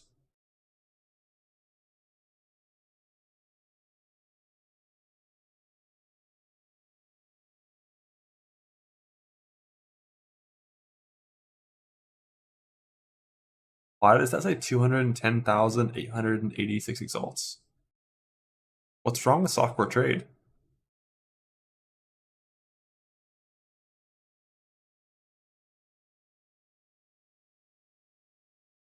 That's like one div. Oh. 63,265 exalts. 42,000. 927,899 exalts.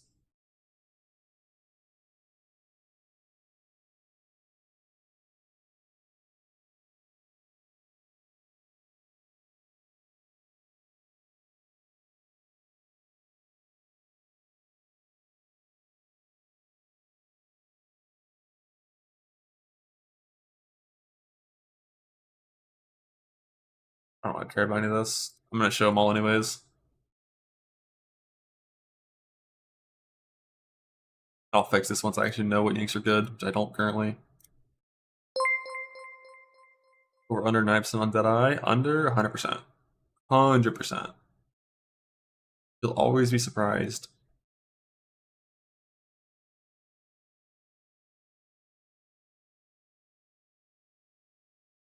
Fine to me. You only see 19 plus. I don't think this needs a tink anymore, right? Like, don't they just drop at like a kind of reasonable rate now?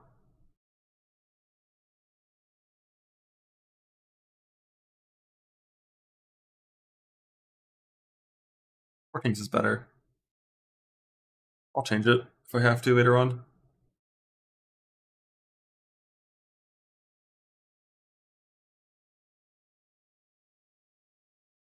Sync filtering. Always have support gems. I'm just gonna change this to at most 78 and just assume I'm gonna have enough by then. And if not, I'll turn it back on if I ever get low.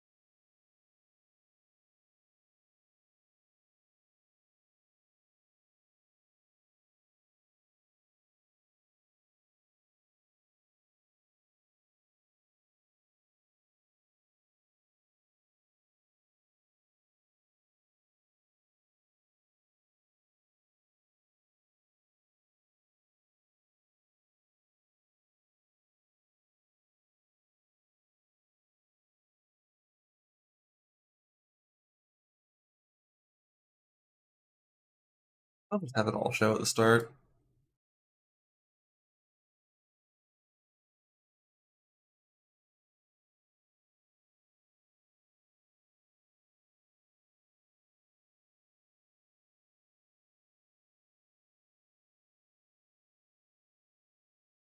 I'll just again. It's inverted, right? So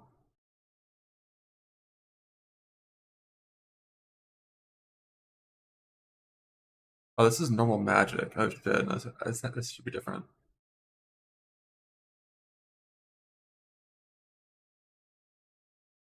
And down here, there's like an override, right, for tiers. Yeah. Okay. High tier item override. Okay. This is normal magic things.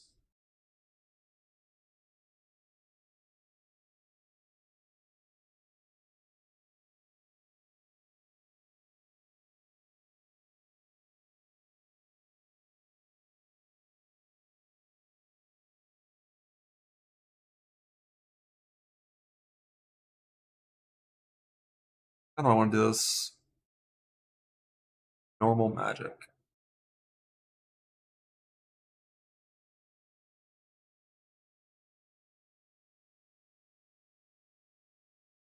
Like I do want to hide these.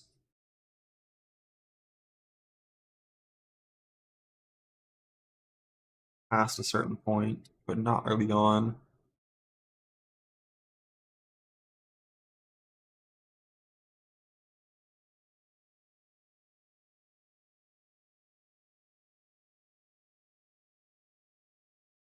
This might be showing way too much shit though.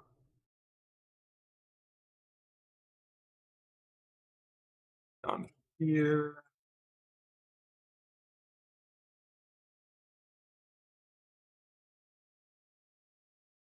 I have to use like more specific things for showing this.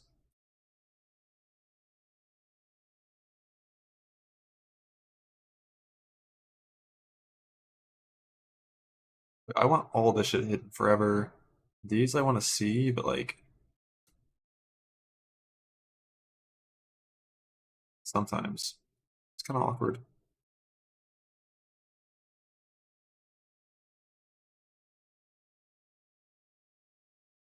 I guess I'll just hide this as well.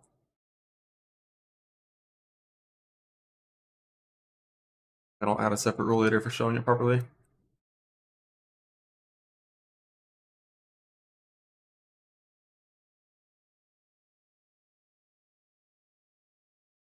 Are they doing that for boss one shot? Yeah, I am very much expecting to die in the campaign.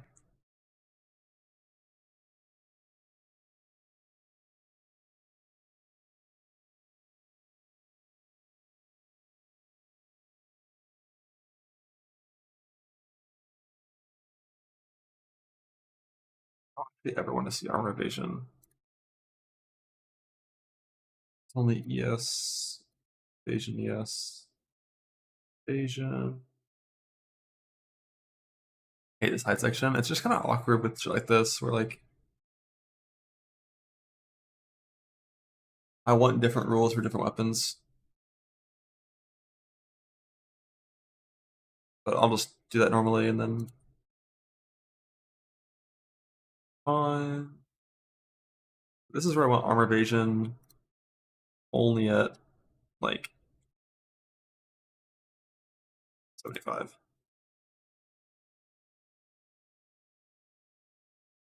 Heroes on base by base. Is that section still here? Oh, it is. So I did it before. What is everything you want?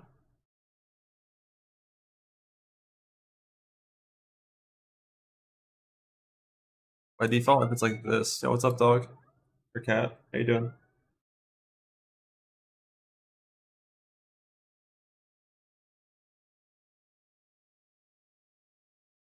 Look, everything shows.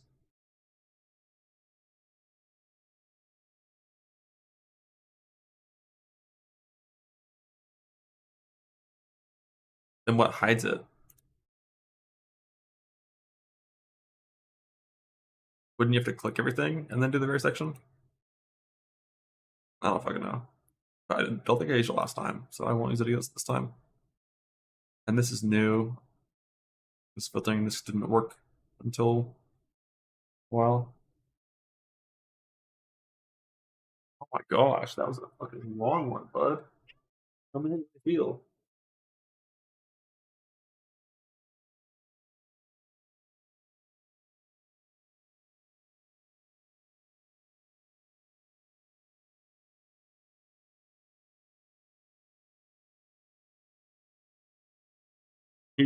He like just gets so into the neck scratches that he just lays down flat. And I can't fucking reach. I can't reach the floor from my chair, dude. I'm trying.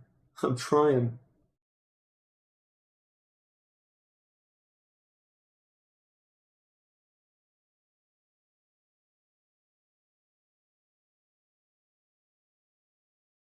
Alright, tier 5 gear rare. Yeah, just show everything because it's fun. Tier 4 gear rare. Fuck it, why not? Tier 3 trinkets. I assume that only that's just jewelry.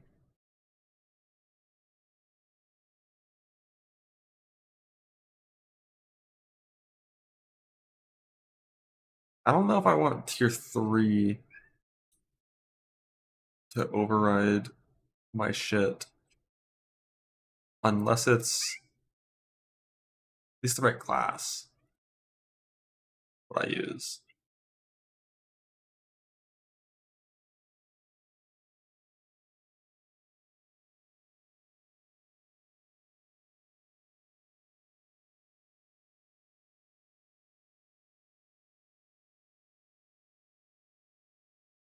Fields in current patch now.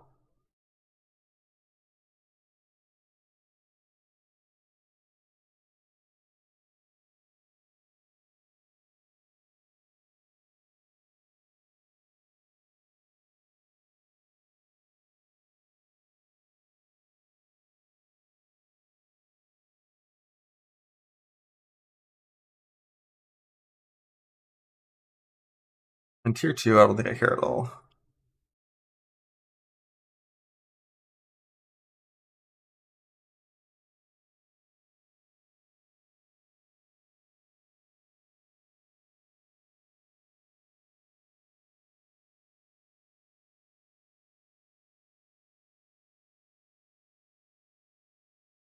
But magic is weird because normally you'd think rare is always better, but like magic tiering works differently so that it's even stronger of an upgrade.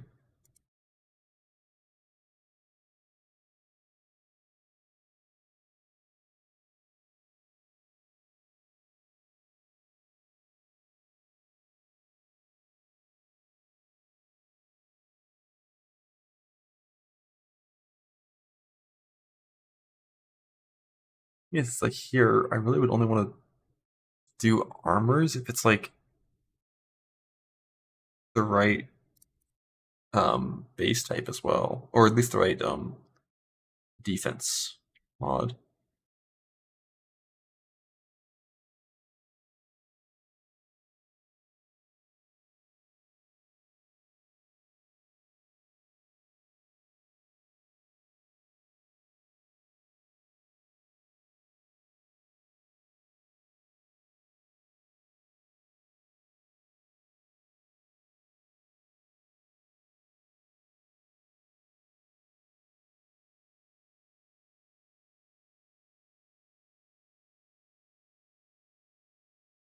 See if that's too annoying to show that many things. I'll just leave it.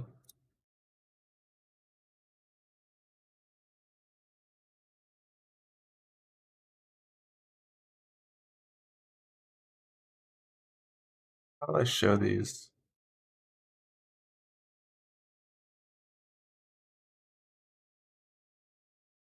Rank A and rank B only.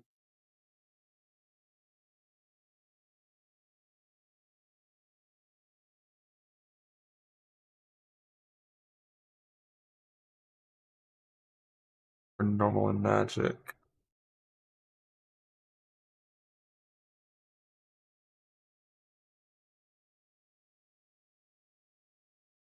And rare, we show everything. Normal magic only A and B. The belts only if they're rare and not if they're magic. Rings.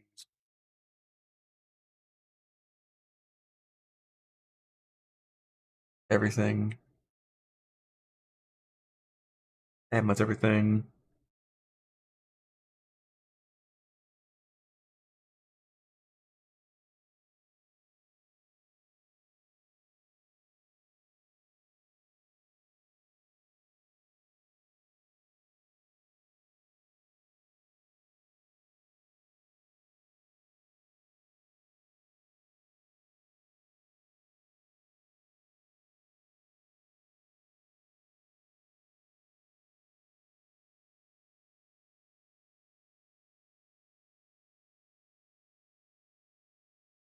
I actually want to use this base now. The thing is, like, the evasion ES base is just so much better. For that move speed, 5 move speed. And if you want to go pure ES chest, it requires so much int.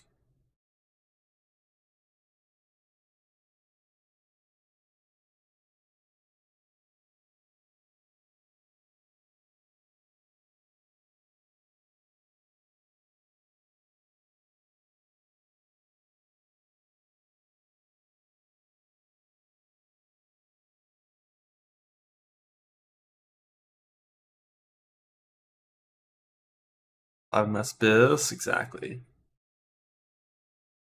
Exactly.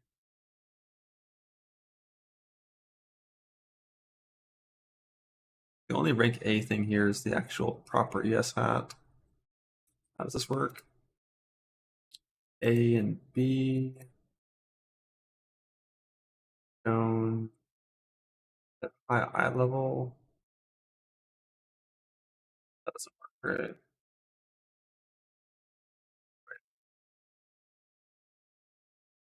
Rank A is always shown. Rank B 75 plus.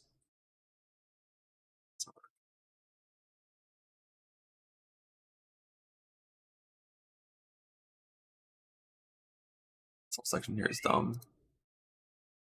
See these shit rares. Ever.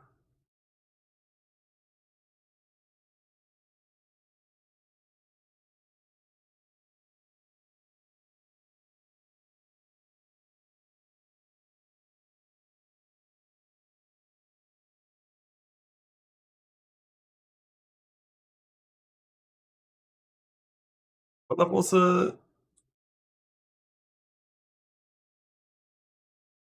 79, right? It is T15?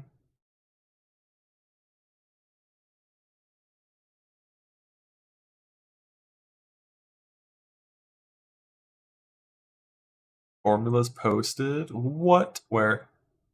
In patch notes? I don't believe you. I think you're lying. I think you're lying and you hate me and everyone here.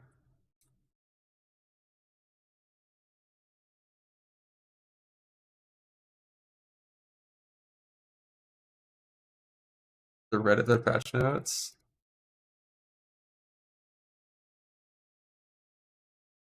Oh my god. Oh my god.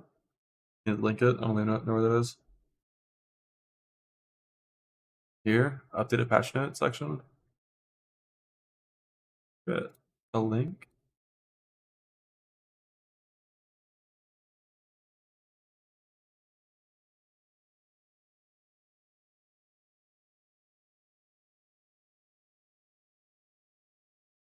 God damn, I don't want to do math. So someone tell me the old menu. What is this? What is this?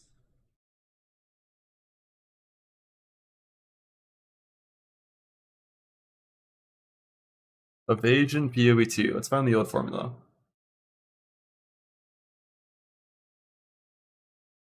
The old formula says...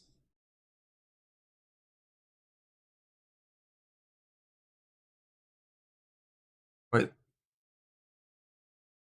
Old is 1.5. But is old also times 0.3 here?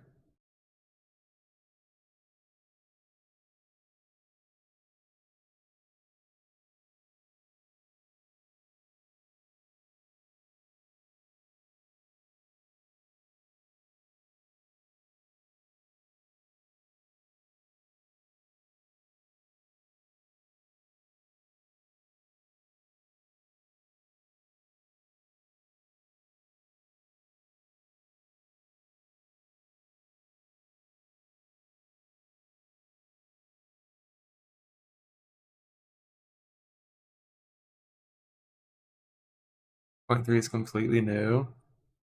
That's what I thought, because like looking at this evasion thing here, we have 1.5, and then it's just defender's evasion rating. So the attacker's accuracy is lower than before, but the defender's evasion rating is just 70% less. I think that's a little bit bigger of a nerf than I expected to evasion itself. But the surprising thing here is the deflect number being that low.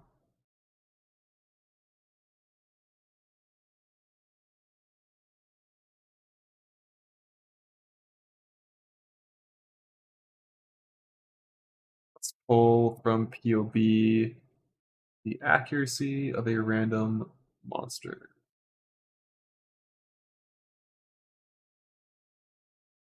It says in level 82, 1.7 thousand accuracy.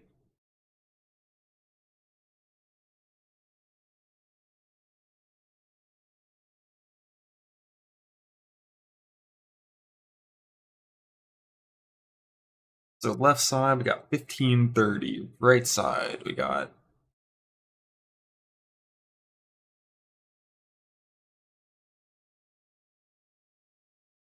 Let's say light up that rating is 10,000.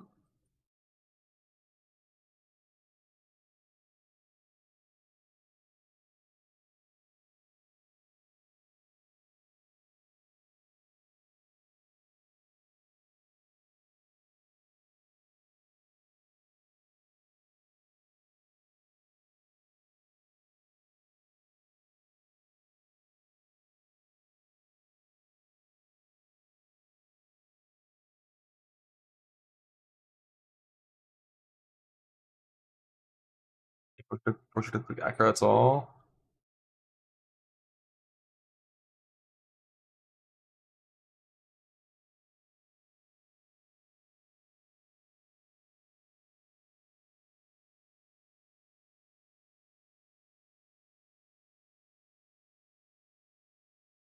Rip evasion cogs? Nah, this is a buff. This is a buff. No, you're not crazy. I just noticed it, but I think there's just supposed to be an extra close parentheses here at the end, right? Of each one. You plotted them? Yes, sir. Give it to me.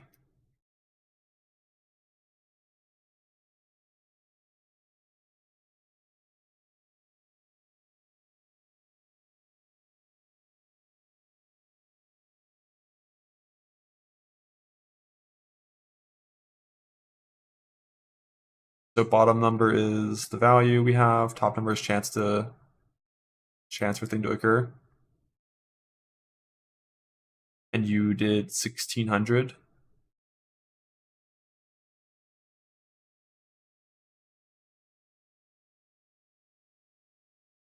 So yeah, like this is it's a lady monster. Yeah, I did 1700. That's a lady T monster.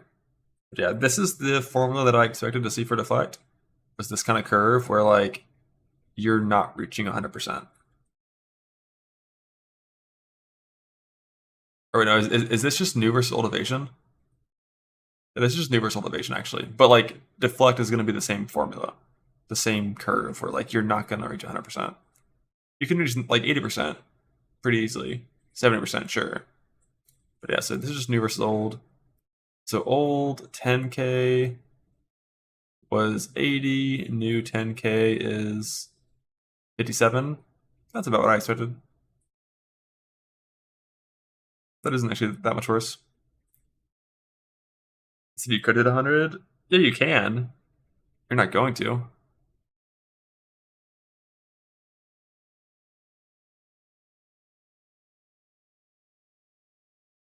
Like, unless there's some like plus chance to deflect, you're not going to. With this kind of thing.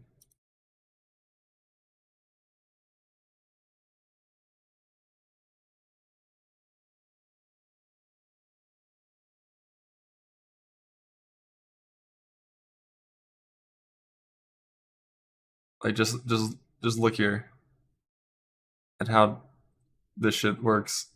Like 90, 22,000. Double that, we're at 95.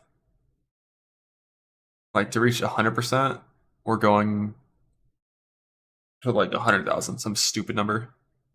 Like you can reach 100% means it's not capped. It's not hard capped. But because it's using the same style formula as evasion, you're not going to. Which means yes, it's required in hardcore. And softcore, sure, fine. It's like 80% deflect, really good, love it. But that's not a thing in hardcore. Like it's really good mapping defense, really good at providing multi-hit defense, which evasion already does. This should be deflect. Is that purple? Yeah, so purple's deflect here.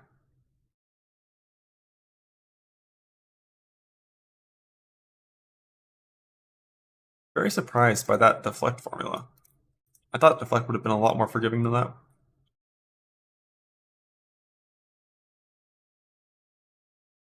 What are you seeing? Orange is old evasion chance. But yeah, I mean,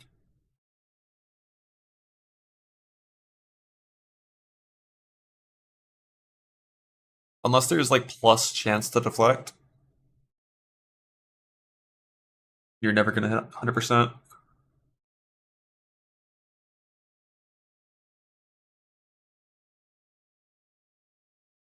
Y chance to evade, X is evasion. Yep.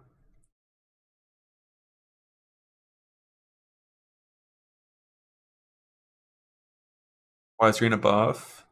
So basically, last patch with 10k evasion, you would have had an 80% chance to avoid only proj and strike hits.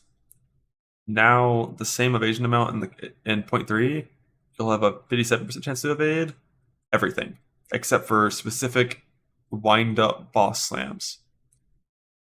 So all kinds of like random monster slams, area effects, ground effects, post-death explosions. Evasion now works on all of that, but your chance to evade is lower. And the thing is, all those things that old evasion was good against, dodge roll is an iframe against. It's full invuln against. So losing this 23% on proj and strikes isn't that big of a deal, because you can just iframe them with dodge roll.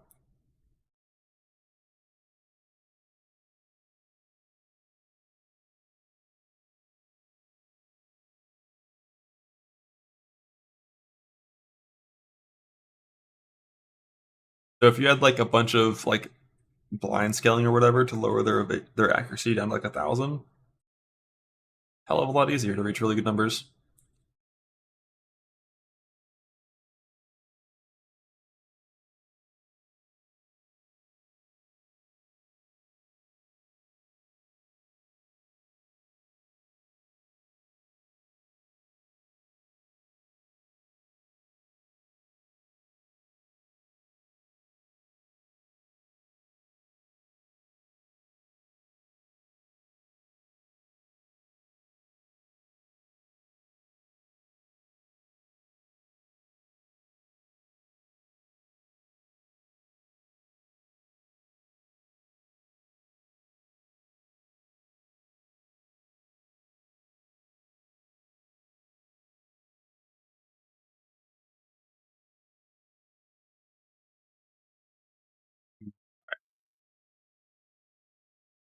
How's it hitting 100%?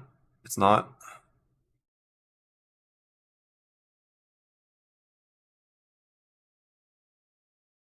Unless plus flat exists.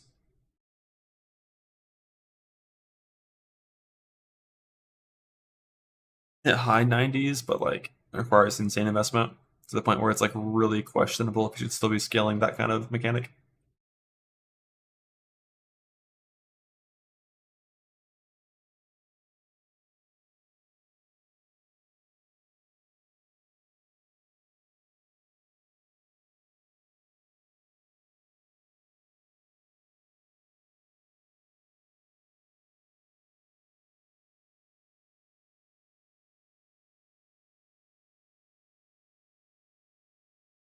Vampire decks now. It really depends on the tree. If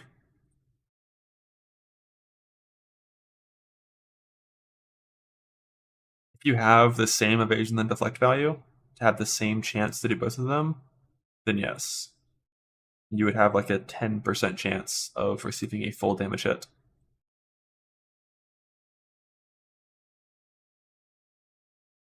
I'm fairly certain I'm probably just gonna play very similar setup. So I need to double check something on patch notes.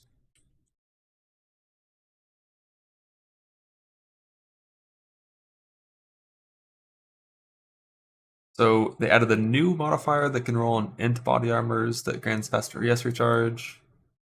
The existing modifier for recharge rate can roll on helmets, gloves, and boots.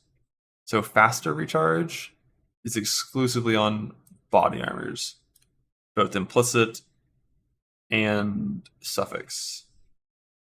I think this number is probably going to be at least 70%, is my guess. The implicit on the ES chest, if you chose to go that, is 50%. And you can path into Shadow via faster ES recharge to get about 150-ish to 200% faster recharge, somewhere in that range, which will make your ES recharge start after about 1.5 seconds instead of 4.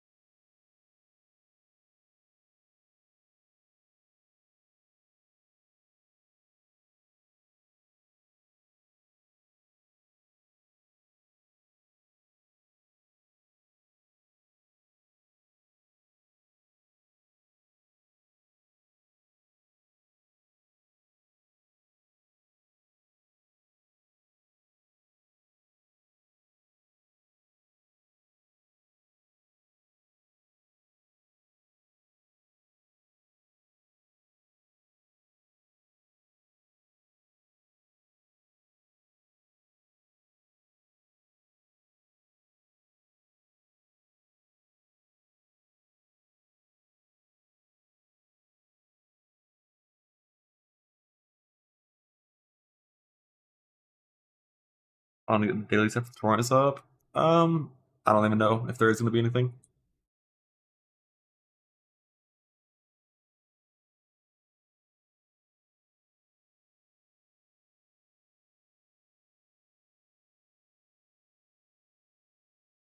But yeah, then you're going to need some recharge rate as well, so that it doesn't feel bad once it starts recharging. Because if you're at like half ES, by default, that takes 4 seconds to recover to full. Where's the closing parentheses? Who knows? Who knows? It's lost forever.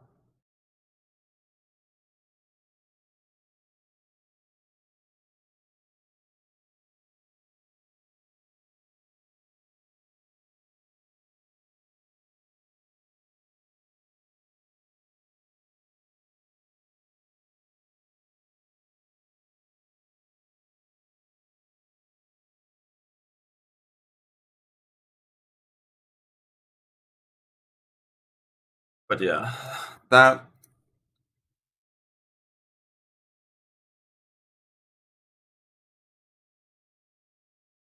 Deflect formula likely means it's this kind of stuff. Spec into some faster recharge, get faster recharge on your gear, and some recharge rate. Unfortunately, recharge is like not really much of it in this section at all.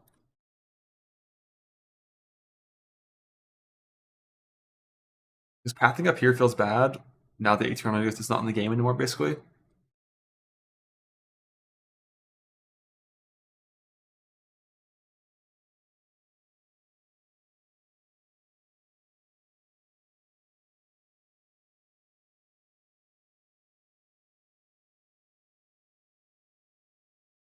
I know they said they removed a travel node from the inside pathing wheel on every tree, but I feel like it's going to be like this one. not like a useful one.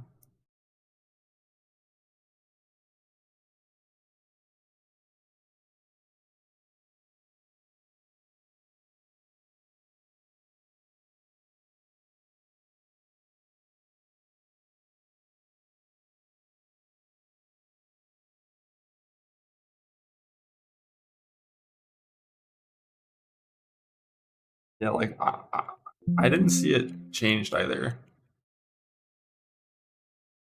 in their teaser. Right point.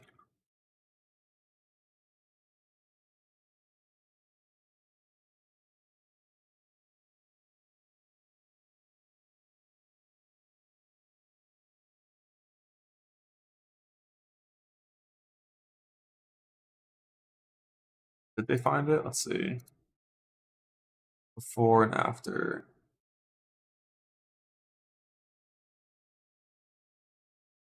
Oh wait, this is a lot of them and a lot of different points of the tree, not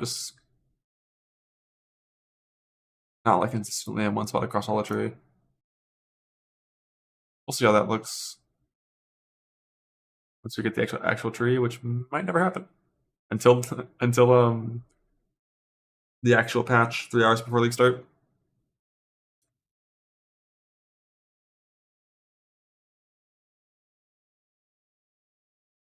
But I think the only thing I could see on the tree that would make me say I'm gonna try to play only life would be if there has to be exactly the stat plus chance to deflect, which probably won't exist. But if that doesn't exist, your deflect cannot hit 100%.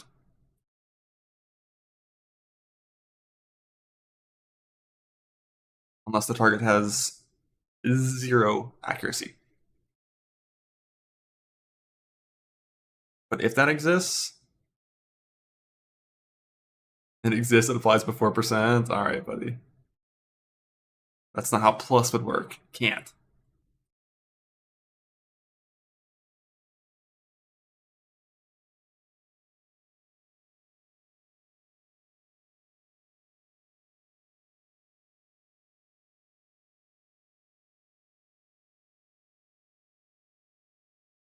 Doesn't matter how much rating you get. If you have 20 trillion deflect rating, you're still not 100%.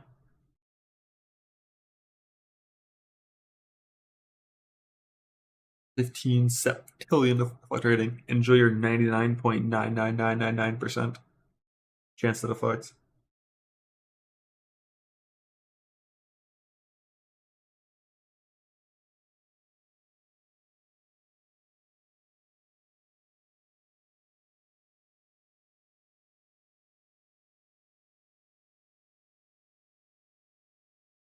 Yes, it is. Log in.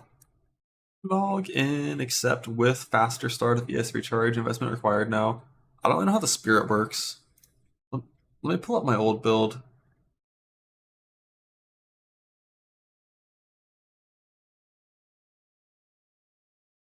Up to date that I keep this. Looks good to me. So what do we play?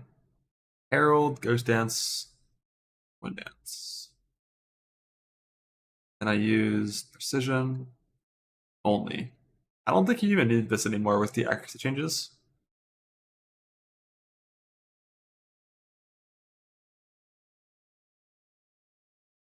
And I'm pretty sure I want to have Convalescence.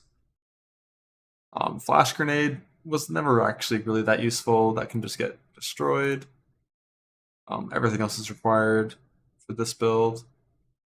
Emergency Reload's not required, but I kind of like it. It's cool. But definitely not required. But so we have 2 slots we can drop. I'm pretty sure I want Convalescence. And one of them... Do we have... CDR was on reload. New patch that updates. I don't believe you. You're lying.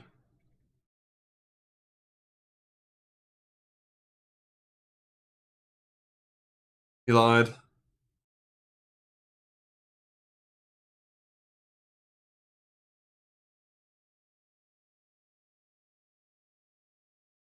you 3 hours ago.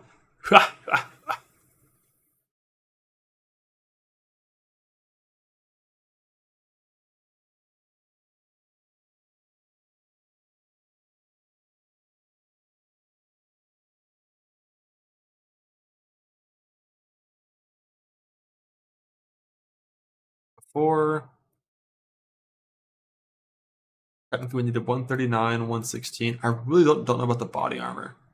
I really don't know about that one. If you want to go evasion, yes, or if you want to go faster, yes, recharge.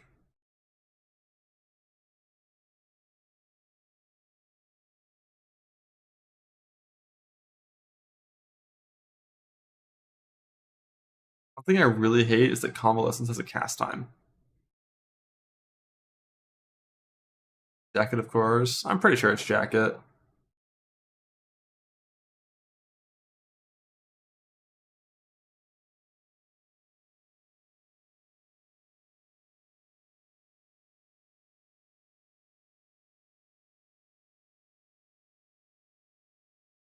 Don't get me much. It's 0.5 seconds. Would appear, yes. Last patch, maybe. This patch, probably doable. Like, you already need a 139 for the helmet.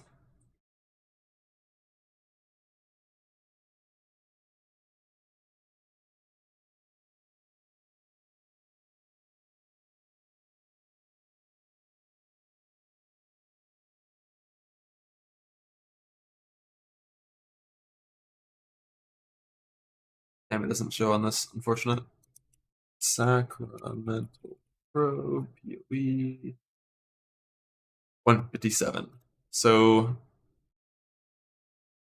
18 stat higher than the helmet, but it's going to be reduced by 25%. So 14 extra intelligence required to use the ES chest instead of, well, 14 more int required to use the ES chest than you would already have by using the ES helmet.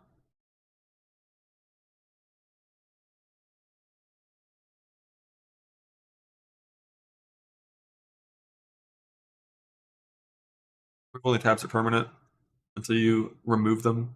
If you take everything out of the tab, it'll remove itself on your relog.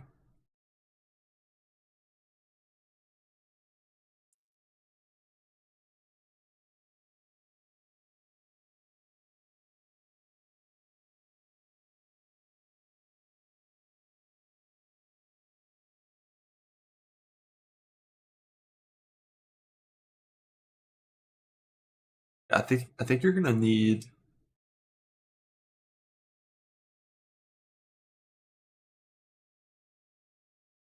I think the ideal setup is gonna keep using the evasion ES chest.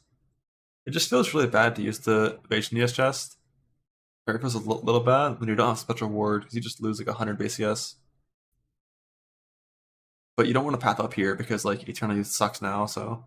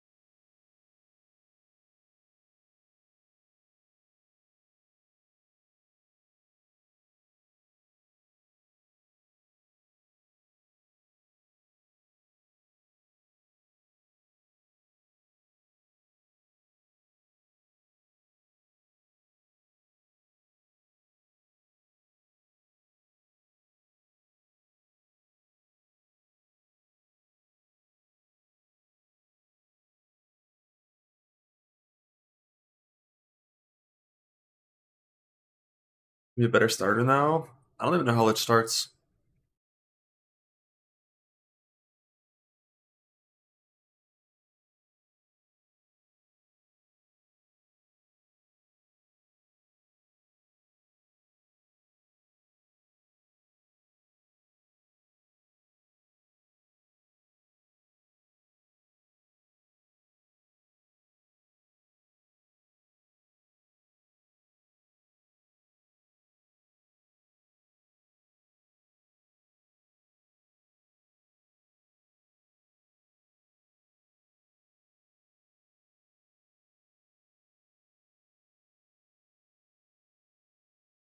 You can't use Rake Stomping Ground anymore. I think you use like Shield Charge Disengage or something. But we don't even know if Stomping Ground is a tier 1 support, if it's usable, like...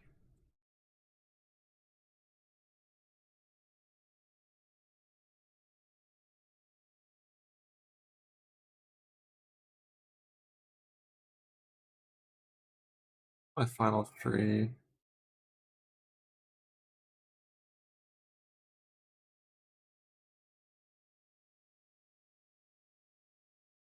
Forgot it was bottom pathing.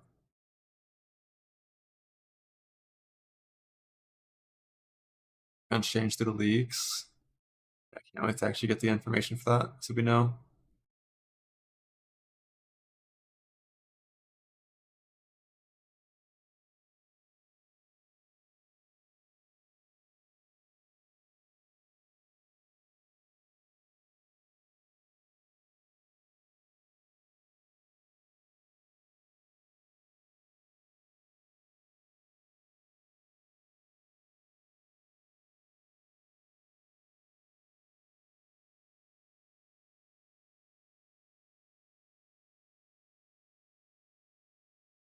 Points to the move speed node, it's worth it.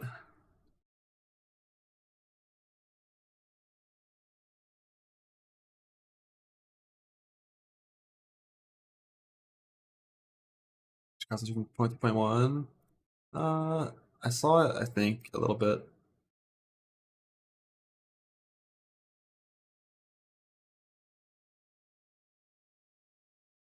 Yeah, this is a weird one.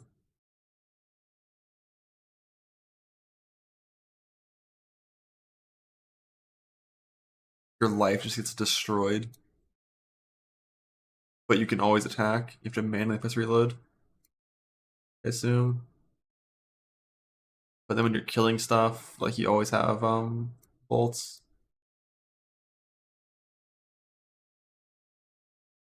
I don't know what this skill does.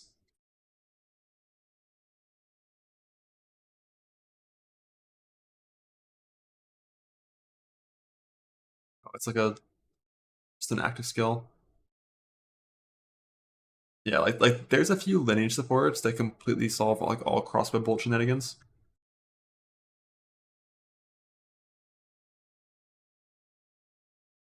I like what this change with the patch.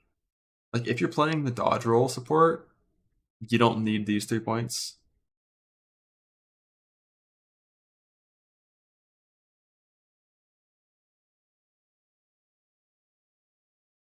The whole like accuracy pathing for move speed feels a little worse if you don't actually need any accuracy at all. Obviously, Eternal Youth is out.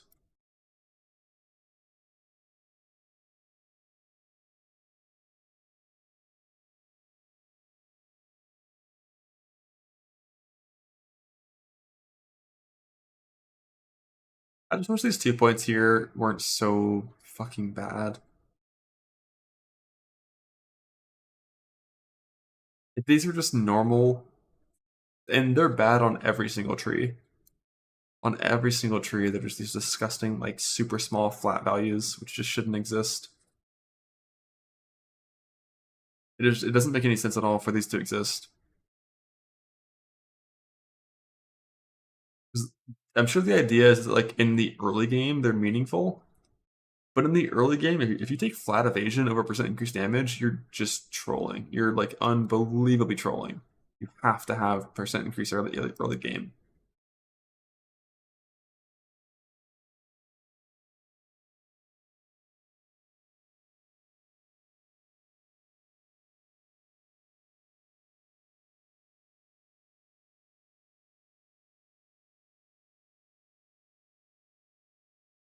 But like if these points were like just normal 15% evasion points, I would definitely path them always over the accuracy with the changes to accuracy this patch.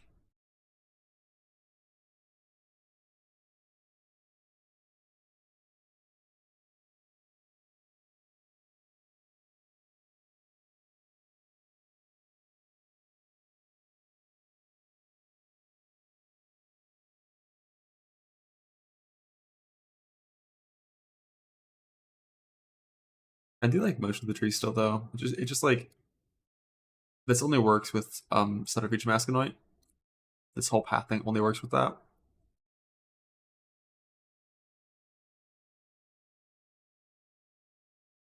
I know. Just gotta wait for the new tree anyways to really bother. It's parry nodes now? Oh fuck, so you have to do the evasion thing. That feels bad. That means those points are 1% move speed points. So probably just don't bother.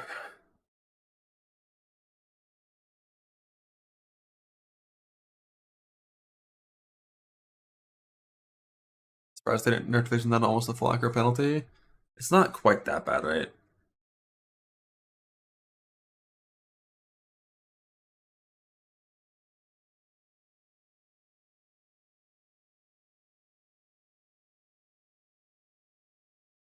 Because they also nerfed the attacker's accuracy value by a little bit.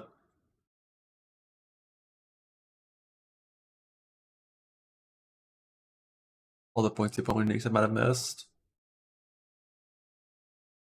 Oh shit, there's a good soul core for faster retreat too. What's the deal with these big soul cores?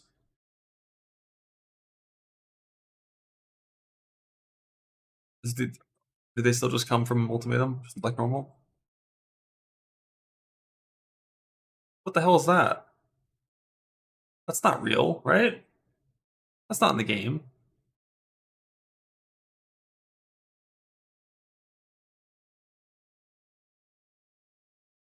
So a 4-socket bow, surely it's limited to 1, right?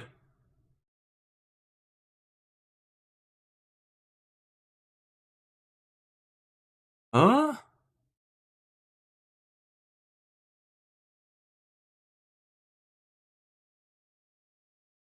Bows can have 4 sockets, right? Because you can get the superior base. Nah, fuck using Gemini bow. Gemini bow is not worth using with this. Think. When you already have that many extra arrows, like why use a 1.1 base instead of like 1.3? Why is this in the game?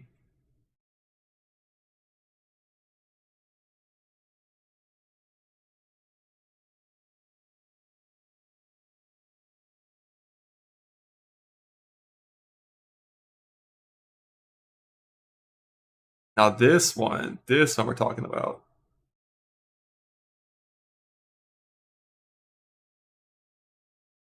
Belt with bow sockets at 100%? Nah.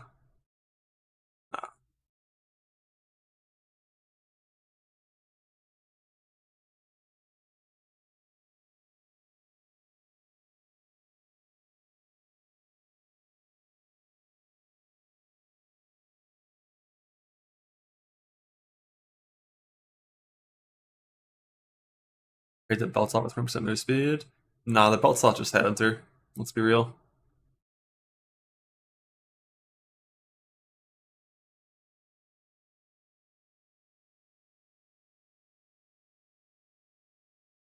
Damn, a +1 to level all spell gems.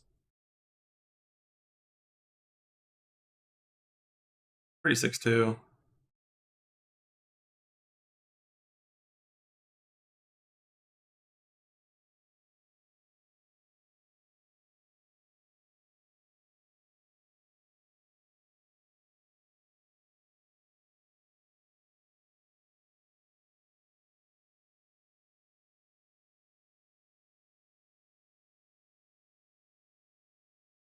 Where's the crossbow one?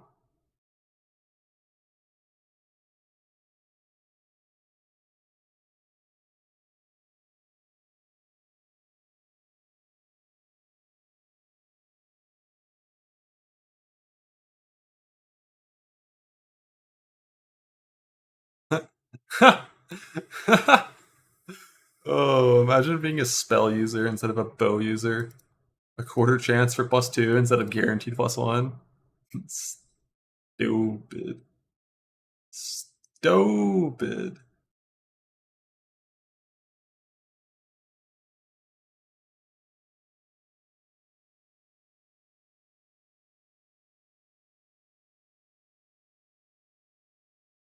There's no crossbow one. That's bullshit.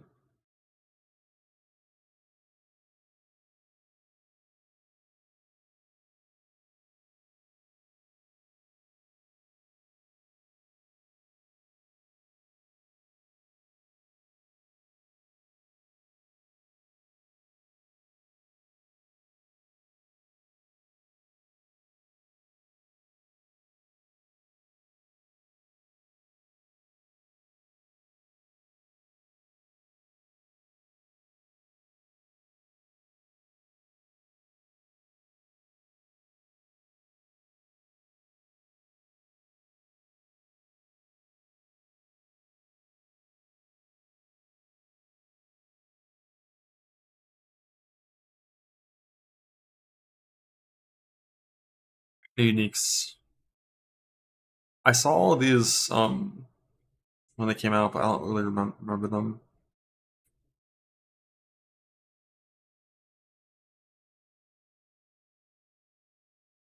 Little mana stacker helmet for attacks. Okay, where's the crossbow? I've already seen the crossbow.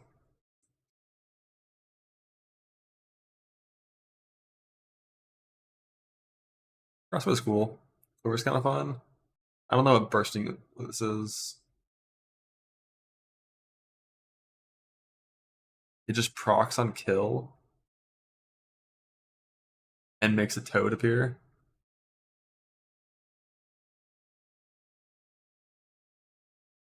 Palm is crazy. This is the explode one. To have a permanent Gloom Shrine, except there's no sound effect in this game for Gloom Shrine, unfortunately.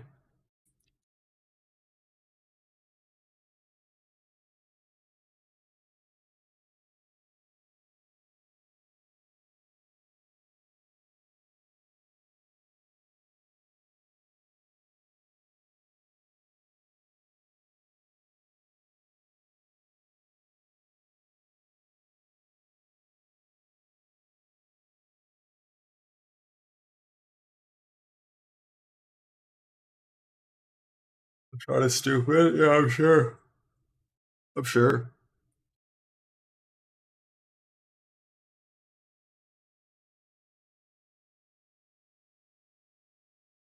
Wait, like, do you need that?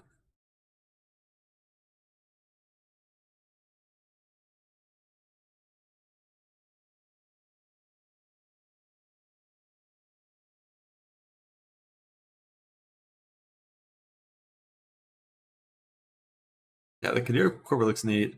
But can we talk about why does this exist again?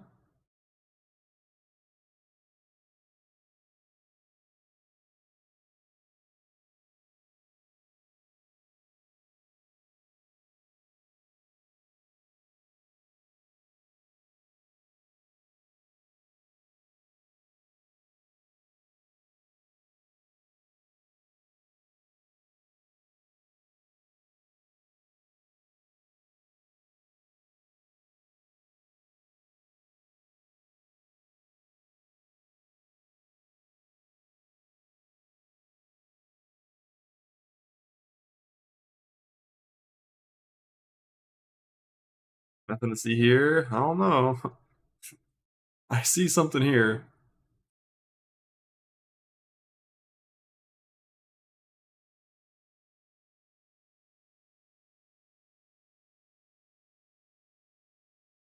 I don't even like understand the implications of having that many prods. Like what?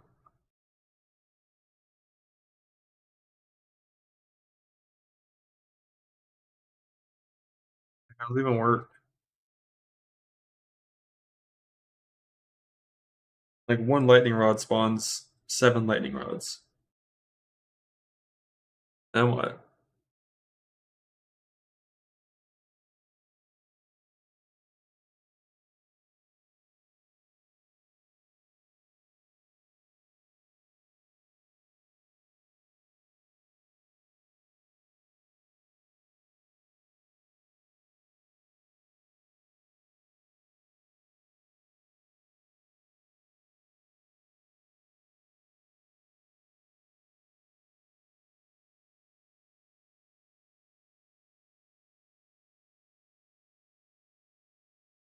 I'll forget the belt. Yeah, but like I don't even know if that can pick what certain weapon types. And if it can, I mean that'd be so fucking rare. That would be absurdly rare to hit 100% on that. It has to be 100%. If it's armor only, I would expect that.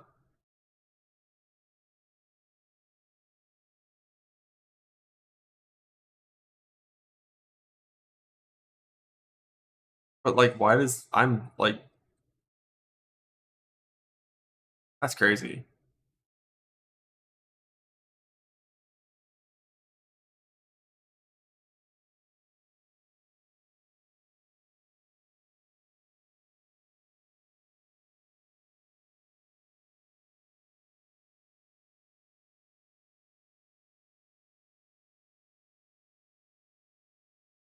Did I finish this? Pretty sure I got distracted by patch updates.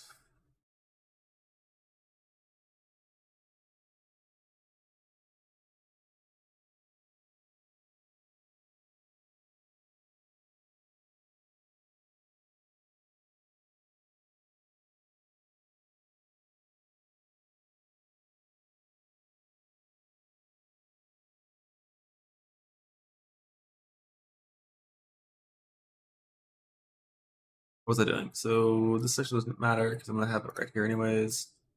Uh, rank A, we just always show.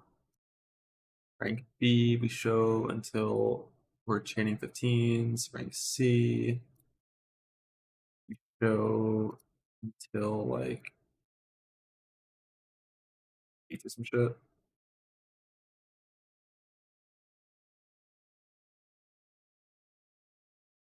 What is this? Why is there a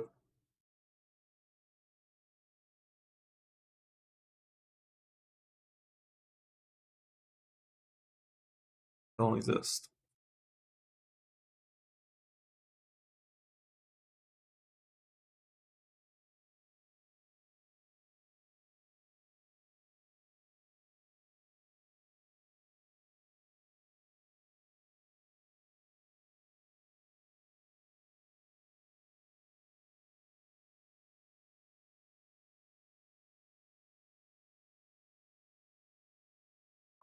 Magic visibility. Only see rank A bases.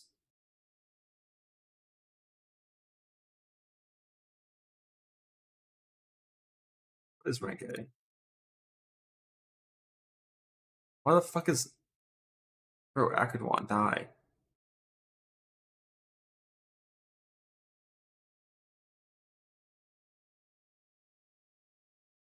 Like loads of additional bulk could be good for early galvanic memes. Or gloves.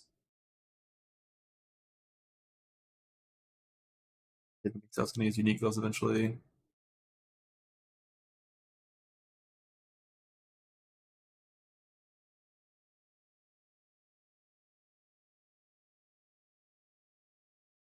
The rank A, things shown forever.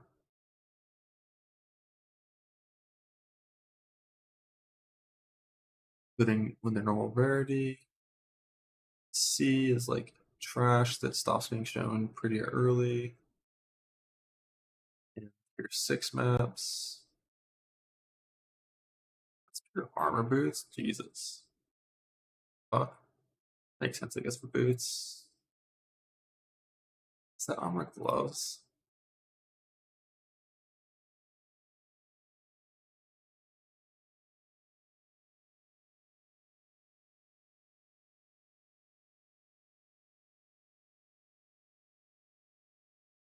I think that reset. Oh yeah, for sure got reset.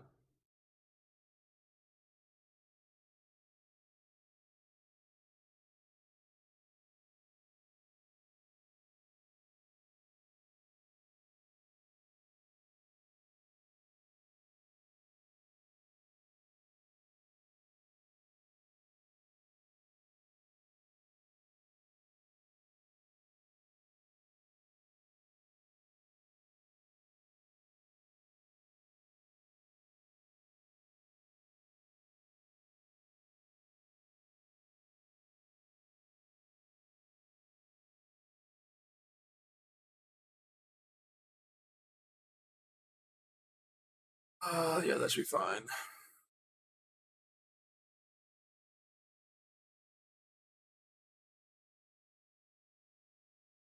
Do I even want to see these? Yeah, it's really fine to see that one.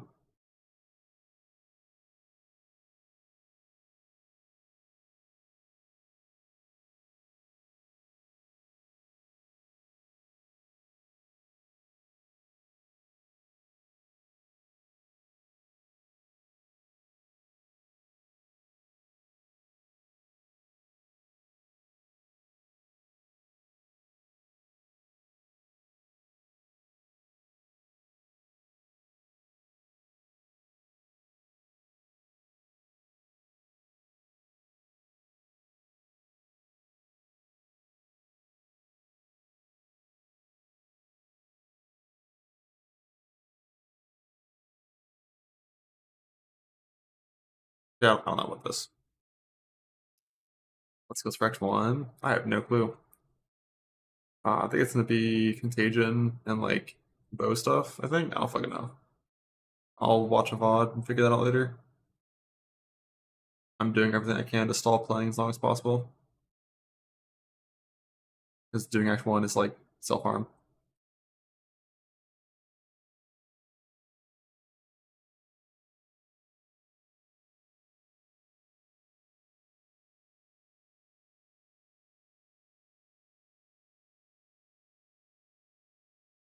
We want to see these body armors. I don't know. Okay, maybe I should. No, I shouldn't. I shouldn't.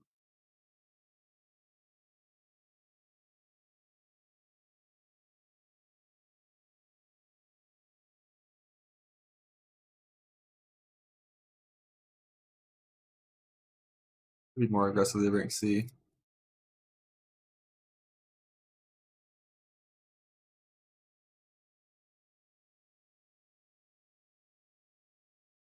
Evasion. I don't like that B stops at 78 actually. I have it stop at 83 or like 85 or some shit, something that's fake. And then I'll change that once I want to stop seeing those spaces.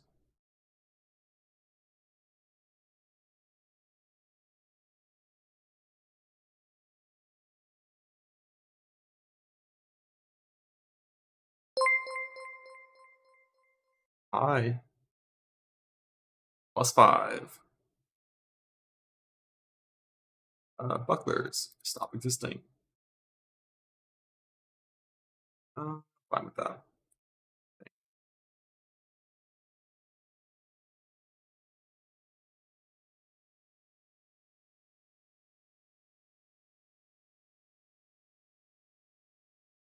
I don't think I really want to see evasion body armors that late in the game. I want to change the evasion yes by then.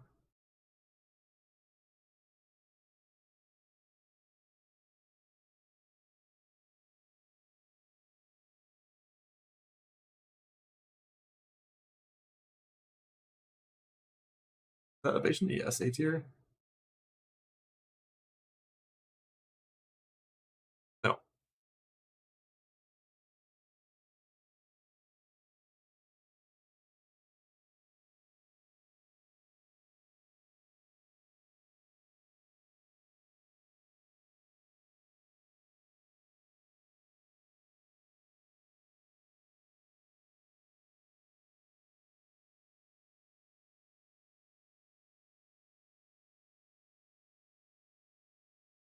Do players have base evasion in PoE2 like they used to have in Path of Exile 1?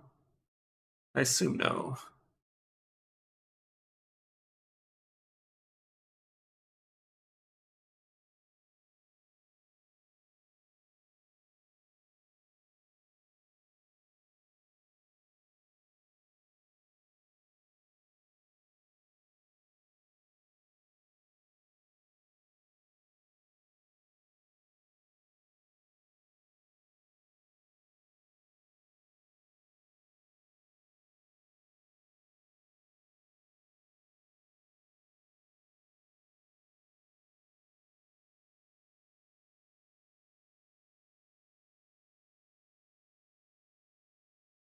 That should be fine.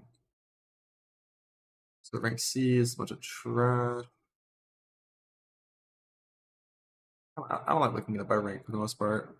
Just too much. What the fuck? All these weapons are here that should not be.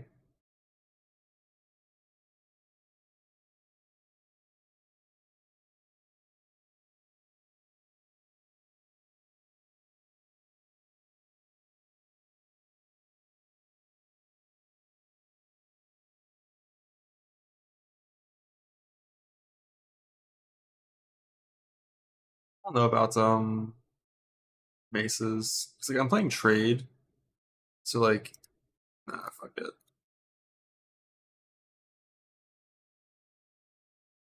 I'll just handle all of that section, like all of the trade stuff. I think I only want to pick up rares of things that I'm not using if they're tiered.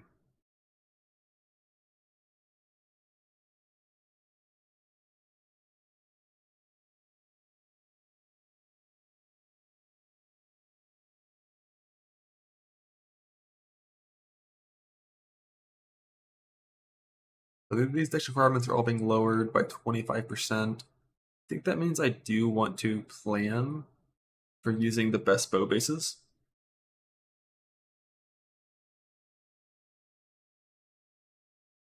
Fanatic is the chaos bow, right?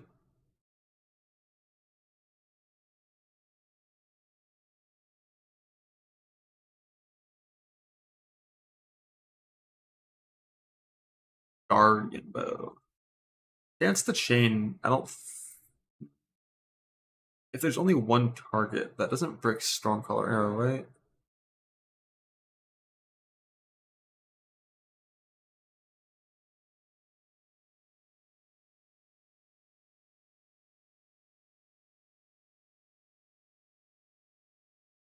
There's a ton of monsters. I don't think so, though.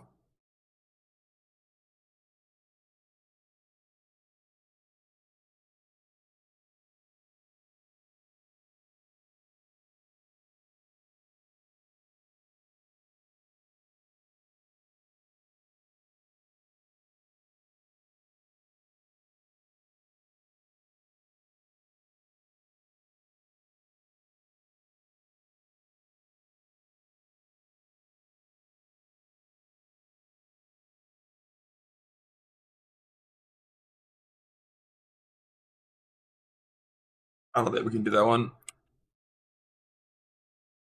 That's one thing that the platforms usually don't like too much.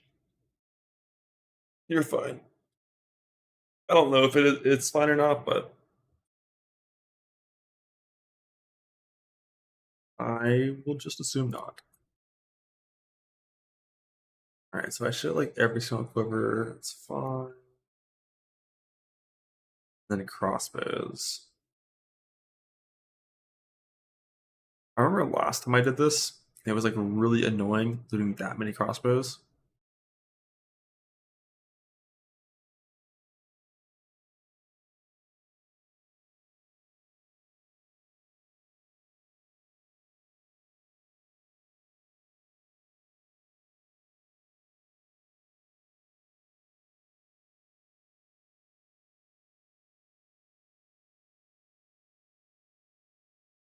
The only Gemini that kind of sucks.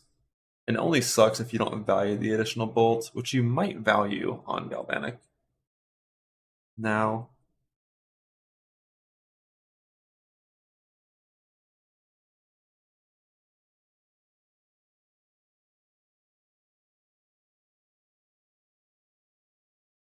I'll leave it alone. But I think it might suck later. So yeah, we only show rank A, we show it always. Fuck that section. Rank C is only until tier 8 or so. Rank B is forever. Rank A is forever. Then rank B gets turned off once I care less. I already did that section. Don't really care about this. Why they turned off the rare?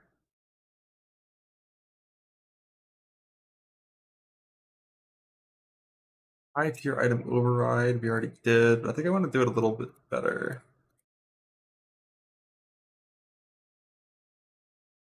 Tier 4, we just always show everything. 2+3 jewelry, everything. Tier 3.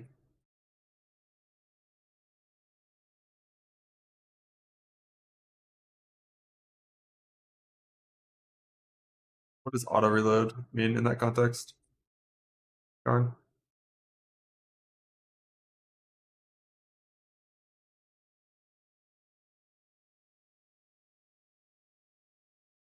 On heavy stun? Oh.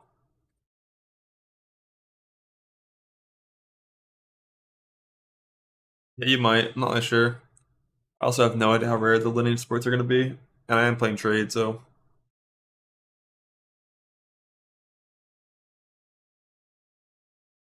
Isn't there some pretty decent stun nodes pretty close?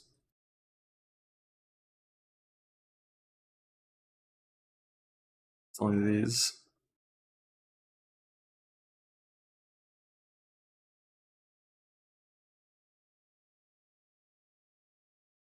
Can path there if you want to.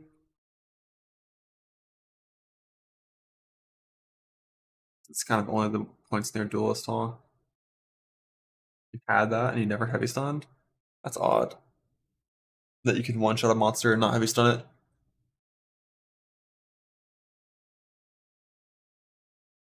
Always heavy stun but never reloaded? Oh. Oh, okay. Yeah, that's what I would expect. Like double barrel 3, which is just like it. Actually, I don't know where double barrel 3 comes from, because the implication when I first read it was like that's a tier 3 gem. But then I looked at the graph and Brutality 3 is a level 5 gem. So I'm not really sure when you get it, but it should be before campaign.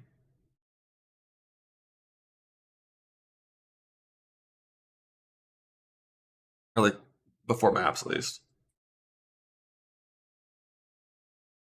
But yeah, like double barrel level 3 hopefully will be enough to vibe until you get the Lineage sports.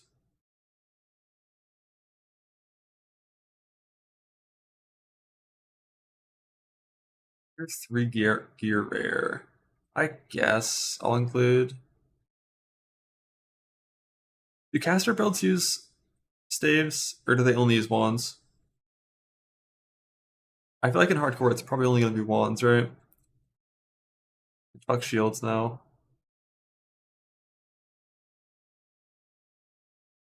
I feel like it'll be wands and foci mainly. Maybe wands and shield, but like, not sure.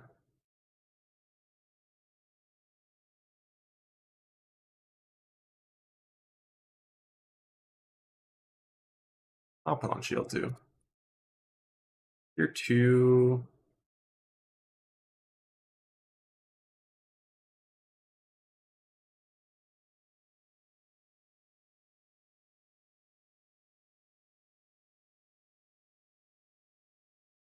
I don't think tier 2 is good enough to really care that much.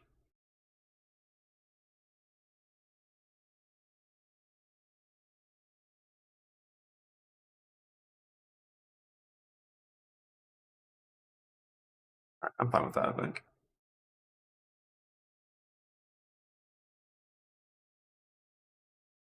What sound is this? Sound 4.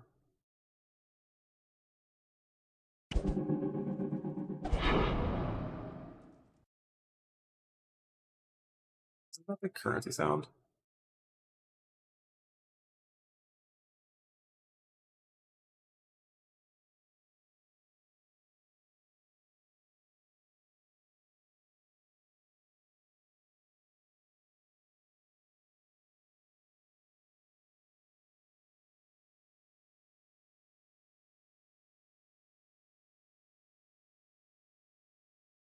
Nothing here really matters.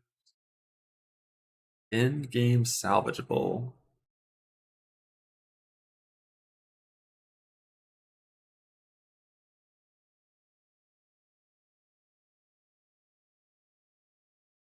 Do you need to do this?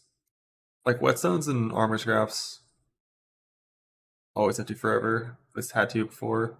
Maybe in trade I could not bother, but I like being self-sufficient for the most part.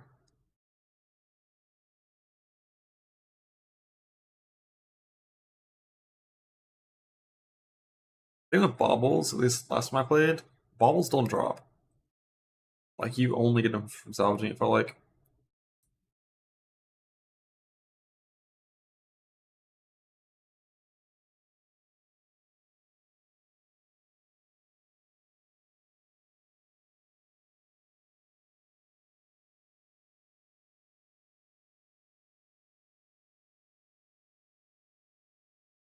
I need 20 ever. Yeah, we'll see.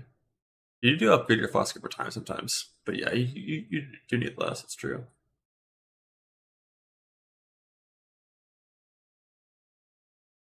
Small items ever have. If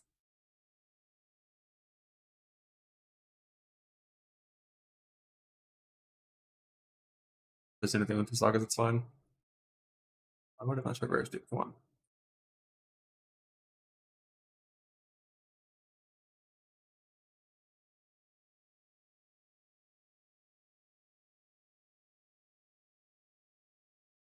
Currently showing all jewels. I want to show rubies. I don't think I want to show rubies.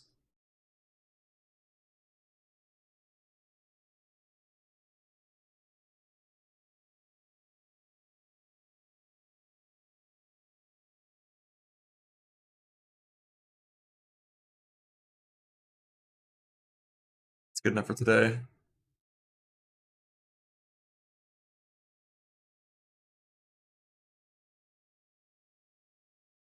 I'm gonna have to update this more tomorrow or whenever. Never seen post an update for the 0.3 item other changes, but it's good enough for now. Right.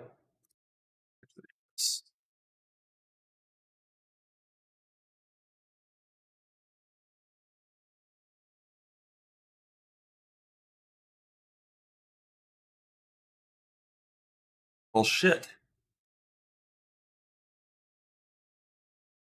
I'm running out of stalling.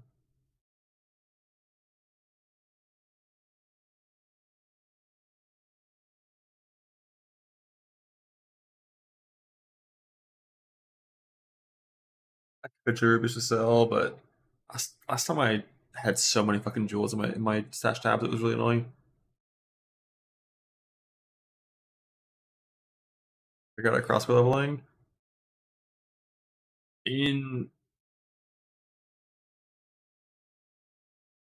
The plan for me is like galvanic shards, volt, one shot the screen for clear, and then explosive grenade rapid shot every single target until shock burst rounds. That's my plan. I don't know what Act 1 is.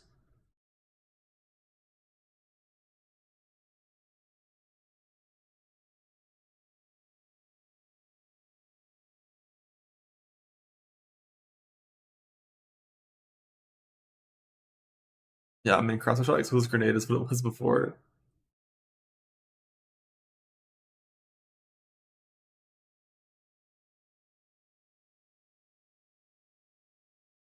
Young Deduction crossbow looked good with crossbow, basic auto attack and explode shot or explosive grenade, right? And contagion, yeah, always contagion, yeah. It's probably that. Into like rapid shot, explode grenade memes with Gallop Shard Volt. If Gallop Shard Volt doesn't clear, I have no fucking clue what you do like until you have proper supports for Gallop Shard.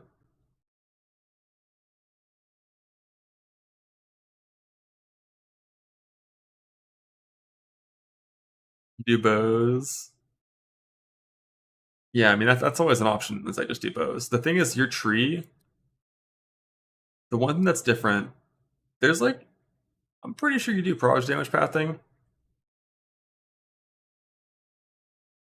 but on bows, like you could do this instead.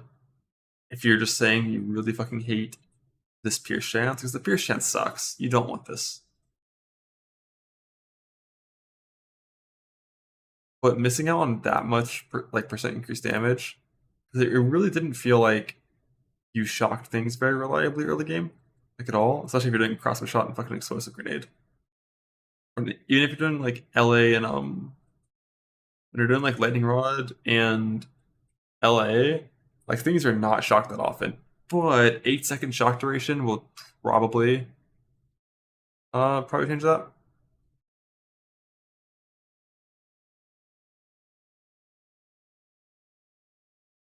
But yeah, like crossbows, I think it's top pathing. And then bows probably bottom pathing, I think.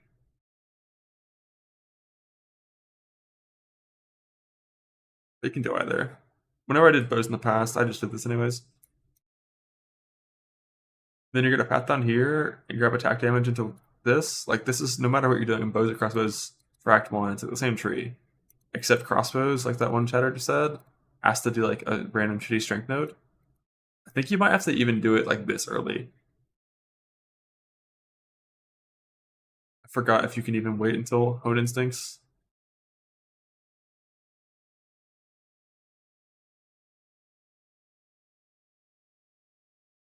But I think it has to be like really early, which feels bad, but then as soon as you get down to here, you can inspect it. But then you're gonna come in here and grab this shit, and then like I'm pretty sure on both builds there's still no divergence yet. I think on both builds you're still gonna pass down to Maiming Strike next, and then acceleration. Or no, this Paralysis, and then Maiming Strike, and then acceleration. On bows and crossbows, like all that's still the same. I think the only divergence starts at that point. Like bows, I think come up here, and crossbows go somewhere else. I don't fucking know where. I haven't decided yet, but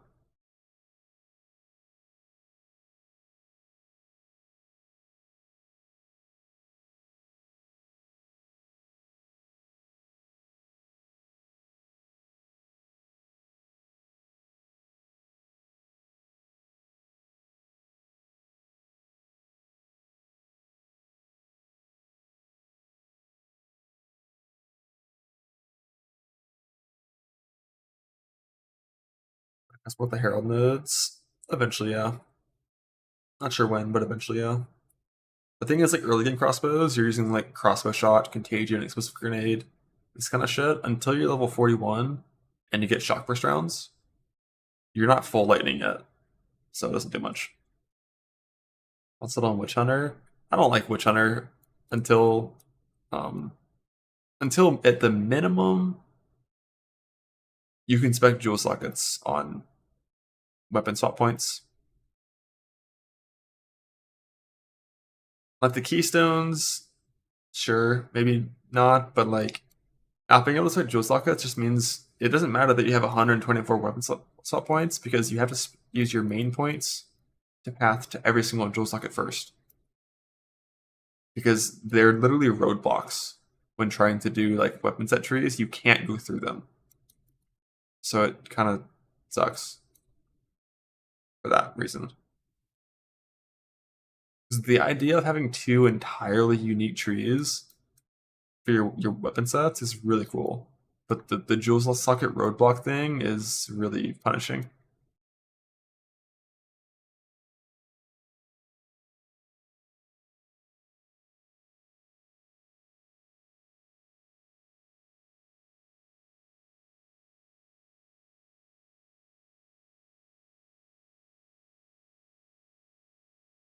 Heavy munition. Yeah, if you're doing the heavy stun thing, you might need to come over here and get it.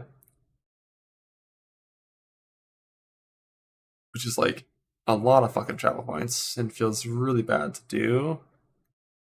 But at least it puts you on the move speed pathing, at least, so.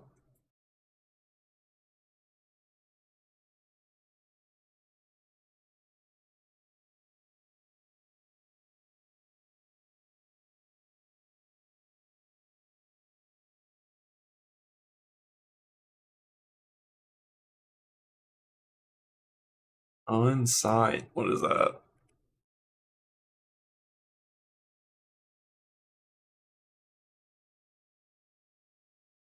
Ah.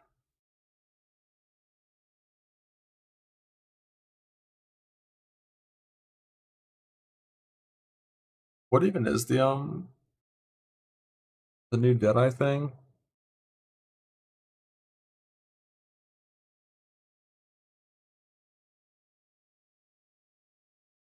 repeatedly marks enemies near you, bypassing your mark limit. But the mark has a 6-second cooldown.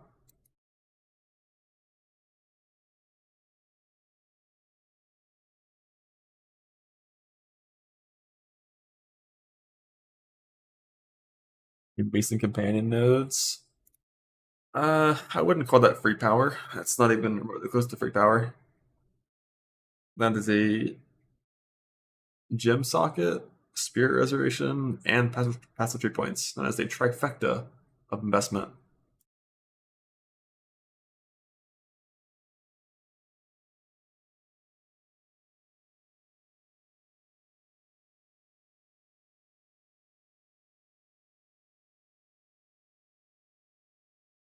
But I just don't really know how the companions even work. Like, will they survive reliably? Do I have to find a new haste companion every like fucking 10 levels?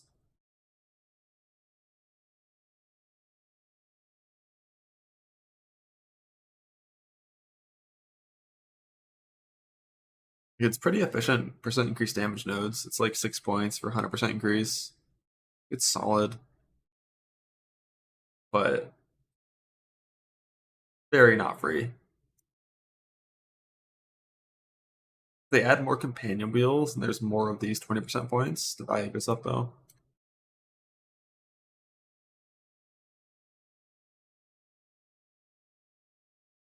This before on the left side, after on the right side.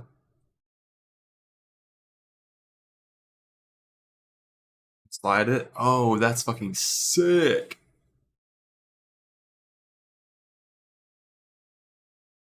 Damn, there's a lot of things on the left side.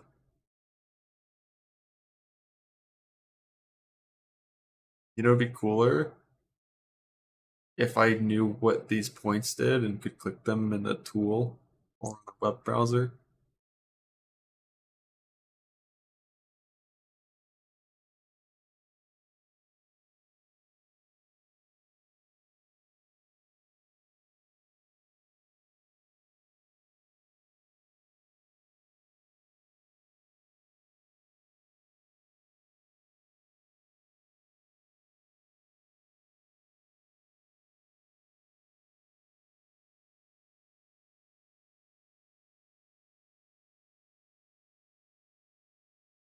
Soon, maybe. Hope so.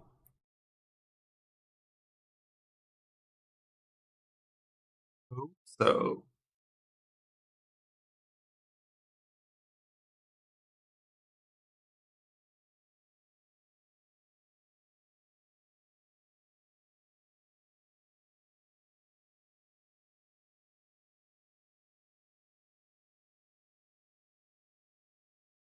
And I wish Witch Hunter, or not Witch Hunter, I wish Calling Strike and PoE2 just like worked the same way it does in PoE1.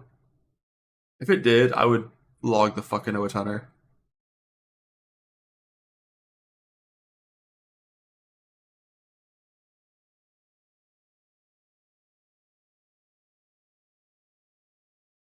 Just take my Explode, my Decimating Culling, my what's that thing? Just some weird memes. Sick. How's it in PoE2? Basically, the difference is in Pinnacle 1, Culling Strike is checked after damage, and 2 is checked before damage. So in PoE1, if you hit a target for 91% of its HP and you have 10% Cull, it dies. In PoE2, the target has to be sub 10% before the hit, which doesn't sound like the biggest difference, but the reality of that change is for Culling Strike at a value of 35% in PoE2 to be useful, you have to deal like 16% of the monster's life per hit or less. It requires 6 hits to be useful.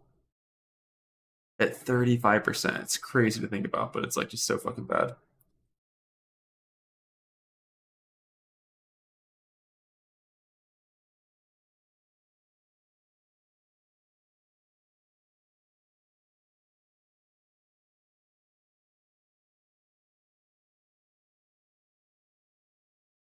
Because the idea of like Decimating Strike doing like an average of 15% of their life instantly And then cold doing anywhere from like 20 to 35 based on like the rarity of the monster is neat. Like you just like two-shot things, but then reality hits. That's the point, is that it's not good for clear. Like if it takes you more than 6 hits to kill a trash monster, you're not happy.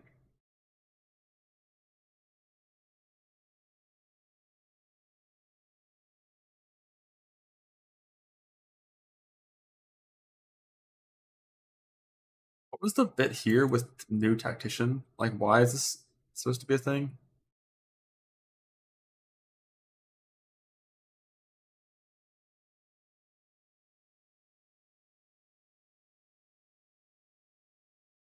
Like, don't banners still... Oh, are people thinking this is gonna make armor real?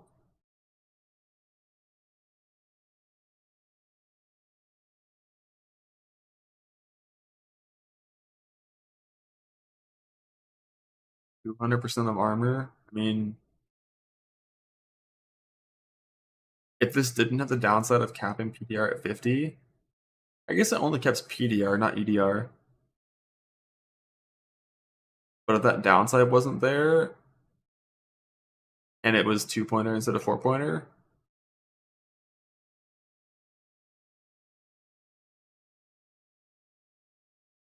it knew glancing, because, well, what, and do some deflect scaling? The thing with banners is, like, they require glory to be placed.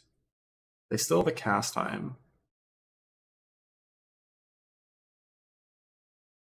Person knows armor to deflect at least. Oh, okay. Alright, that makes a little more sense. Where is it?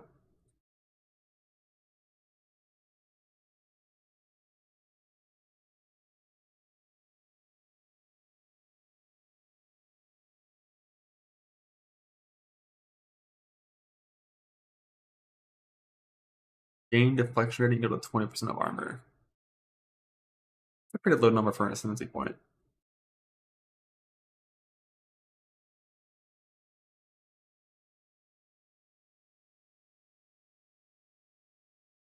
Banners gain a bunch of glory per second passively.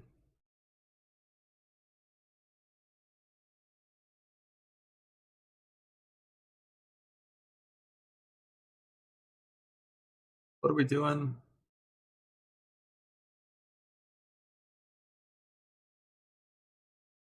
Solid plan. Whoever pays best. Stay light, use cover. Is that the bit?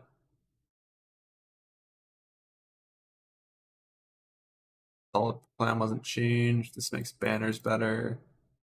Then he gets some deflect. Doesn't buffs have less reservation? What does this actually mean? Like, how many things aren't a buff? Like, Ghost Shroud, is that a buff?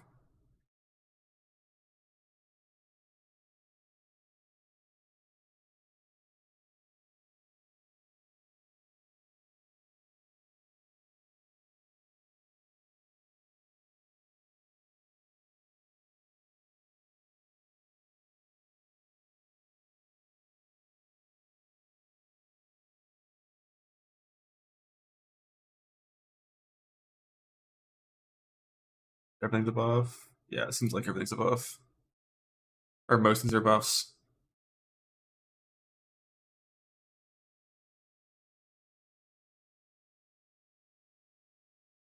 Cast on X aren't buffs, so basically just as long as like a meta skill.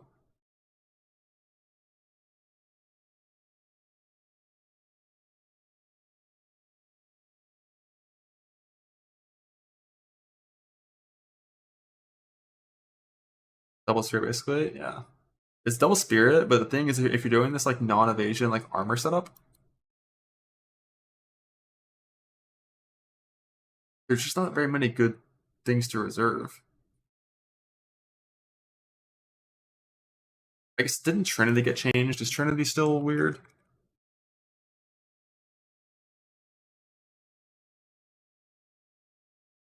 New Trinity is pretty fucking weird. So it's gonna be like Trinity, like...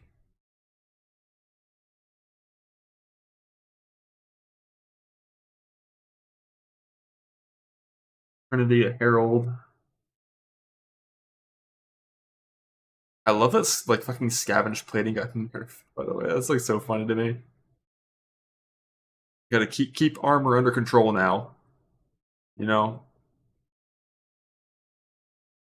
Aim Beast Banners, Ghost Shroud. Yeah. But what did banners do? Were they buffed on their own? Oh yeah, that's pretty good.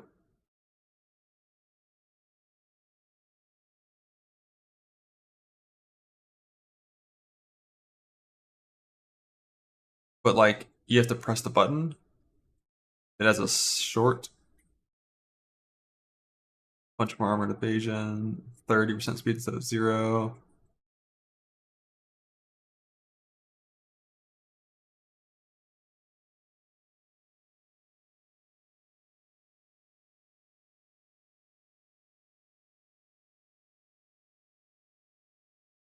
They all require 200 glory to place. Generate glory when you attack enemies. They can gain glory when the banner is placed.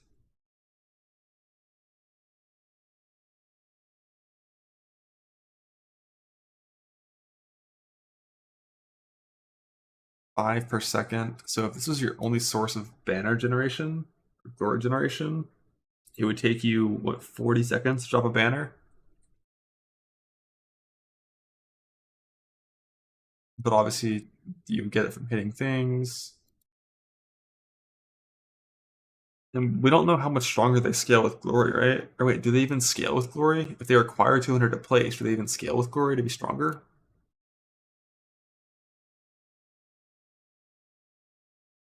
The lingering is super important.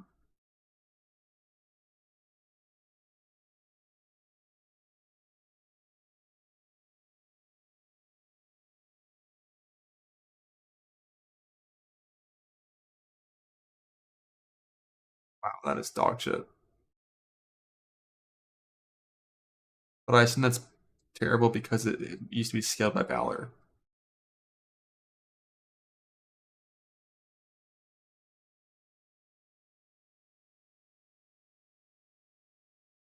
Yeah, I mean, some of those are kind of good, but like, not really.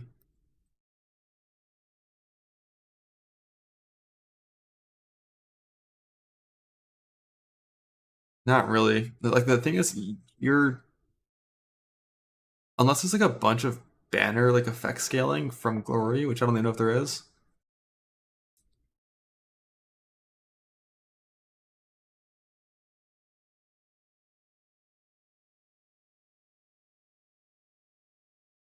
You're like spending points in your sentry to spend points in your passive tree to spend gem sockets to drop an active skill that, unless it has insane scaling from Glory that we don't know about, gives you less power than you would normally get from 4 points of Ascendency tree.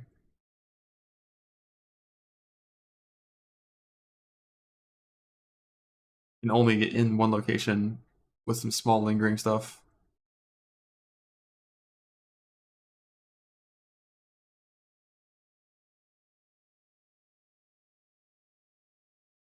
Be good. Who knows?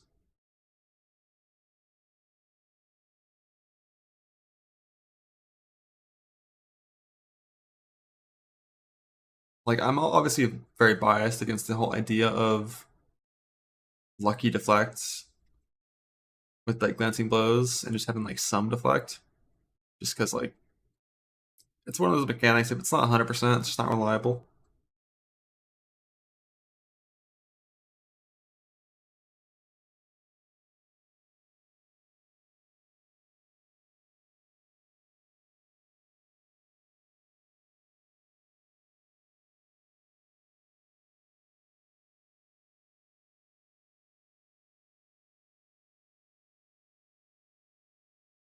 It was so funny. I just remember on launch, I saw this and I was like, what the absolute fuck are they thinking?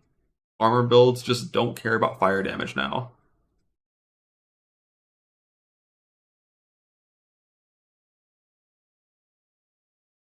And then for a little bit, that thought process changed to, oh, it's bugged. It's a beta. This stat doesn't work. And then we learned that it's just before resistances. And that the armor formula was unbelievably fucking dog shit. 12 fucking times armor required for half DR.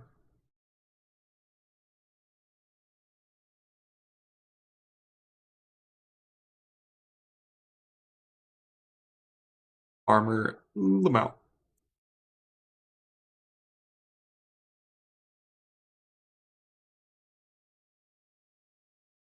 Am I starting? It's just some bow crossbow thing. I don't really know yet.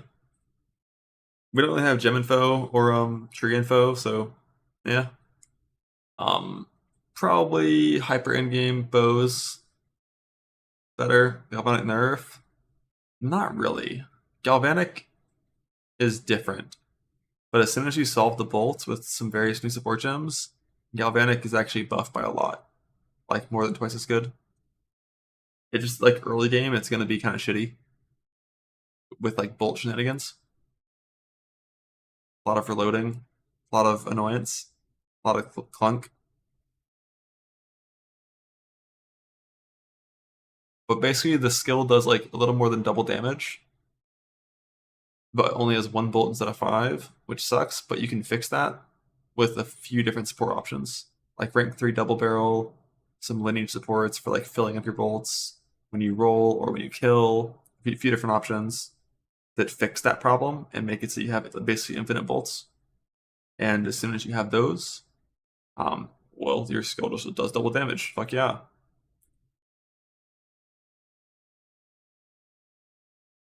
And then shock duration is 8 seconds default now. So if you shock from your Galvanic, you don't even have to like do the weapon swap thing to bows to shoot your Stormburst arrow. But if you do have to shoot your Stormburst arrow, or whatever it's called, Stormclaw arrow, weapon swaps no longer has a time. It's instant now. So that's less clunky. Yeah, Gal charges click once until late game when you get some tools to fix that. So like early game, the plan is going to be Volt, and hoping that we can one-shot the screen with the right click.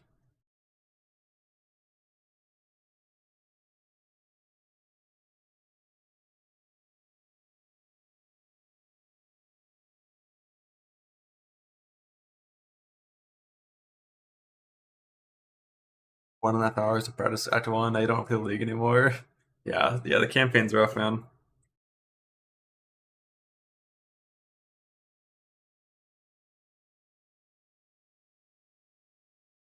That's why I need to log in and play the game a bit.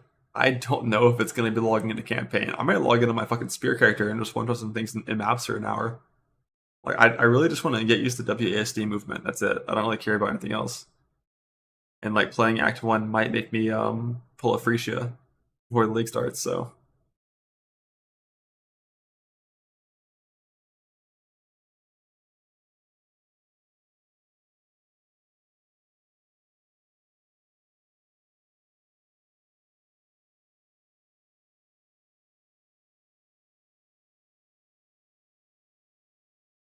Up until the boss. The thing is, I've already done all of the bosses with default attack.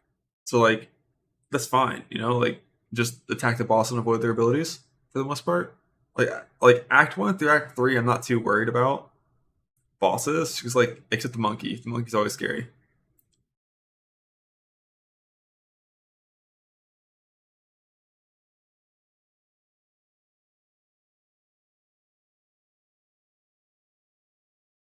But like Act 4 and the interludes, that's spooky as hell, man. Going into unknown content and hardcore, ooh, spooky, spooky, spooky. Not just for bosses, but like just trash monsters that have really strong abilities can kill you too. So hopefully, that's another incentive to not practice the campaign. I'll be even slower to Act 4. So there's going to be more like more things to watch. Want to spoil yourself? Every boss is on Billy. So what's the deal with that? There's like a fucking China PTR or something, and Plug in. Let's see it.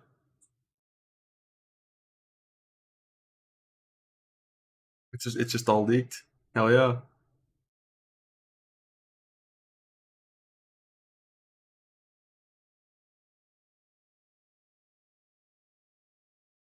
Getting to separate servers, so everything launch. Oh, nice.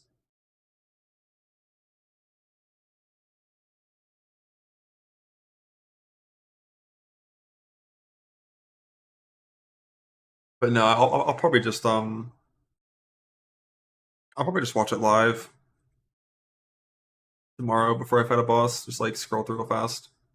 Spend 5 seconds watching like Fubgun fight other. I mean, hopefully Fubgun's faster than me in softcore, but like just like watching someone fight it in softcore before I fight it.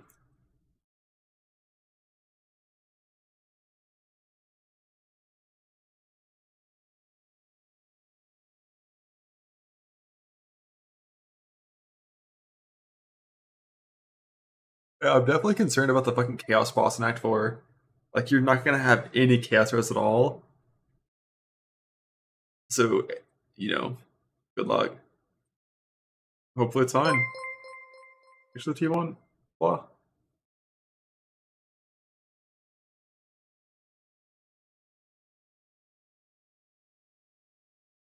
Yeah, Viper's not that big of a deal normally.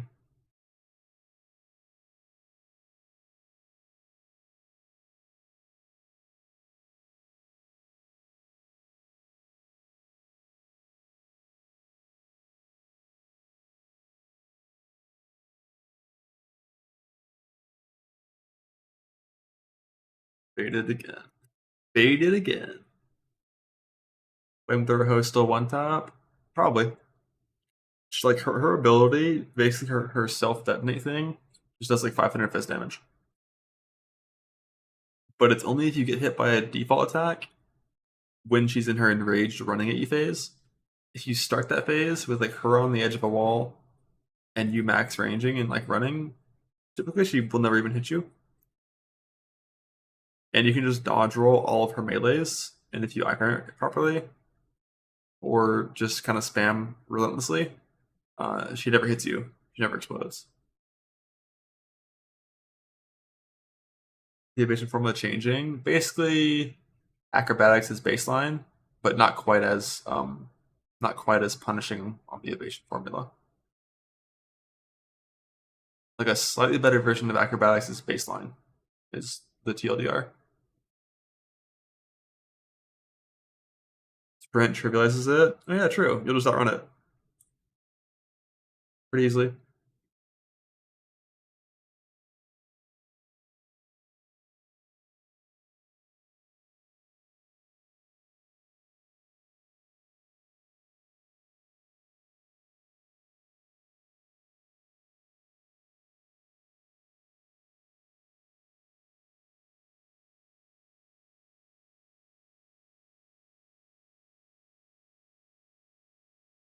I don't know if I can tell this.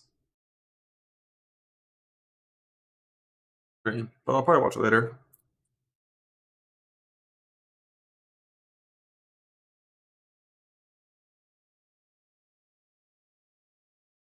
I watched it all on stream. I still don't know if I can show this on stream. Because, you know, that guy, fucking shameless. Man, I don't want to log into Act 1.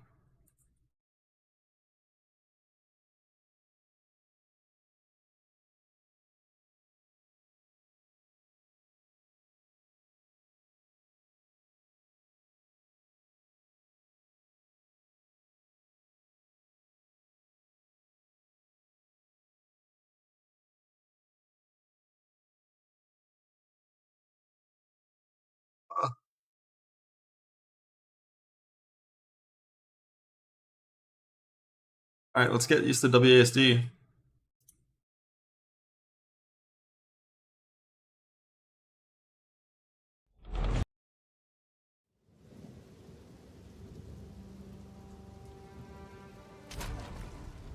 On this character. Fast as fuck, boy!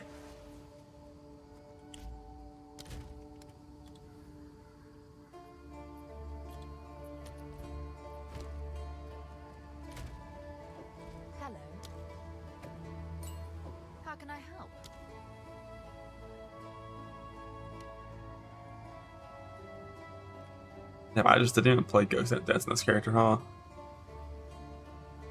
I must have. I must have played Ghost Dance in this character.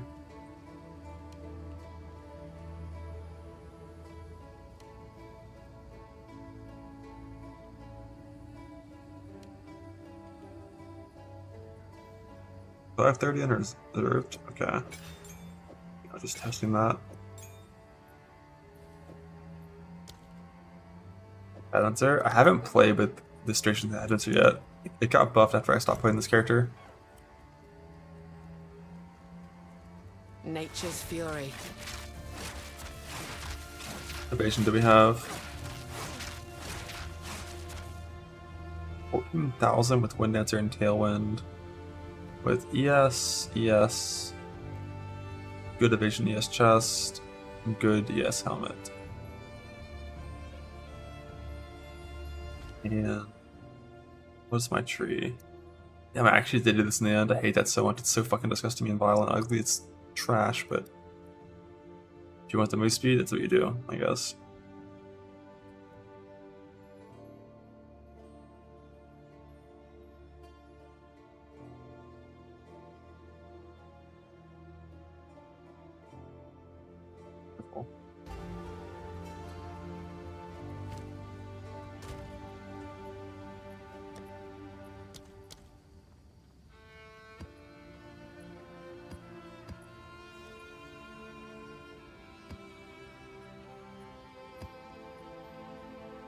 They burning ground too.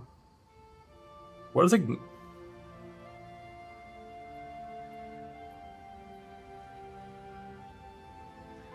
Die.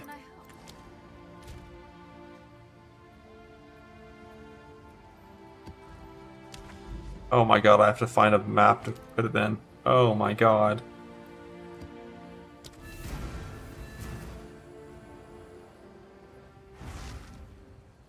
Alright, how's this character work? Anyone know? I think I right click. I did it.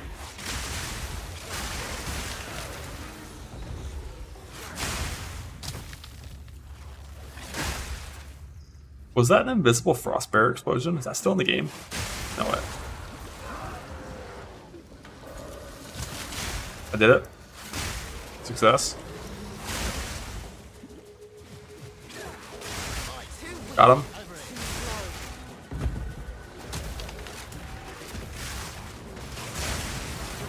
Oh, we're teleporting.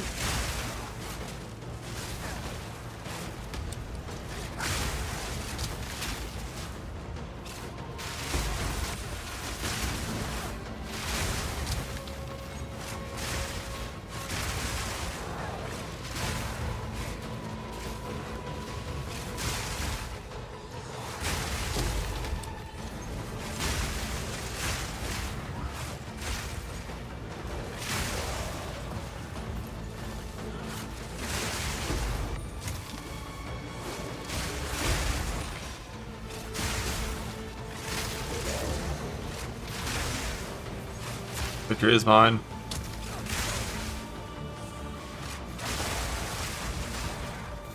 Oh my god, now we're fast. What?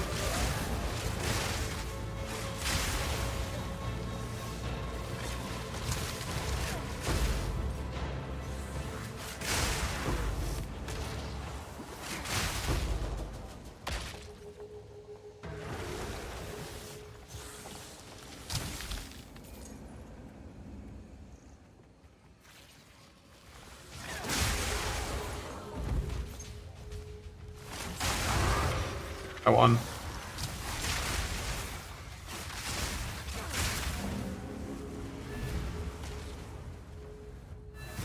How did I get buffed? The sprint exists.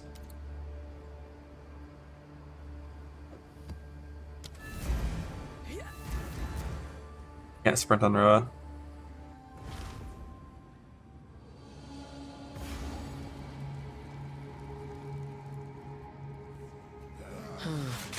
Shocking. Got him.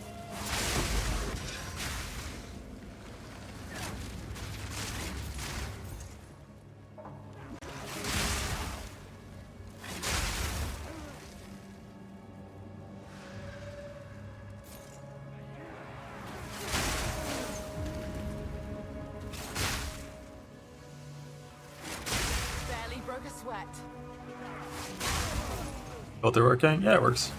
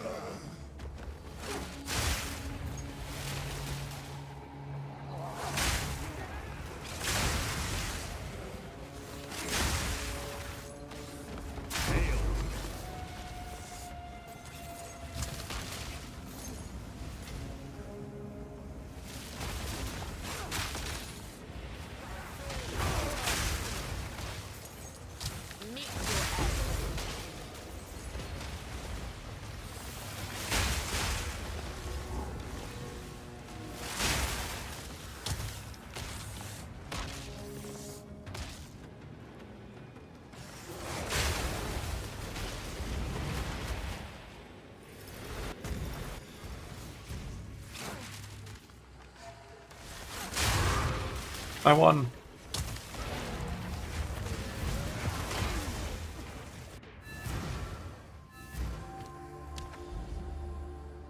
What are these maps? Tiny bit of quant rarity, nothing crazy, nothing too good.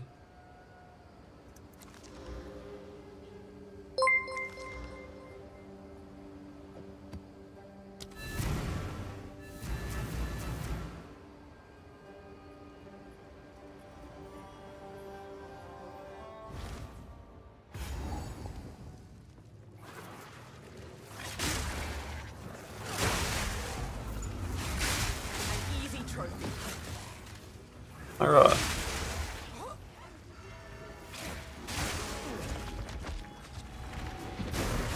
If I have an outstray in this league, oh no I don't.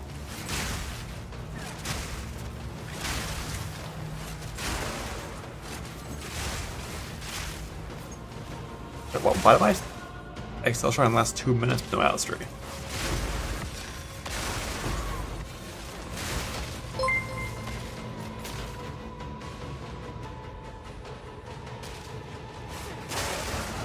Beautiful. Defeated with ease.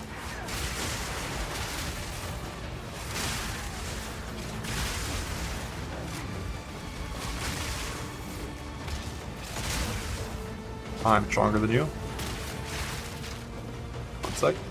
Get this loot.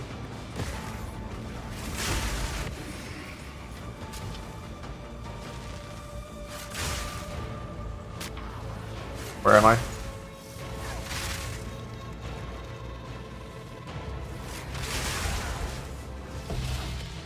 "27 splinters, what?"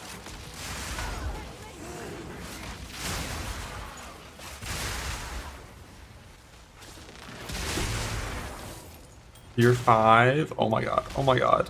15.6 life per gem per second. You see that? Holy. T1.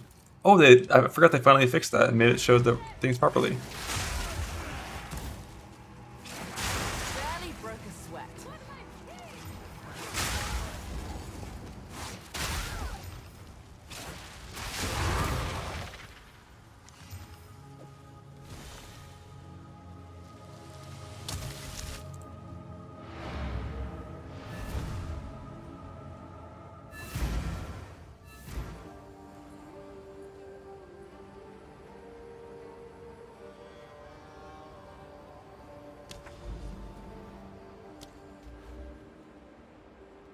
Do you have to click on this again?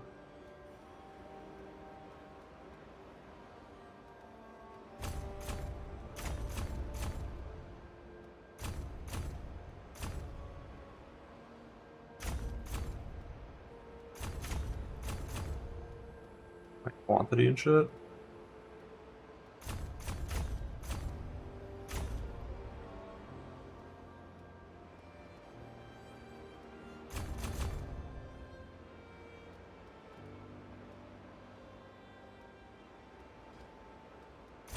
Irons are kind of cool, I guess.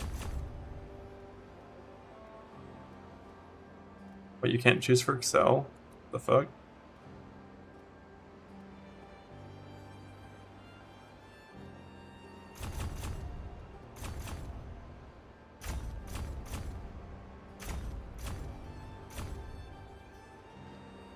Not that. Not that. I don't want that. You did well in that Bristol excursion. How do you fix that?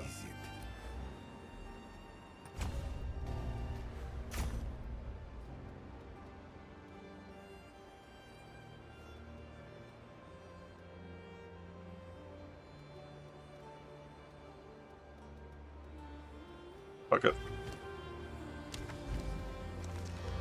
Oh my god, huge back size.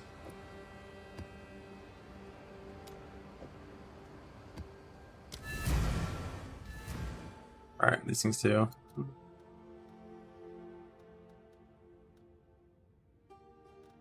Not Pinnacle anyways, I don't really care.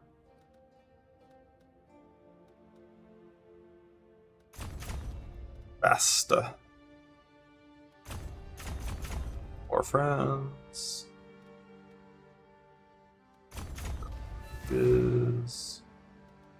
Where's Big Bomb? Big Bomb. Big Bomb. It's right there. Go on.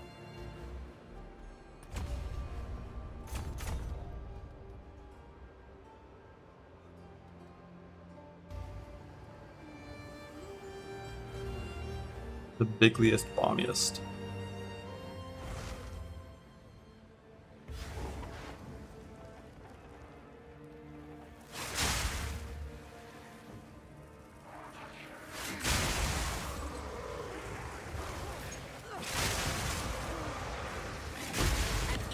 So those things need to be bigger.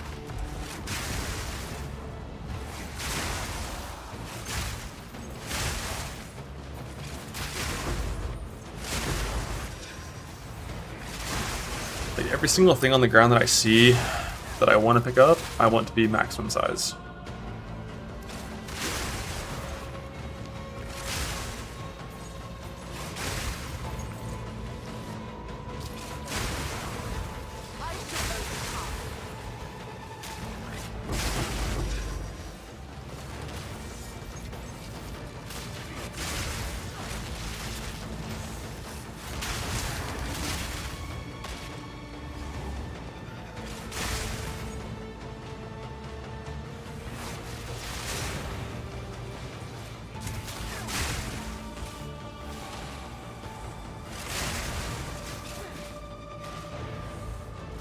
What's that on the ground? Or that's a wisp, right? 47 spinners, what?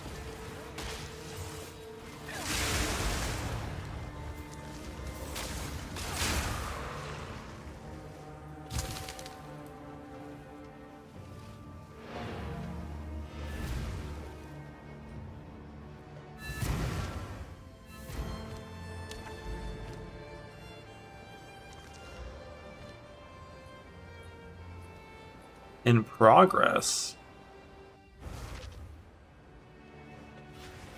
The Lord of the Pit. He's here.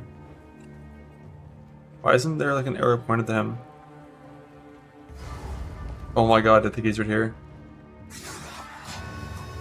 Boop, boop, boop, boop, boop. But what if?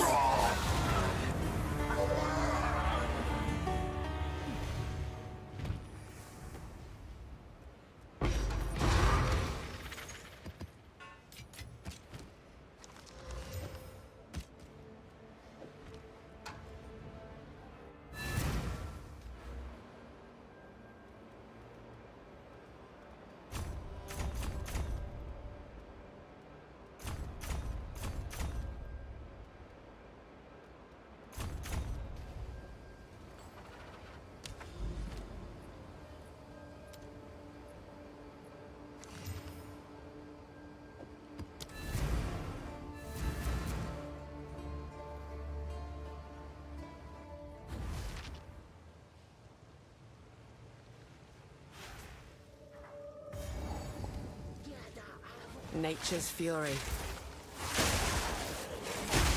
Oh my god. An AEB. Oh, my FPS is so fucking bad in this game. But I think they said there was a lot of performance improvements in this patch, so. Can't wait.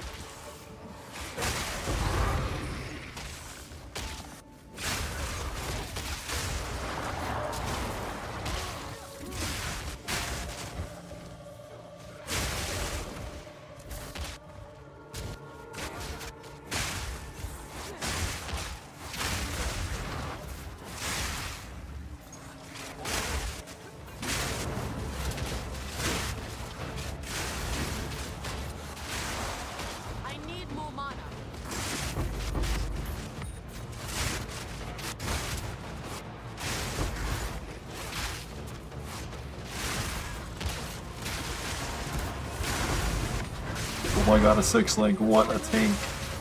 A tank.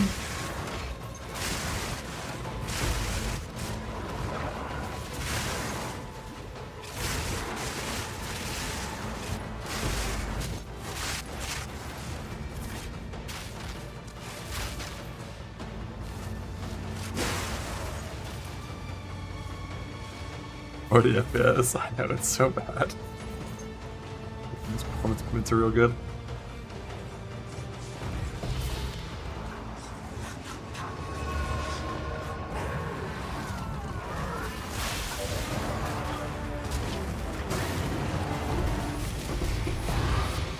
Oh my god. Oh my god, loot. Oh my god. Stay alive. Stone of Lazar.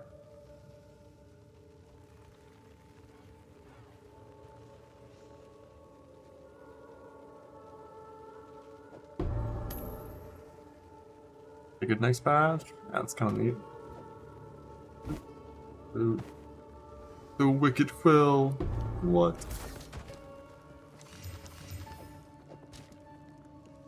That means actually not terrible. Life in one res and a stat? Oh my god. Oh my god. Mad bosses are hunted by spirits, but didn't Jung do a strat with that once? Where's my row at? Sir.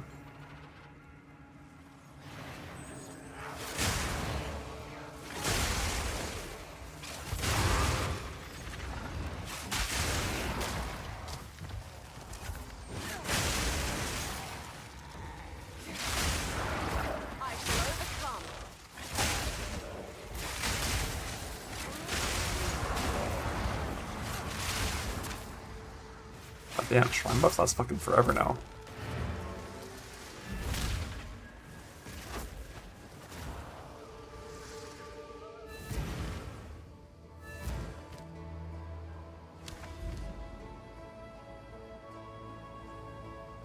Ooh, haste crit.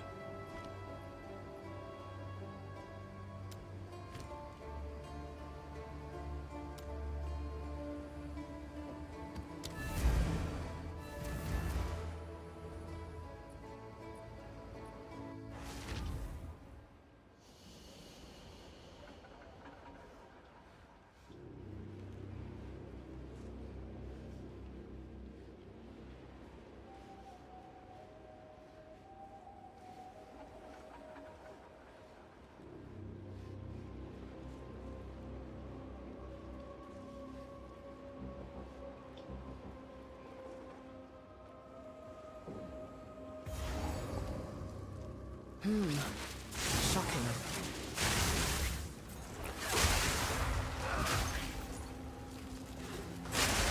Barely broke a sweat.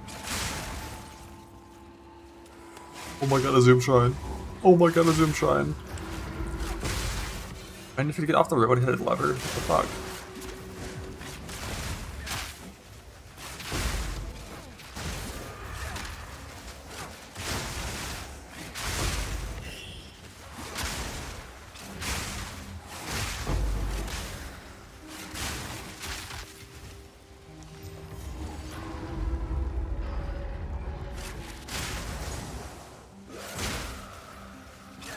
They just give us that map height basically.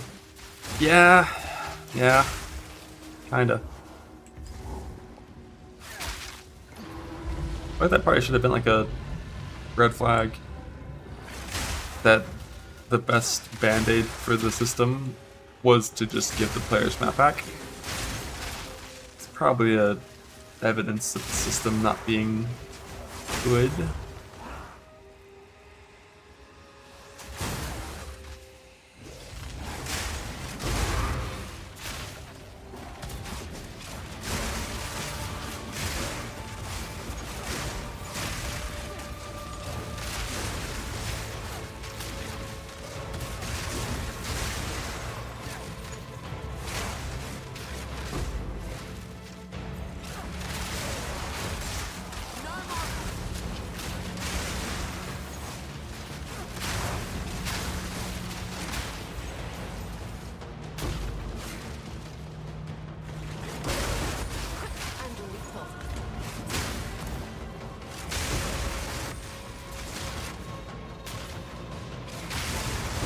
solution is exceedingly simple. You put a map boss in every single map, because they're just the campaign bosses, they take them as PoE1. And their loot isn't too insane by any means. And then when you kill the map boss, the map's complete. Solved.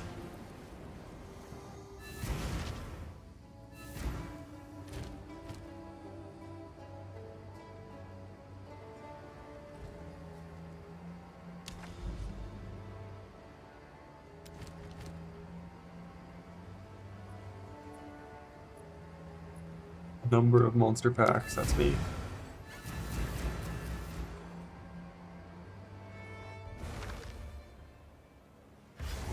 Hey, buddy. Hi. Meow. Nature's Meow.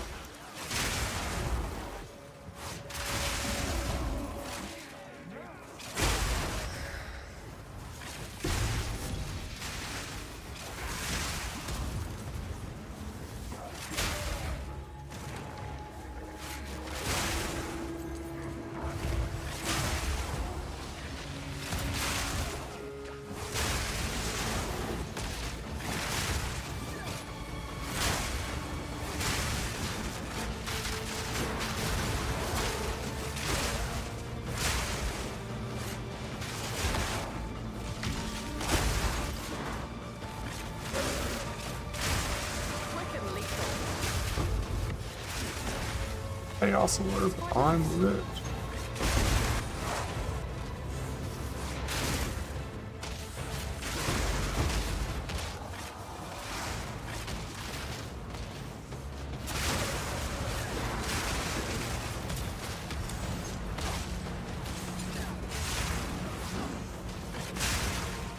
Grass Strong Box will still take 10 seconds to spawn the monsters.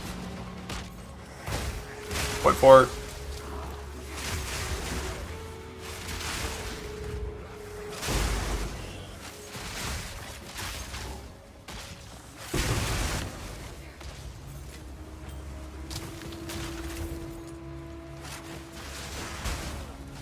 That Ventos.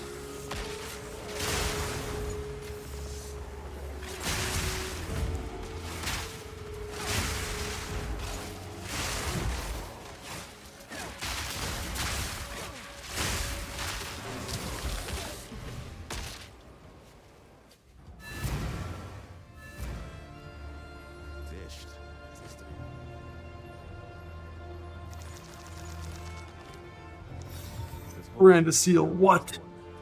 What? That's crazy. 15% increased quantity of gold? Oh my god. I speak. Time is of the essence. What do you do with conveyors in this game? Just to vendor them? Of course. Maybe salvage? Disenchanted? It's never disenchanting. How do you vendor? This guy? That guy.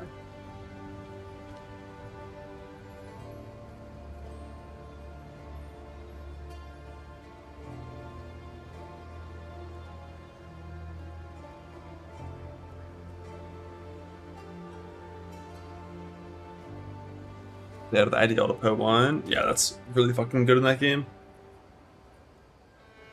Depending on what you're doing, I feel like sometimes I leave maps and I identify like 15 things.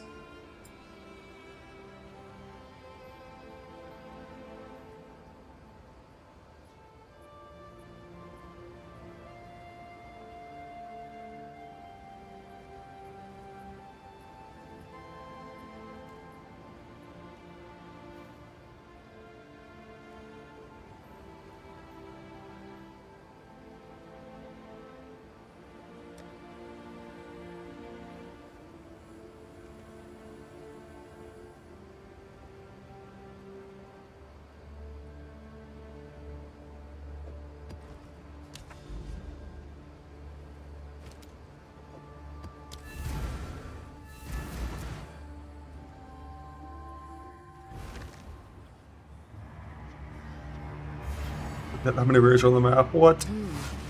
Shocking. Easy an easy trophy.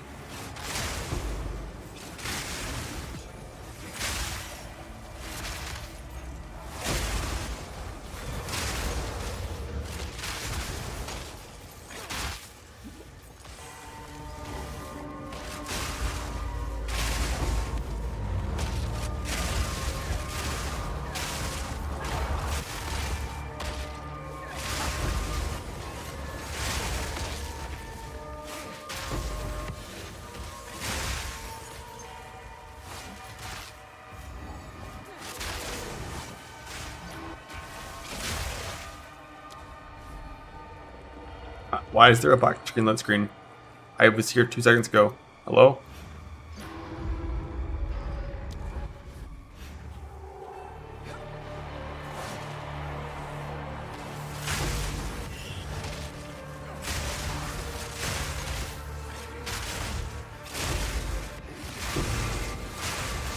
Oh my god, Panda Tower Shield.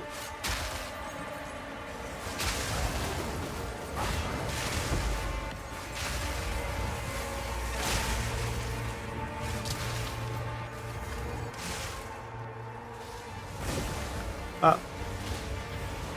I was stolen.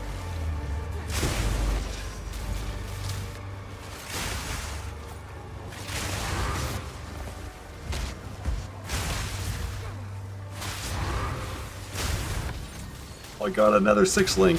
What? What? Who in like an hour? What?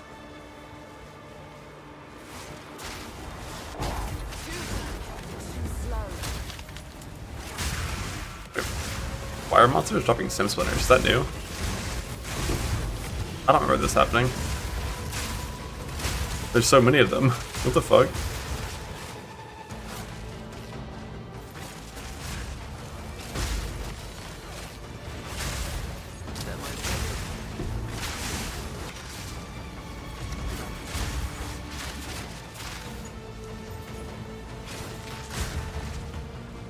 That was a tier 4 boat, by the way.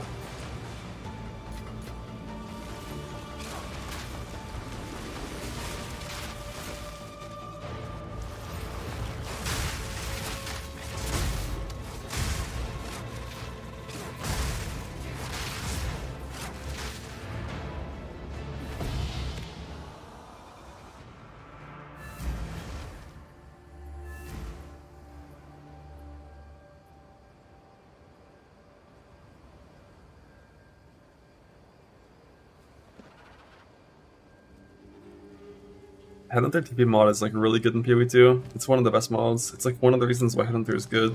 It's because of that mod. It gives you like so much mobility in the form of both the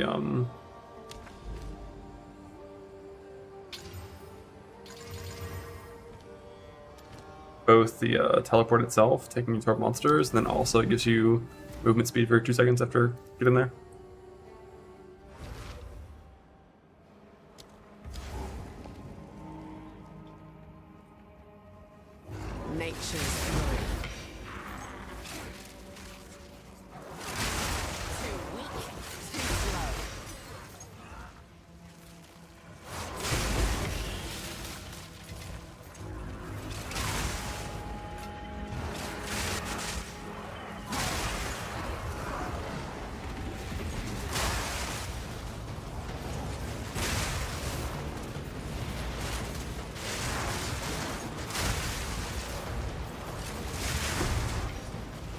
Oh my god, you're fine.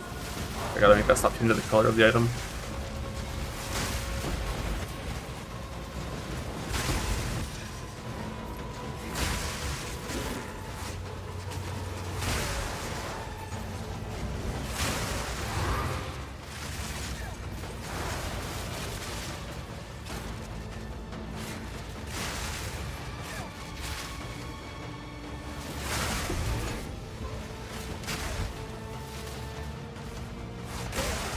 Color of the cage, blah.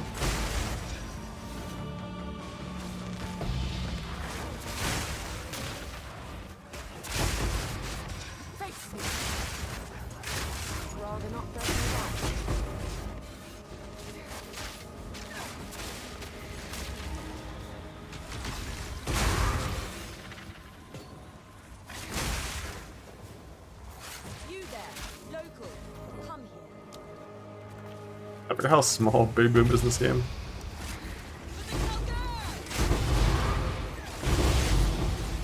Wait, do I have to click on these boxes? Oh my god, I have to click on them? What the fuck? This is why I hid artifacts after like a day of PoE2 Dispatch.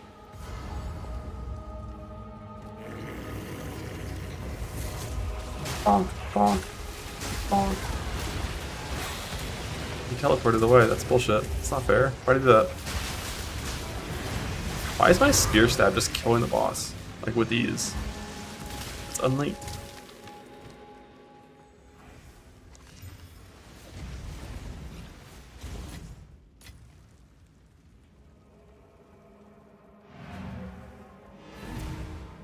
You have no points in the boss atlas? Yeah, I do. I fucking got 4 more HP.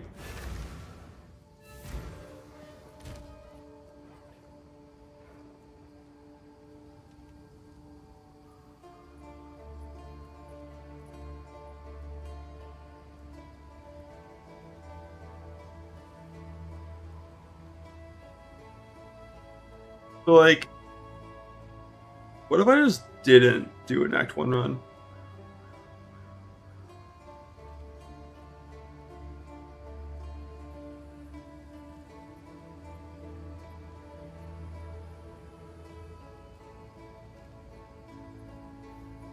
Are you playing tomorrow? I don't know.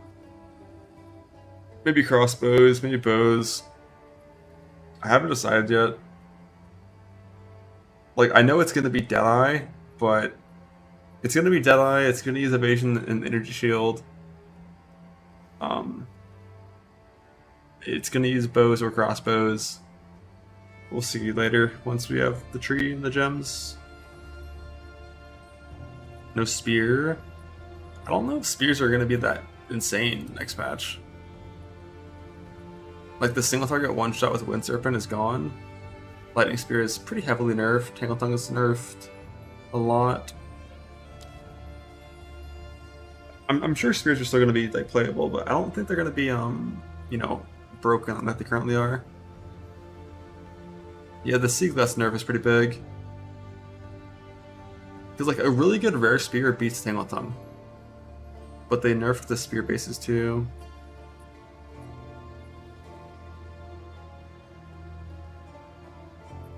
Nerf Deadeye. Like this version of the build with like frenzy charges and lightning spear having charges always and stuff, that this is just gone.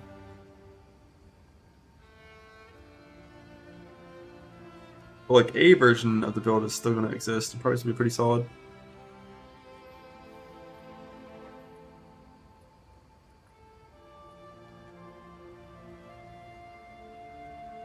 Okay, Blood Mage, maybe.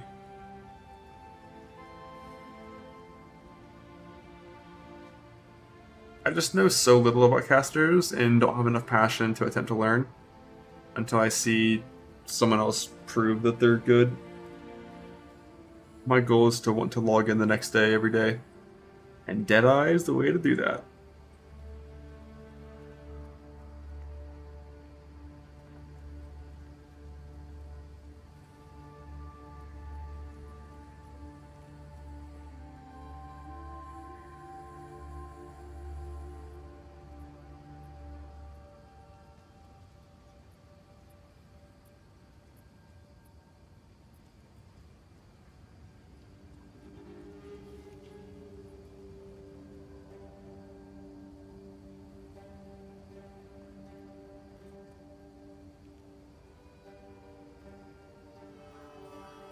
Do Arbiter for Arbiter? I assume so. Yeah, the snap cooldown was pretty fucked up.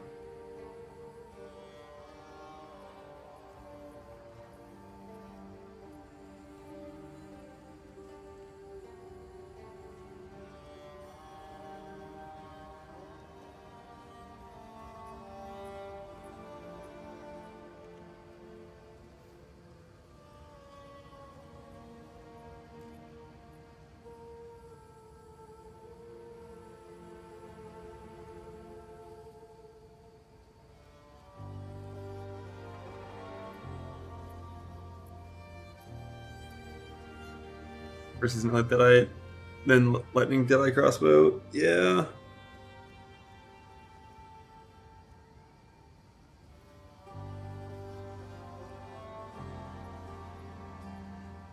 That's not ideal.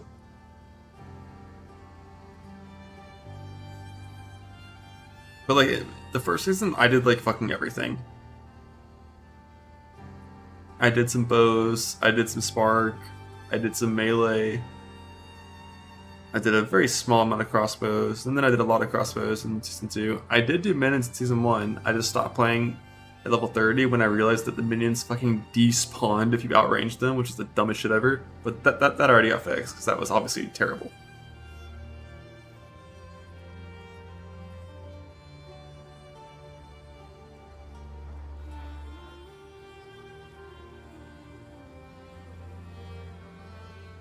Yeah, I did a lot of shit in Season 1. And then Season 2 was just like, alright, find a good build, min-max it, blast.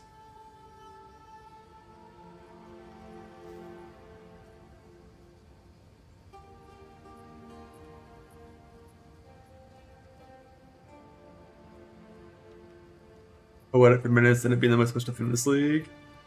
I would be down to play minutes if they were actually good. Did I first time it in hardcore? I played hardcore until first death, and then I finished the campaign, and then I played hardcore until I died, and then I played hardcore until I died, and then I played hardcore until I died, and stayed softcore until like level 90, just to do some mapping in softcore, and then I played hardcore ever since. And it's fine. Done already nerfed. What, the concoction thing?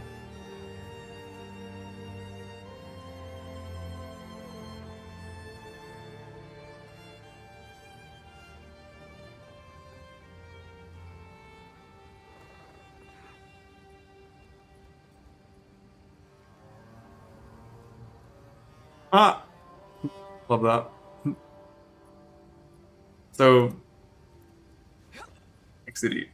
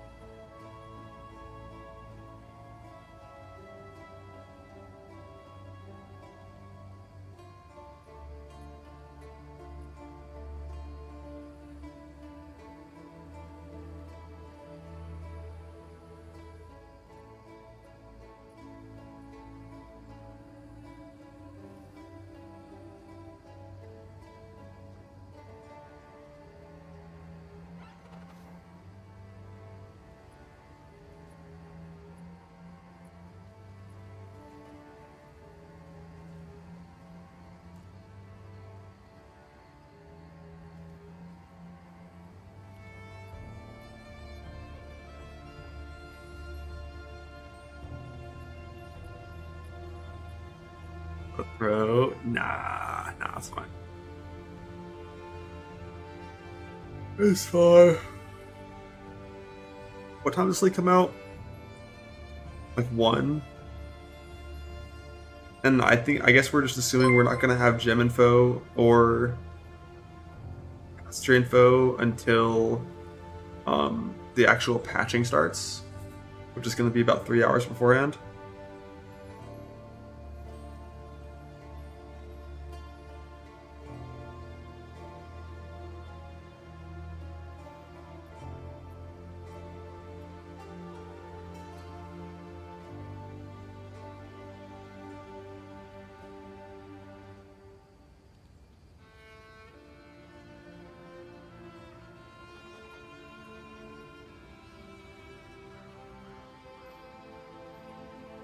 Never seen that filter update for the browser before launch. Yeah, I think all the info that he needs, the item filter post, is already out for that kind of stuff. He just like, it's a lot of stuff. It's a lot of info, and he also is constantly making improvements to how filter plate itself works to make it easier to make filters and to make them more efficient.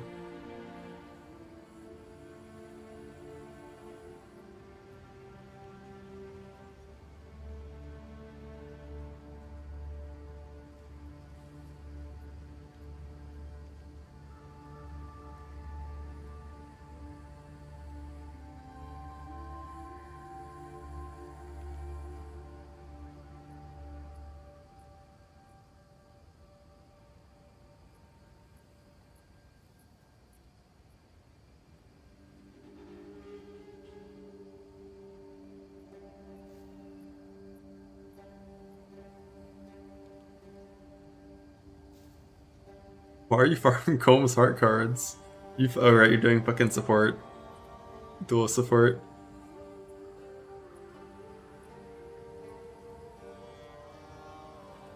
Yeah, what's up, Gratha? 1337? What? I was just about to ask if there's anyone that's doing caster stuff that I can steal from. And that's him. That's him. Gratha, how good does caster league start? In hardcore.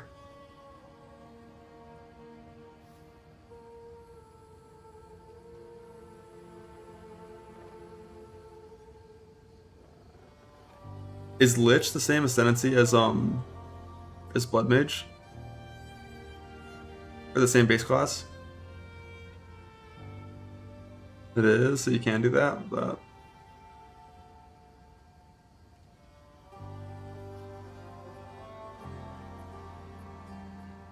because I know you can league start Lich ED Contagion. I know that works. But doesn't that kind of like it doesn't scale into proper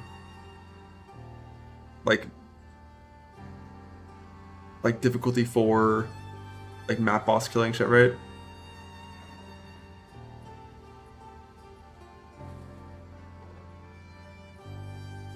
I remember so many people complain about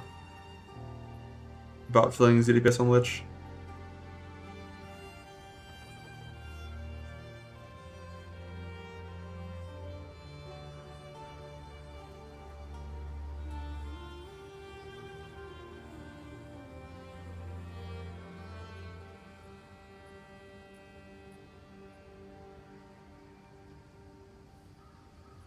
You don't know what the boss is? Yeah, I mean, you don't like need to have that much single target though.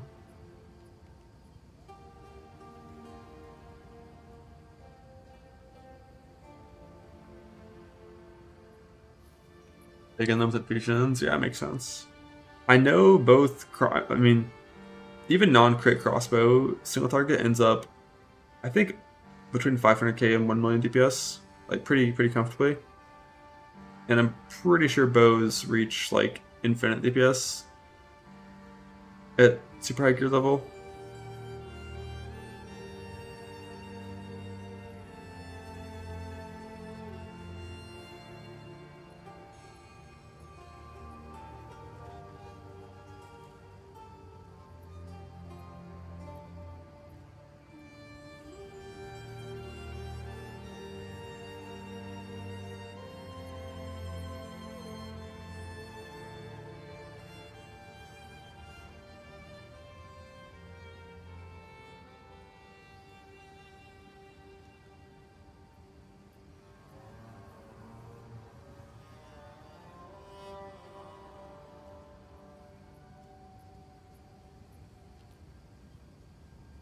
Unwarranted minion hate. True. I could try minions. Be careful that shock burst nerf? Not at all, no. It's like a 10% nerf.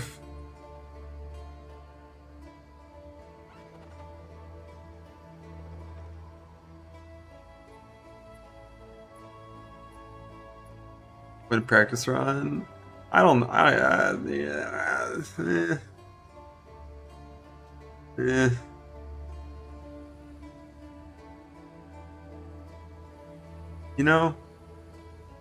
You know, like why do 2 campaign runs when I can just do 1?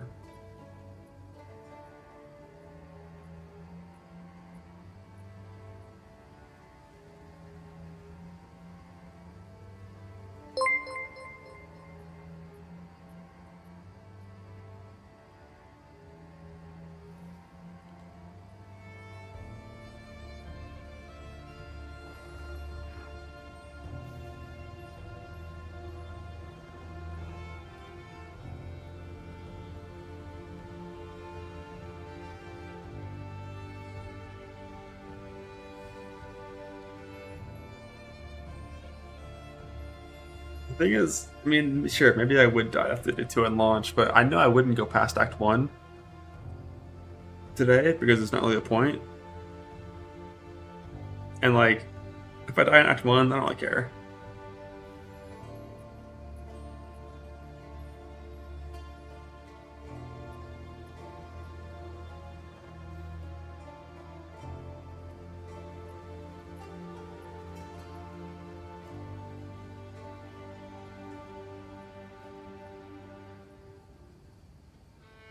How much did Edict and didn't change with the patch notes? Is there anything like remarkable about it that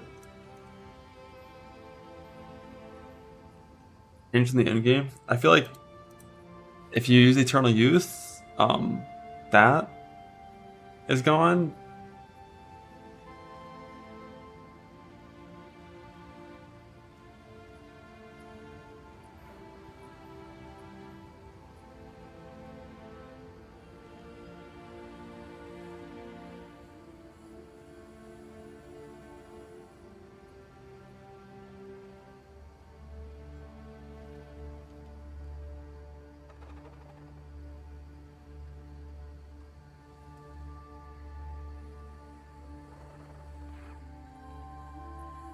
Blood Mage comfy? Eventually. What was the change to the Blood Mage, besides like 2 extra points?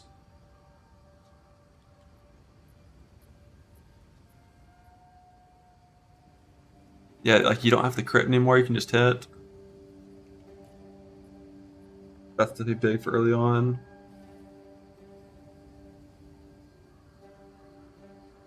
Small nerf to this, and where it is, but that might be a buff if you don't have to spend the points anymore.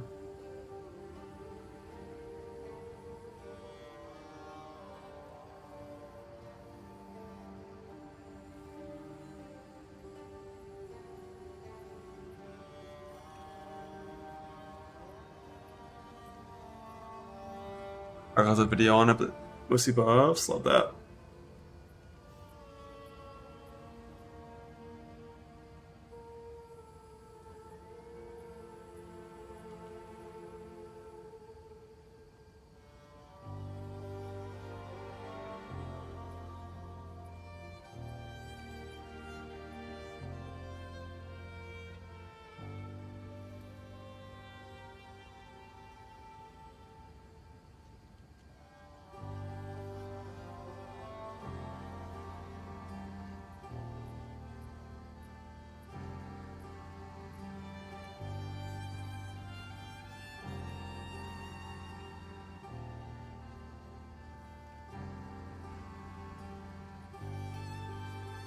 Chaos dot Lich 0.3 build updates mini overview.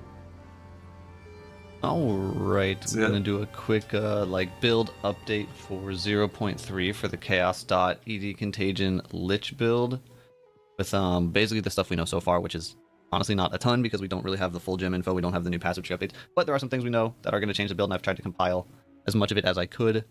So kind of just got this POB with has my current character imported into it. And I set up a passive tree for 0.3 version, but we don't have that yet. I set up a skill version for 0.3, which I did change some gems around to kind of cover the fact that you can use multiple copies of gems, and then there's a gear thing, but that's not being used. But mostly it's just this little bit right here, which I'm just going to kind of cover these notes real quick and kind of explain them, which is essentially the changes from 0.2 to 0.3 for this build. And then once I cover all these, I will also just quickly go over the basics of the build as it stands currently for anybody who's not familiar with it, just to kind of give you the primer on, just like a quick mini guide of how it functions and how it levels and all that, because that's kind of the best we can do at the moment. So Dark Effigy quality got nerfed. Currently, Dark Effigy's quality bonus gives you 20% chance, I think it is, to wither on hit at max quality, which is really good. It just makes you instantly pretty much stack wither up super, super fast. I thought maybe I was going to have to find some other way to get wither, but we already do run Withering Presence on the build, and it turns out with the extra duration and all that we have total, I tested this, you can actually get to max wither stacks just from Withering Presence, so that should be not a problem. It'll just take a little bit longer to stack up. Get to max wither stacks just from Withering Presence, so that should be not a problem. It'll just take a little bit longer to stack up, but not the end of the world. Also, the one of the Chaos Wand bases, the one that gives Chaos Bolt skill, that's also going to be able to apply some stacks of Wither, so you might just have a wand with that as your base, and then you could hit it a couple times at the start of like a boss fight to initially build those stacks up faster, and then your Withering Presence will just maintain it for you. Early on, it'll be a little bit harder. Well, not really super early on, because you wouldn't have quality, but like probably mid-map progression, where maybe you might be missing some duration scaling for your Withering Presence, but I think it'll be okay. Contagion got its quality change as well, where currently it gives extra bonus damage for each time Contagion jumps, which is something that's also just built into the gem. Each time it jumps, it's a little bit of extra damage up to a cap. But at endgame, we don't care about this quality bonus because our Contagion is just barely doing any damage. In early game, it would be nice, but you don't have quality on your gem early game, so the new quality bonus makes the initial cast apply to some extra targets, which is honestly a buff. I think this one's going to be really nice. It may end up meaning we don't need to run Unleash in the Contagion anymore, we'll see. But yeah, that one sounds good.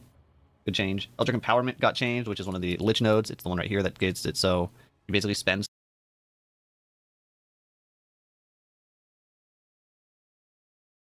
some of your ES on your spells, but you get extra damage. There's like a lot of wording changes on it where technically instead of being a extra ES cost, it's now going to sacrifice ES, and sacrificing ES doesn't interrupt your recharge. Essentially what it means is it's 5% of your ES sacrificed per cast now instead of 3% of a cost, which is a slight nerf, but it's not as much as it might seem because it's currently 3% ES cost, but the fact that it's a cost means it scales with like your cost multipliers, like Contagion, for example. You would take that 3% and then multiply it by 1.5, and then multiply that by 1.3 with the current supports I have. So for Contagion, it would actually cost a little bit less because when it gets switched to a 5% sacrifice, that no longer scales with your costs. But I think in most cases, my spells average out to probably like 4% of my ES as a cost. So they'll be going from like 4% to 5%, which is a slight nerf, but honestly, it's not something that you even really notice while playing, so I wouldn't be too concerned about it.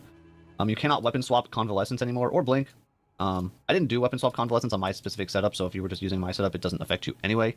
But if you were trying to do the weapon swap Convalescence and you had like some other Spirit Gem built in to take up the extra space, that is nerfed. Chaos Bolt, like I mentioned, can apply Wither. You can't swap Blink anymore. I did have a weapon swap Blink, but this one, I mean, I think I just would probably opt to just not even use Blink at that point. I don't think it's worth trying to fit probably into the main stuff. There was also, Blink was mostly used to like get between packs. Hopefully Sprint can kind of fill in that gap. We'll see how that goes. But yeah, no more Blink. And then I have some unconfirmed support gem changes. This is pulled from, it was some sort of, I think, Chinese playtest event or something to that effect. Maybe Chinese journalists got to play a version. A bunch of gems got posted that are not necessarily final versions, but if we were to assume they are going to be very similar, just some things that we saw that were interesting. Execute rank 3 is pretty heavily buffed, or it's like, you know, it's the new version. There's like multiple tiers of some of the support gems. Current Execute we already are using in our Dark Effigy. It gives 50% more damage with hits against enemies on low life. I think they might have nerfed this to 40%, and then there's a rank 2 that does 50, or the rank 2 does 60 and the current one does 50. But there's a tier 3 version, rank 3 version of Execute that only has 30% more damage against enemies on low life, but it also has you deal 30% more damage if you yourself are on low life, which we already do on this build, and that works out to like a decent sized buff to that one. So that'll be really big. It's only hit damage though, so it's not really helpful for like the Essence Strain. But for the Dark Effigy for single target, that'll just be a nice boost. And then Arcane Tempo, we'll have to see how this one works. Some of the wording in the leaked changes suggested that Arcane Tempo is going to be increased cast speed instead of more cast speed, but then the top rank 3 version was a smaller amount of cast speed. I think it was 10% or something, but it was 10% per spell you've cast recently. So I don't think placing an effigy totem counts, but so if you had this on here, and then you casted ED, you casted Contagion, you casted Despair, which you're always going to be kind of casting within 8 seconds, it would become 30% increased cast speed for your effigy pretty much. And then anytime you like maybe swapped to put down a sigil, you're going to get a temporary bigger bonus. And maybe you could have Chaos Bolt in your wand again to just trigger it. But it's going to be one to potentially consider as well. And then the other big changes is the fact that we can now use duplicates of supports. You can use Magnified Effect more than once, which you'll see it gets put in a lot of these gems now. But these are the just ones I could find off the top of my head, just going through the list of gems on the build and which ones we would use that maybe we get an extra copy of. Like on Sigil of Power, I currently didn't have any supports, just didn't really have space for it, but I've updated that. You could use Magnified Effect and Persistence, so your Sigil of Power is even bigger, and it lasts even longer, which is great. Contagion, like I had mentioned earlier, maybe you don't need Unleash. If you don't need Unleash, you could put an extra Arcane Tempo in there, so you cast your Contagion faster, that'll be nice. Withering Presence, you can just add Chaos Mastery, just +1 level to it. Doesn't really do a ton, but may as well. Despair, your Ground Effect Curse. You could, in theory, put Magnified Effect in, but in the current Despair, that would require having a 6 link on your curse, which a lot of people are not going to want. They did say they're lowering mana costs and stuff, but I had to de-level this Despair all the way down to level 11. I have a ton of plus levels on this build, so it gets another +11, so it ends up at 22. But Magnified Effect has a cost multiplier, so this one might have some issues with, you know, because of gem space or mana or whatever. But it is a possibility. And then Blasphemy, you can get Magnified Effect, so your temp chains is going to be much, not much, but it's going to be bigger. It's got fucking 1k mana, 400 mana per second, and it's like, oh, I might not be able to cast. I might not be able to cast my curse. The Blasphemy. Which another thing the temp chains I didn't mention in here, which is just kind of just, I guess, general 0.3 changes. They buffed a bunch of curses, but then made it so that curses have less effect on higher tier enemies. So basically on unique mobs, your curses work basically the same. And then anything below unique mobs, they work better. Like white mobs in particular, I think we're going to go from roughly 28% slow with our temp chains to like 55 or 56 or something. Like trash mobs are going to be extremely slowed down by the new temp chains boost. Yeah, that covers, I think, basically all the updates that I know for sure that'll affect it. Obviously, again, there's going to be tons of tree stuff that'll change, I'm sure. There's going to be other skill gem related stuff, lineage supports and all that we didn't even try to get into. But like, I'm not going to mess with any just theory crafting around that because there's just too much unknown. But I will really quickly just go over the build in general for people that are not familiar. I was like, his character moves fast as fuck, and then I remembered it's on 1.5 speed. 0.2 version. It is a ED Contagion Lich at its core. I have some random gems in here that I was testing other stuff on. ED Contagion, and then you have Dark Effigy for single target. So your clearest dots, your single target is actually hit damage. The way Dark Effigy works is it shoots at enemies based on how many chaos dots you have on them. of which we end up with 4. Essence Drain gives a dot, Contagion gives a dot, Despair gives a dot thanks to Decaying Hex support, and then Dark Effigy itself gives a dot because it poisons enemies. You can't stack multiple poisons, you just use the one. It's possible that next patch maybe we'll have some sort of option somehow to get poison from a different source, and then we could free up the support gem for Dark Effigy. Remains to be seen. Other than that, Despair obviously still is just a Despair, and then we have Blasphemy for Temp Chains, Withering Presence, Convalescence gives us a ton of our ES sustain on demand. And then this Bone Storm is just here to make my character go down to low life when I need to. There's a whole stuff about that, but this isn't really part of the build, don't really need to worry about it. And then we just have tons of ES. Lich gives basically a big chunk of mitigation when you go ES, because your life cannot change, and then you get a bunch of sources of damage bypassing ES. You get 10% on your Ascendency. I don't remember which node. One of these nodes out here has 5%. There it is, 5% bypass, and then your helmet has 10% bypass, so 25% damage bypasses your ES, but your life can't change, so that's just like 25% damage reduction.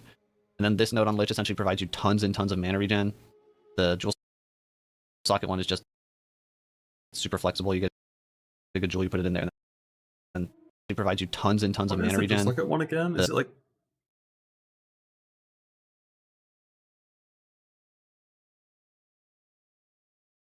But it's just like basically 2 jewels.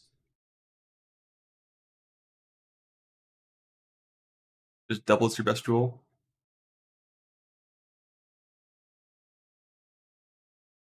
The Jewel Socket one is just super flexible. You get a good jewel, you put it in there, and then Eldritch Power just gives you damage. And on the tree itself, we just get whatever damage stuff we could, pretty much all the ES. Dude, I love how you can click every single ES node, basically. Like every single one.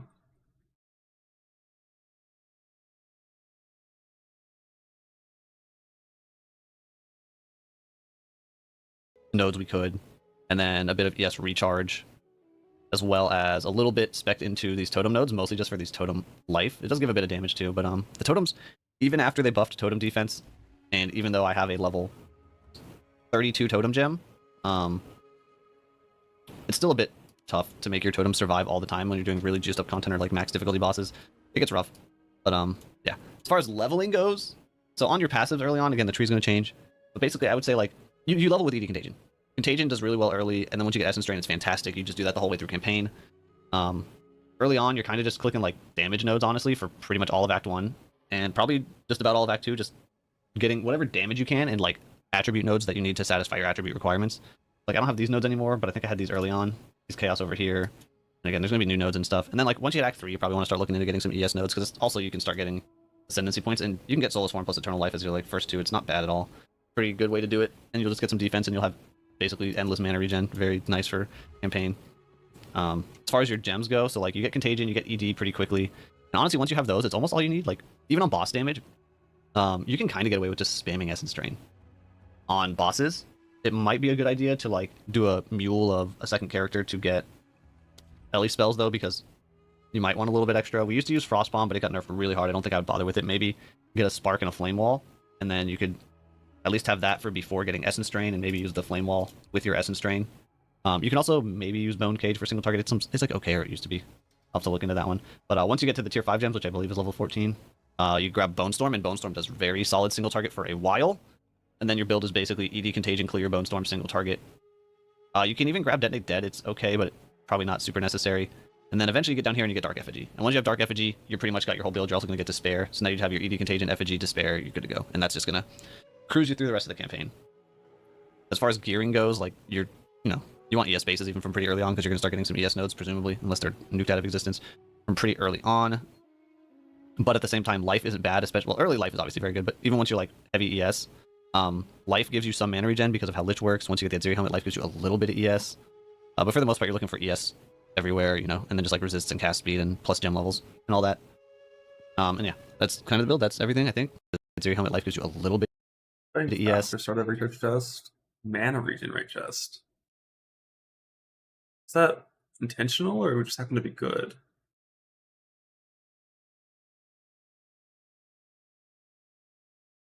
I assume he just randomly got a good one and just settled.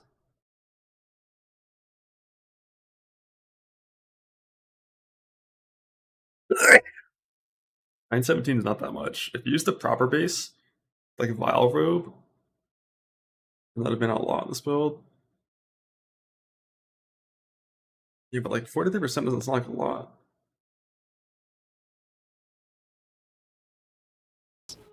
But for the most part, you're looking for ES everywhere, you know, and then just like resists and cast speed and plus gem levels and all that. I guess if it saves you like a few points in the trade, then it's kind of neat.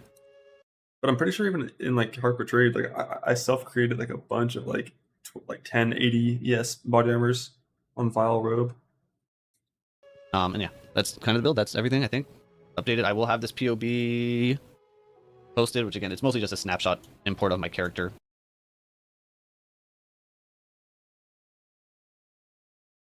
Nice and simple. Click Chaos Node, click ES Node, attack. But if I'm not mistaken, that's 0% increased movement speed.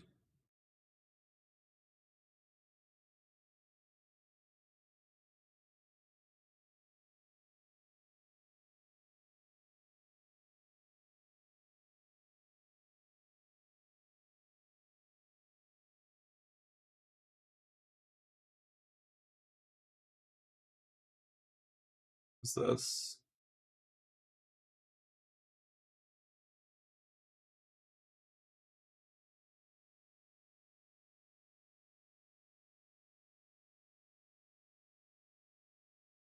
Max difficulty arbiter.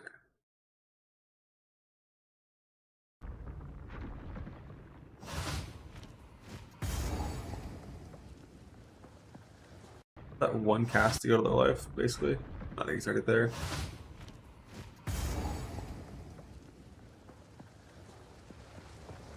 Rest in peace, weapon, stop blink. You are It's very ethical. I love ethical. The fourth edict already burns for your world. Suffer and die.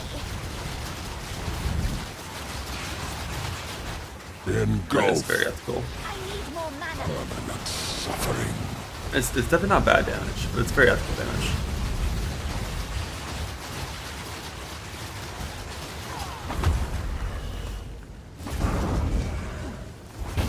Love of this video is back when this animation was just so bugged and just flashing for no reason.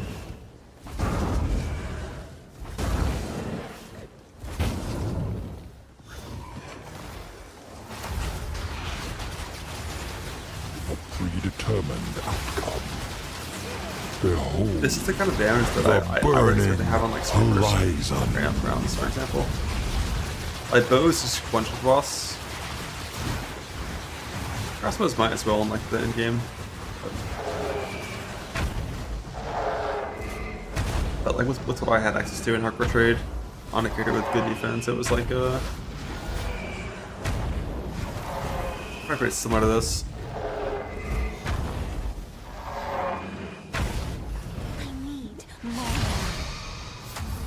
Not damage that they intended to have. Yeah. This is like a proper amount of damage. Out of mana. God. When you only have recharge and you're ignited.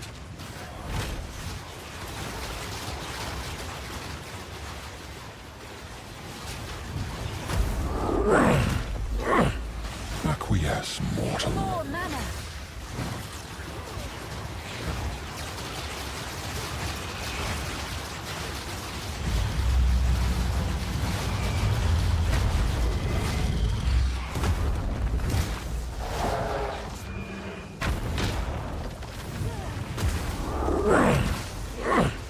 Acquiesce, mortal.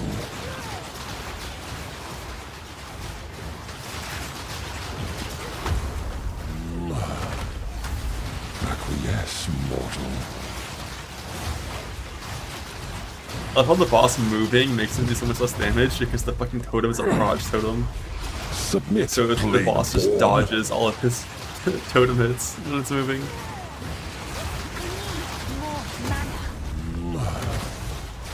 Acquiesce, mortal. The mother soul was. But yeah, that damage is totally fine. It's just not one like the broken ass bills that one-shots bosses. Engulf.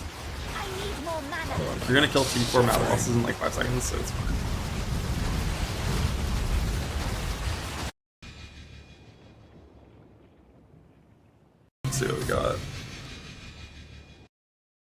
+5. Big cast speed, like 100 spell dam. At +2 is the spell dam. +3. Cast speed. Chaos dam. Is that rare belt?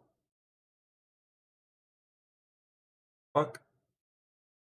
Why is he wearing Wonder Trap and fighting bosses? He had 19 Moosey boots on there and was still fine. Holy.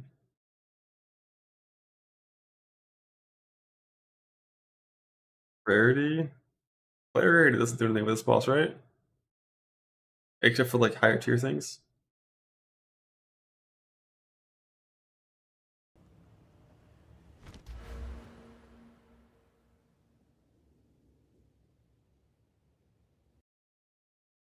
No ID. Banned.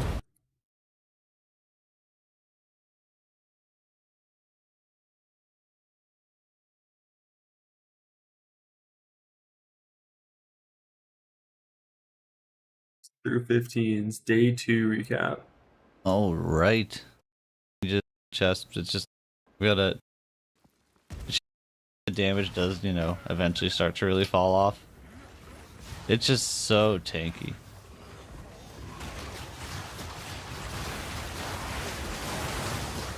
I don't even think I've pressed my convalescence on this map.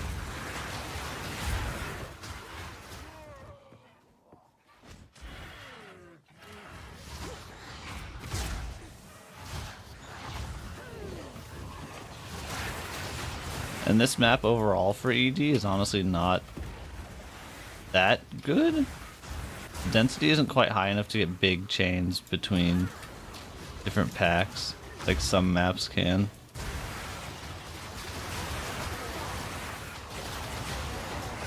Like with how strong I am now, if I get like a Savannah map or a Fortress or some ones like that where there's just crazy mob density, I've had times where I killed probably like 15. Give that character 50% increase move speed for chilling. There's the areas that's very scuffed. Oh yeah, I'm sure. Whenever you don't have everything set up and planned out properly and know all the right choices.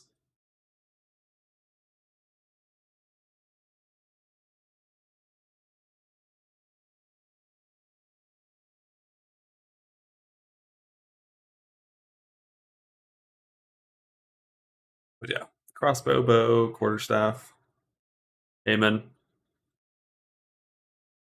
But one thing that is super nice about that, being able to go up here, yes, build like that, you will not get one shot by anything ever. Like the only way you're ever gonna die is if you just like kind of face tank a full pack of monsters and just get volleyed for like 3 seconds straight because you just have so much fucking ES. Your pool is just so large. You have good DR from the Lich conversion memes. Like,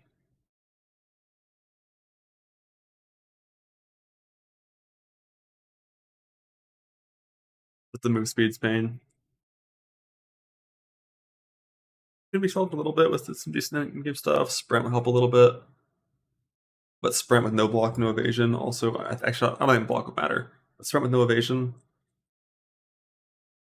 Gotta be so careful.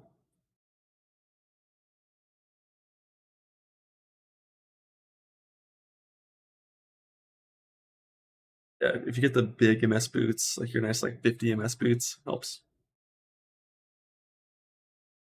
But I'd rather have 50 MS boots on a Deadeye.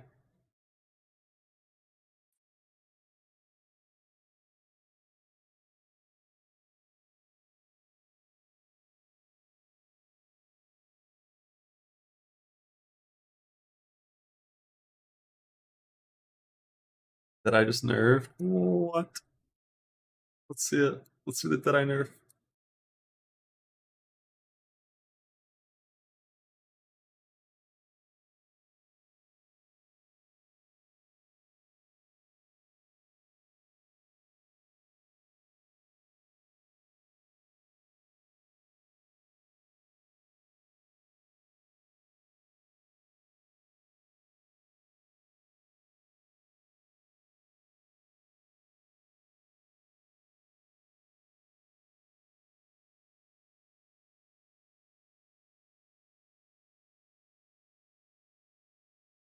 That matters to me.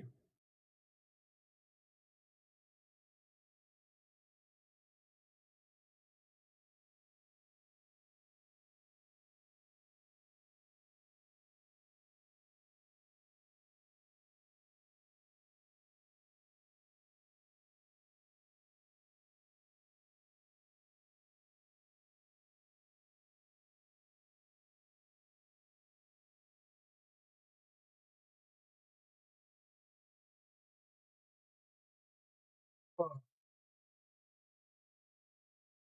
180 with emeralds, Northern Cecily. 180 is a big fucking number.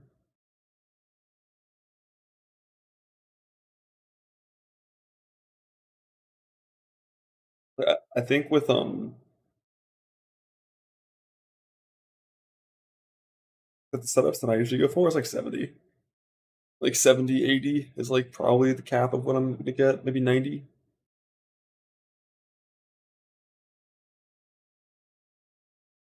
And then you add in the old headhunter and pop the fuck off, but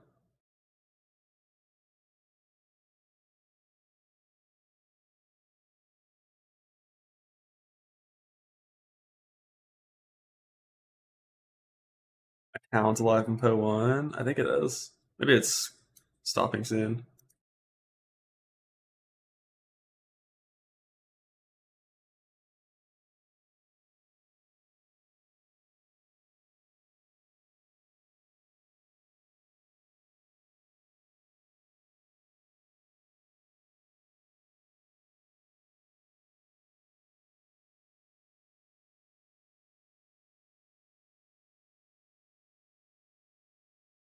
I haven't seen any footage of anyone getting hit while sprinting.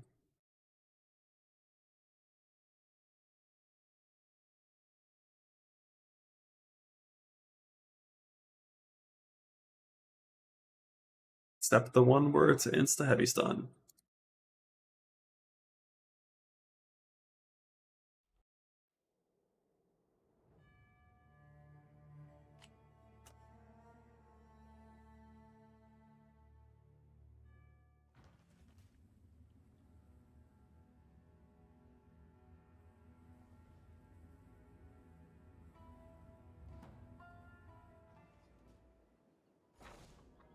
Out of gold!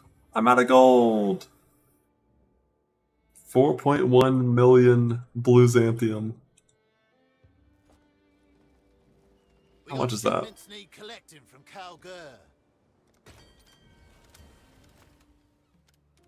98 million value of only blue Xanthium.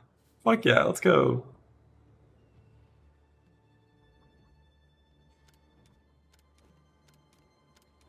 Got like 20 million of that.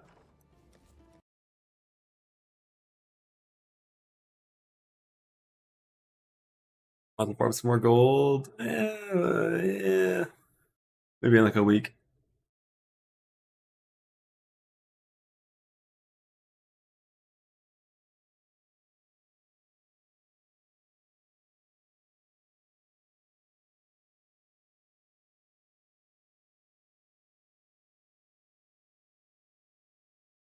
It's 15 hours. I'm gonna get some food. I'm gonna sleep.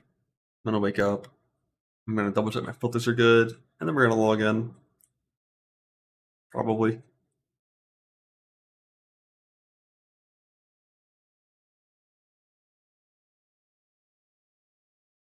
Hour 13 minutes. Holy shit, so close.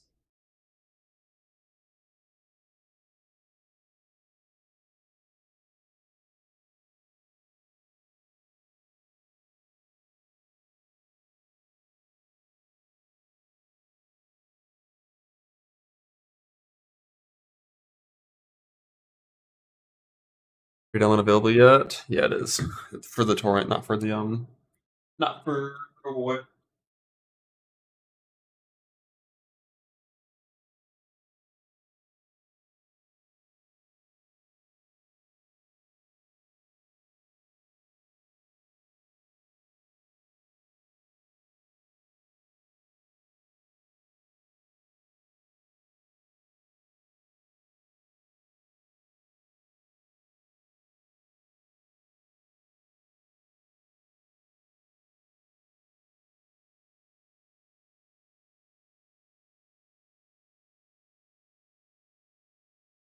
entire, thriving economy, there will certainly be some kinks to work out.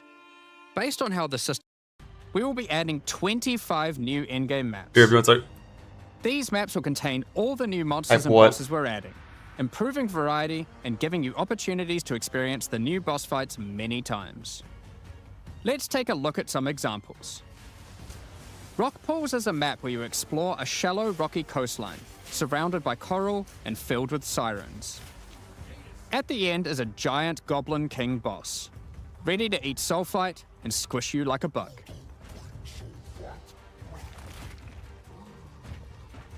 Holton is an Ezomite township which has seen better days. Explore and clear the township to find a gothic, Reaper-like boss, with the ability to manipulate storms and fry you with both lightning and wither you with chaos. Given some of the new bosses added are a bit more epic, such as the Act boss and final bosses of each Interlude part, it would be a bit of a waste to just use them as regular map bosses. Instead, we'll be adding some new mechanics to the Atlas that use them. These start appearing pretty fast into the endgame and will help bridge the gap until you do your Pinnacle bosses. In the desert biome, you can encounter a wild sandstorm. 3 maps around the sandstorm contain a device you must activate. Upon doing this, the sandstorm's magic is disrupted, revealing the map inside and allowing you to access it and find the cause. This presents itself in the form of a boss, similar to the existing Citadel bosses.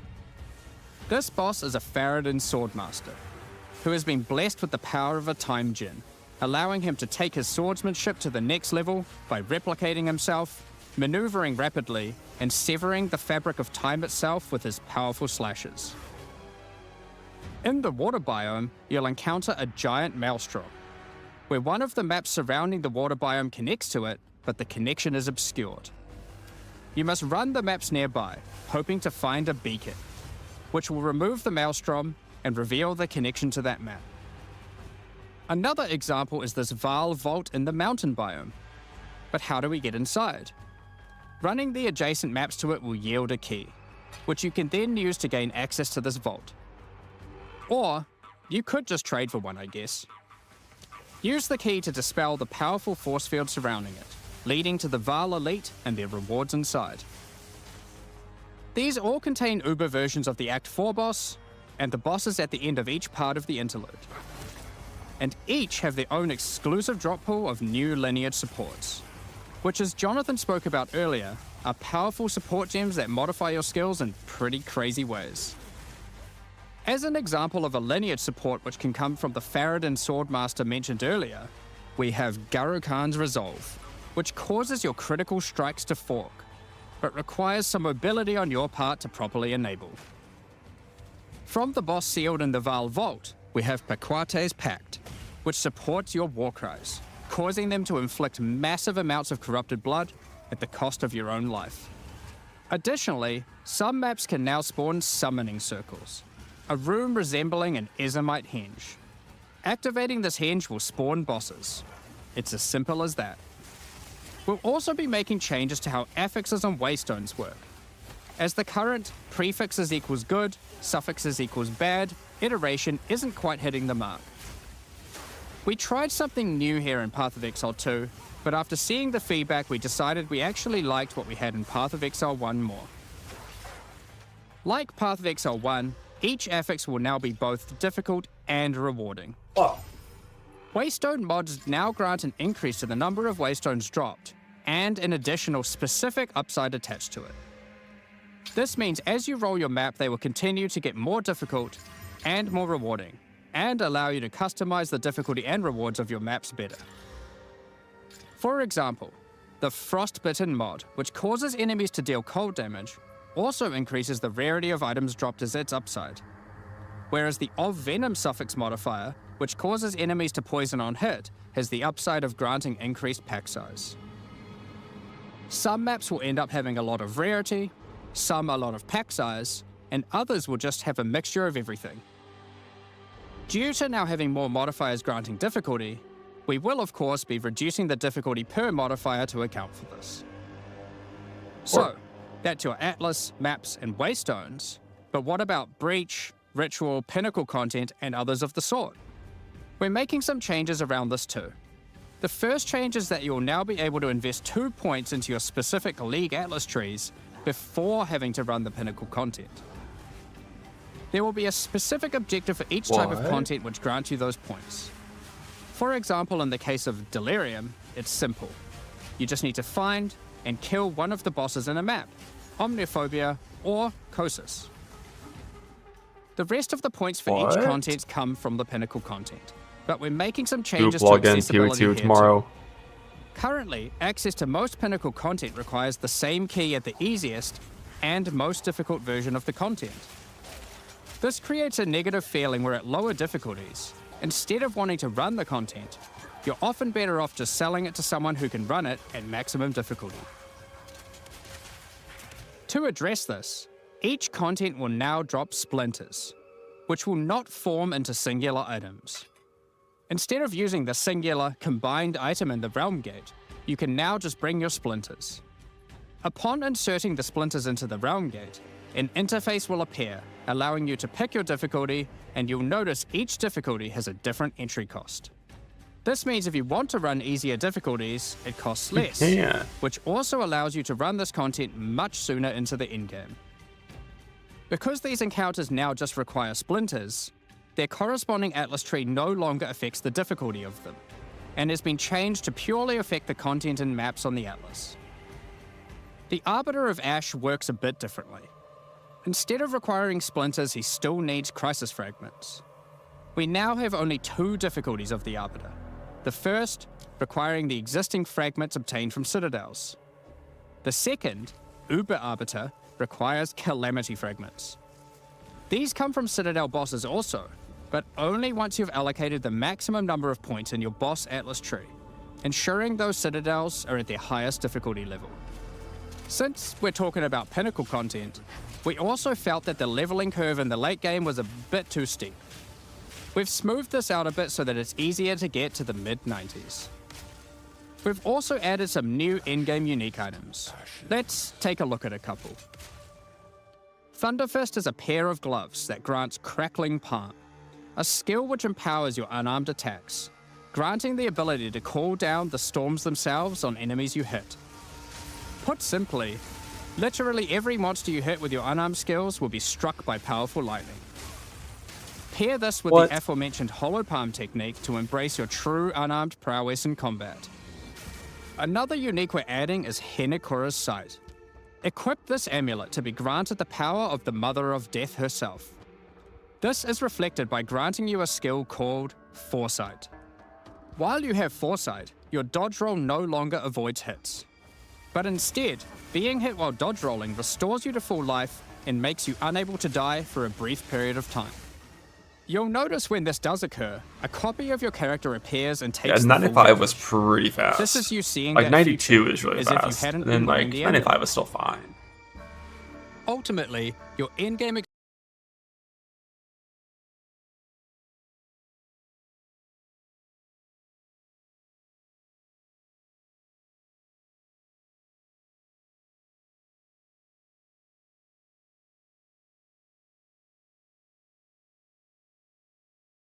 Any questions they need to answer? Nope. When did I expo? I don't know. Crossbows or bows, maybe one and then the other, maybe the other and then the one. I don't really know.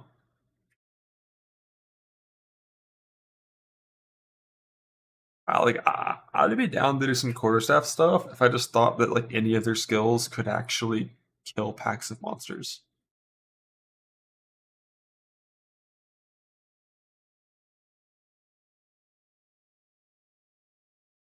But that like that shit was like only Herald. Like Heralds were the only reason that entire archetype could kill packs of monsters. Basically, it felt like.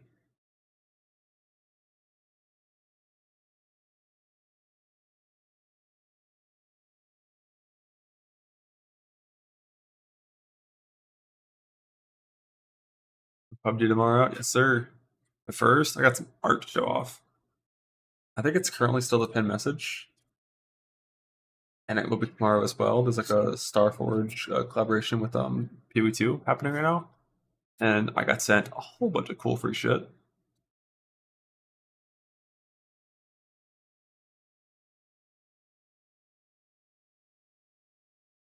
Basic content. That's me. No face cam, just pictures. Look at this. It came with a little note with a Starforge seal on it. Read it. It's funny. Can you read that? Look at that. You can finally turn on your webcam to show this. Hopefully you have one. Fucking jokers. Oh, that's so good though, right? Here's some stuff in the box. Big old case. It's actually pretty sick. That's one side of the case, which I think that's Arbiter, right?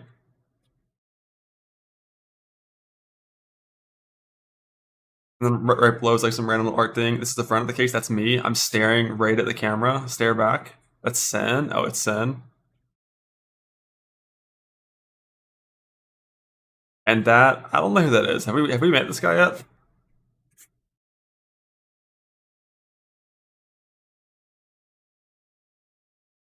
Aren't I bald?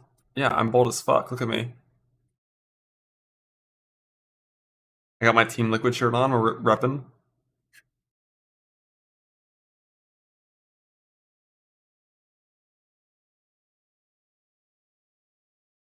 And then this is another picture that's not the case. Actually, that's the same one. I lied. Box picture, a bunch of stuff all out. Like 4 little like wall art things that are kind of small, but they look sick. And then these are the mouse pads, which unfortunately are rotated the wrong direction, but they're all like actually massive. Like the mouse pad that I have is like pretty big, but these things are like genuinely massive. Is there panels for the case? No, they probably are. They're gonna be wall art for me though. Or 9 centimeter? Yeah, these things are huge. And look at this one. This one looks sick.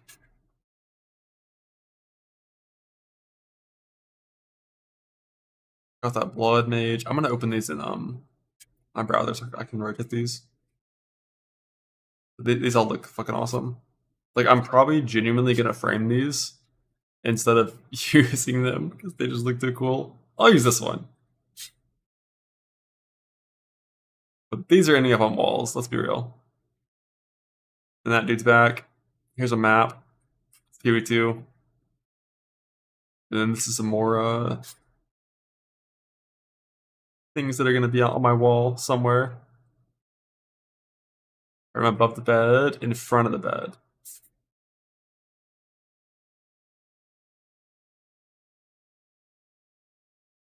I can open this and rotate it.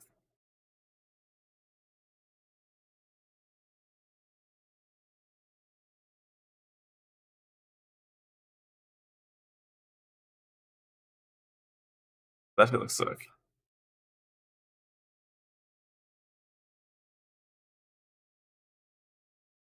Paint.net. Your premier Path of Exile 2 build creation tool, because we have no fucking information.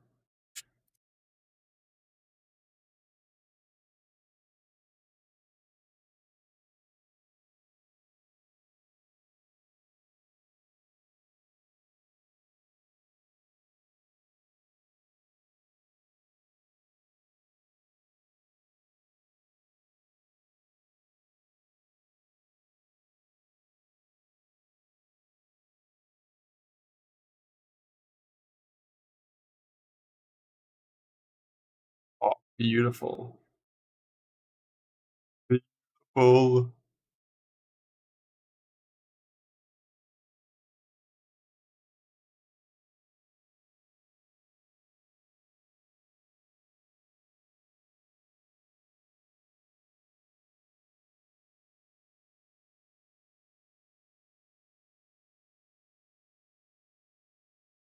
Else, yeah, it looks so sick. That picture doesn't do it justice. It looks so much cooler in person.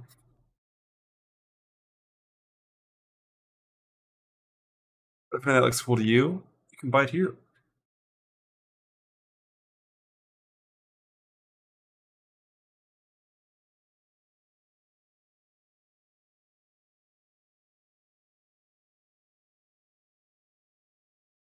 $14, close. Close.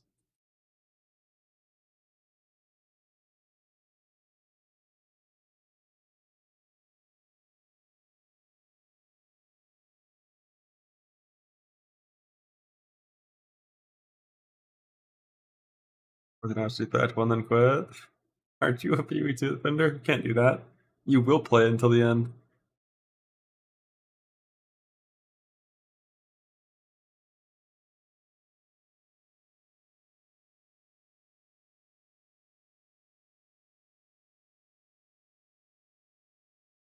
Into Act 1. No, bro, they added Act 4 and 3 interlude acts. Like, you gotta at least do all that.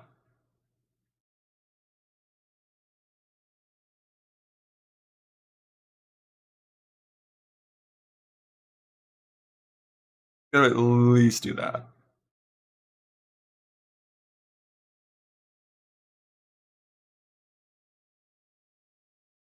Within hours, but 2 more days for the servers to be up. You think it'll be that rough? Ends in Act 4, though.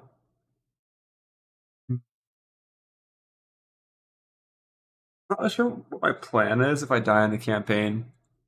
Like, if I die in Act 1, probably gonna just recreate hardcore, I think. But I think if I die, like, Act 3 and beyond, I think I'm gonna finish the campaign in softcore and then go make a new guy in hardcore. Because it would just help to just, like, see all the new shit. Or just a chance of that happening. Like, dying in, like, Act 3 or Act 4 and making a new character before doing the interlude acts is like trolling. It's like missing out on information, and then you might just die there again. But the plan is to just not die at all, of course.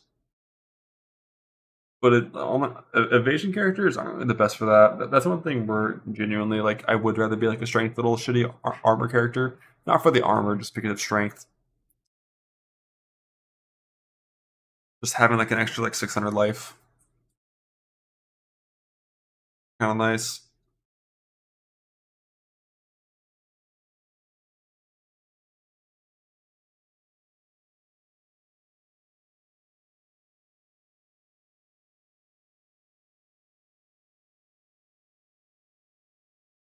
Go ahead and create the Mobalytics build page. Get that set up. Like, the only thing I know is it's going to be a Deadeye. Everything after that, who knows?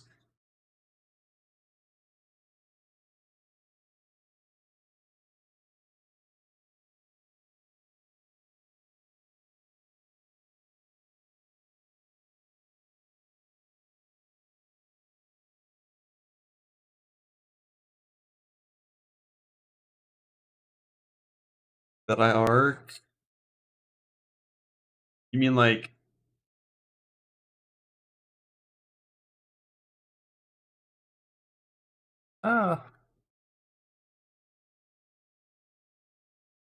Like the arc of playing Deadeye? You don't mean the skill arc, right?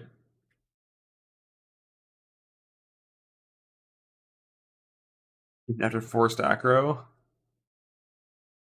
Forced acro doesn't, it's not really a bad thing.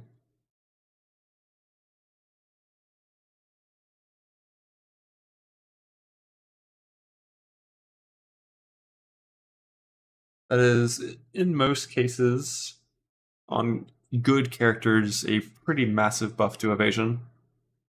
Because it's not forced acro, it's forced acro if the acro penalty was quite a good bit weaker. I think it's like if acro said like 60% less evasion. It is close to what that is.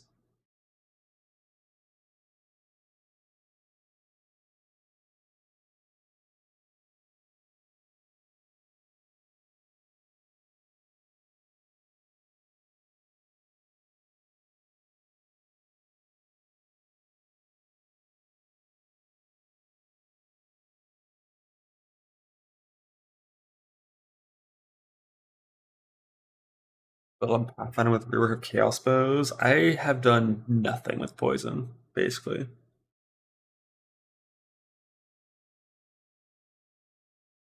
I know nothing about that.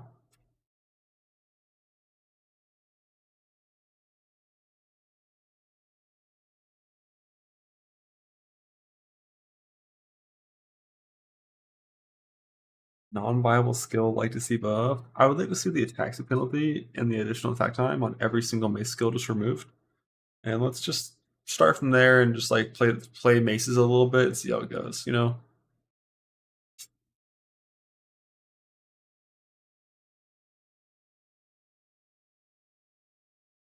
TLDR, play Deadeye, shoot bolts or arrows.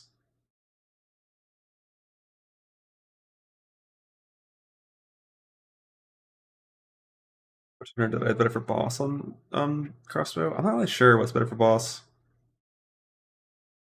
Like Deadeye isn't really that insane for bossing. Because plus one proj doesn't do much for you on Stormburst rounds. It means you don't have to reload as often, but you kind of want to reload on that and use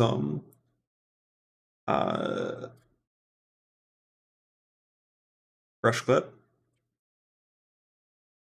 But like Windward and 20% more damage and Tailwind, they're still really good. But like the last Ascendency point when you're actually fighting bosses, just like isn't very good. Less evil, less time, shit that kind of true. If you're getting hit by a lot of proj and strikes very often, evasion of course doesn't work on those.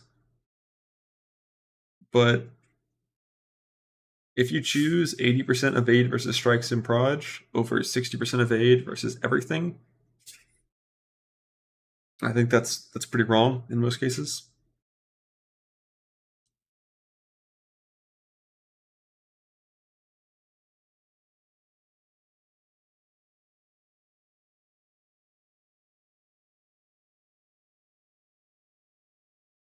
All shots will take markers and instantly carry that I clear, doesn't it? Maybe. We'll know once we get the information on what call shots does. On how often it procs, on how big the radius is, if there's any downsides. Who knows?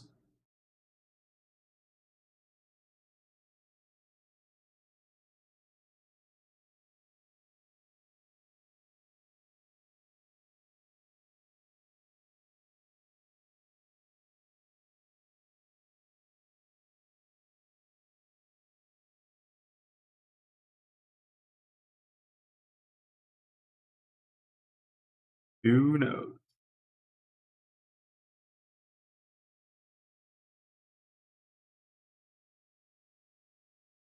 I think it's time.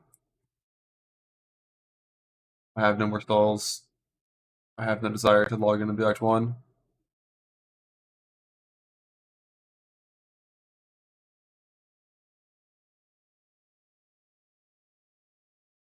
See you nerds tomorrow. We'll do it live. League start, no practice at all, and make it work.